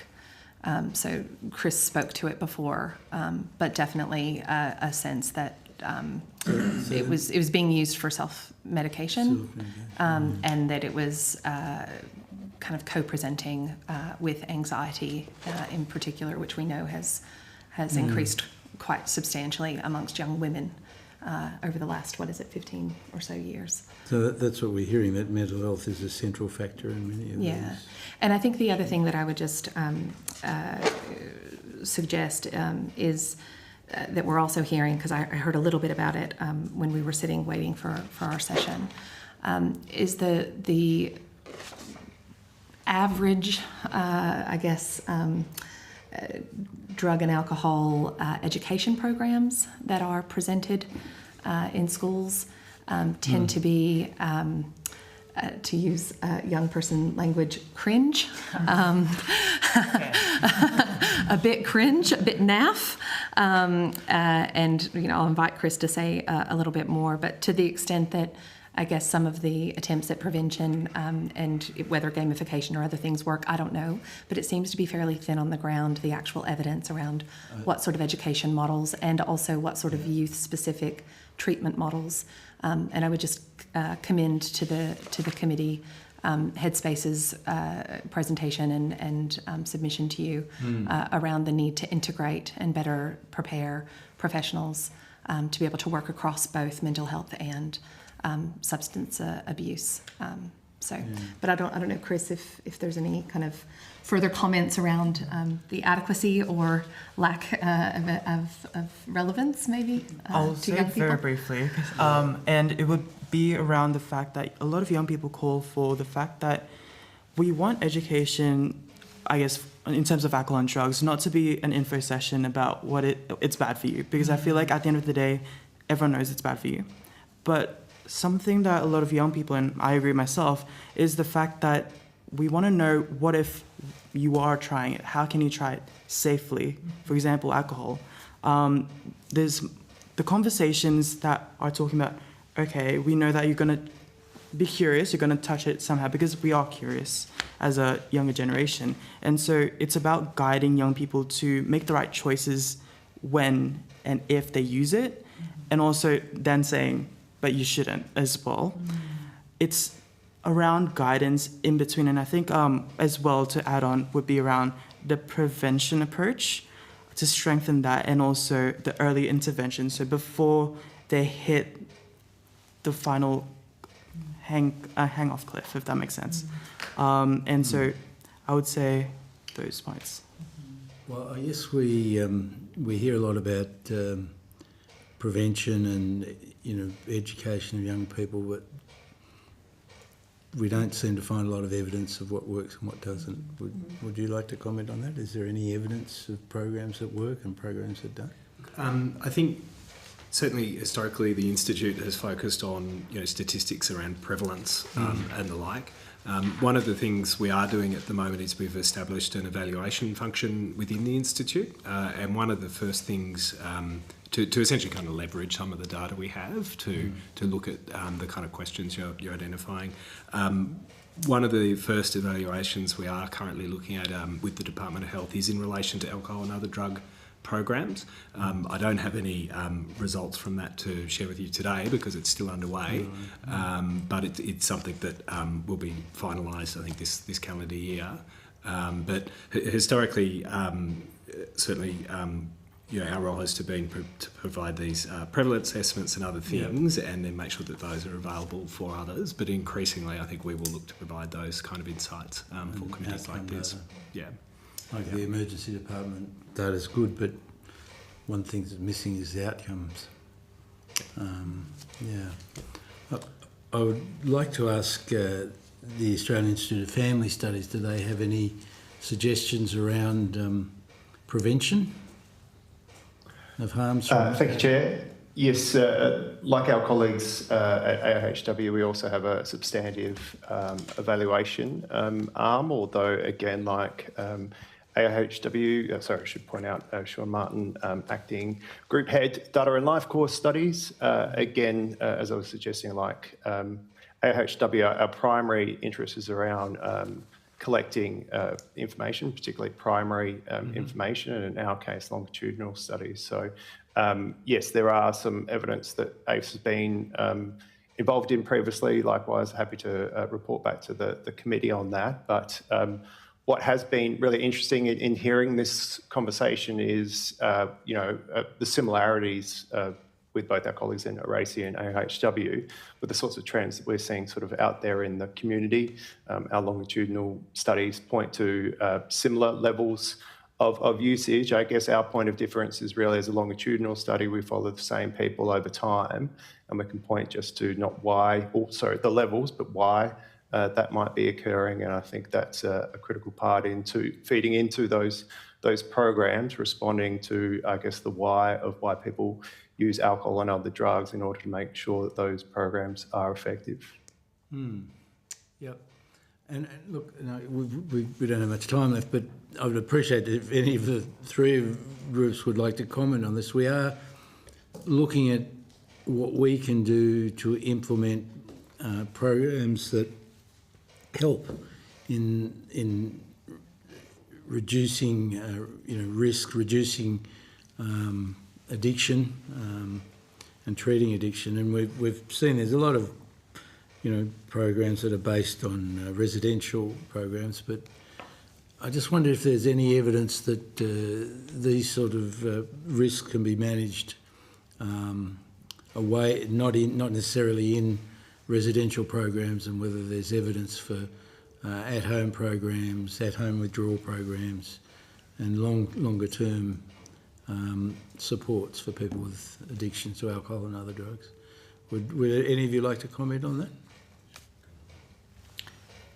I'm happy to start off very quickly, and I would say, first off, to make good, programs for young people, I feel like young people should be in the conversation, and it takes more than one young person to be in our conversation. Sure. And to engage in co-design works really well for some of youth programs. And I'll also say it's around the fact that it's also around influence as well.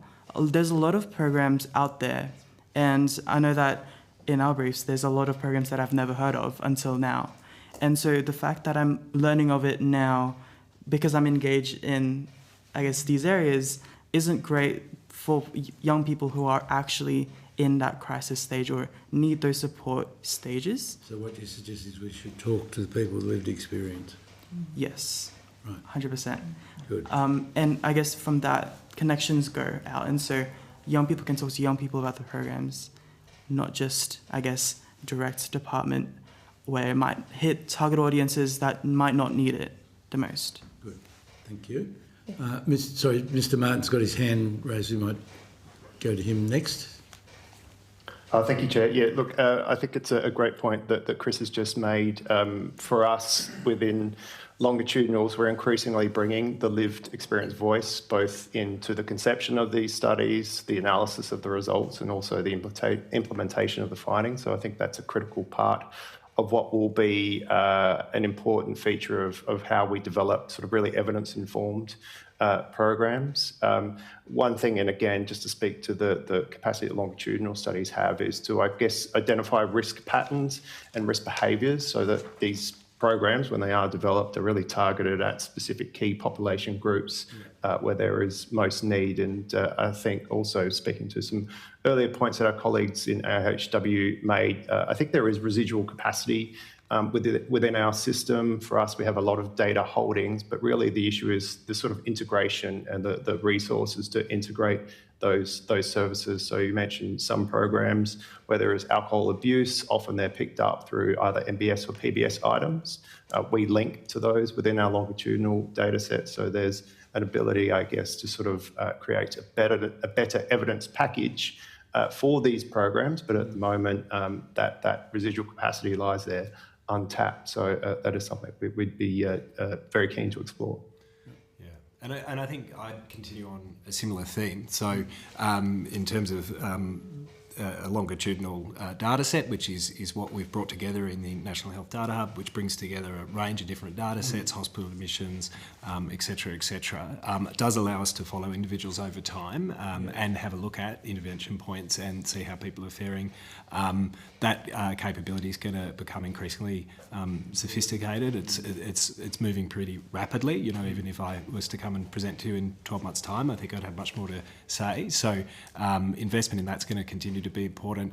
The other thing I'd probably point to as well, just with colleagues who mentioned qualitative insights, we are in some other areas working with colleagues at AFES to bring together our quantitative insights with their qualitative insights. So really trying to make sure that we're leveraging both aspects there. So I think when you sort of put all that together, I think there's a pretty exciting opportunity to be a lot more evidence-based in terms of how we drive these things in the coming years. Yeah. Yeah. I think Ms. Rosevear. Just Melody for Barassi, if I could, I mean, I'll leave it to the data experts to tell you what programs may be proven to help reduce addiction. From a treatment standpoint, when it comes to youth, I do think there's a couple of really, really important design principles that just need to be kept in mind. The first is that adult clinical models are not appropriate for young people, partly because of where they are developmentally. The ability to do, for executive brain processing, higher order goal setting, those sorts of things, they're just different life stages and developmental stages. They need what we know is the standard of really well-established evidence around ecological and family-based treatments. Those can actually be provided outside of a pure clinical setting with peers, with family, in schools or in other trusted locations within the community. So in addition to the lived experience and voice and the co-design principle, just continuing to remember that for young people in particular who are dealing with substance abuse, the adult models often are not fit for purpose. Thank you. Any further questions? Well, that has been really terrific. So thank you so much for everyone. Thank you for all the work you do. I think you all do great work, and I think mostly we're all on the same page, and that's a good thing. And I know that we have had lots of inquiries into alcohol and drugs and issues over the years, but we hope that we can look at some innovative solutions, and certainly it'll be, we hope, data-driven as further and further we go on. So thank you for everything you do. Thank you for your attendance today. If you've been asked to provide any additional information, could you please forward it to the Secretariat by the 19th of June 2026. You'll be sent a copy of a transcript of your evidence, and we'll have an opportunity to request any corrections to transcription errors. So thank you once again for attending. And I declare this public hearing closed, and thank you to Broadcasting and thank you to the Secretariat. Thank you to my colleagues.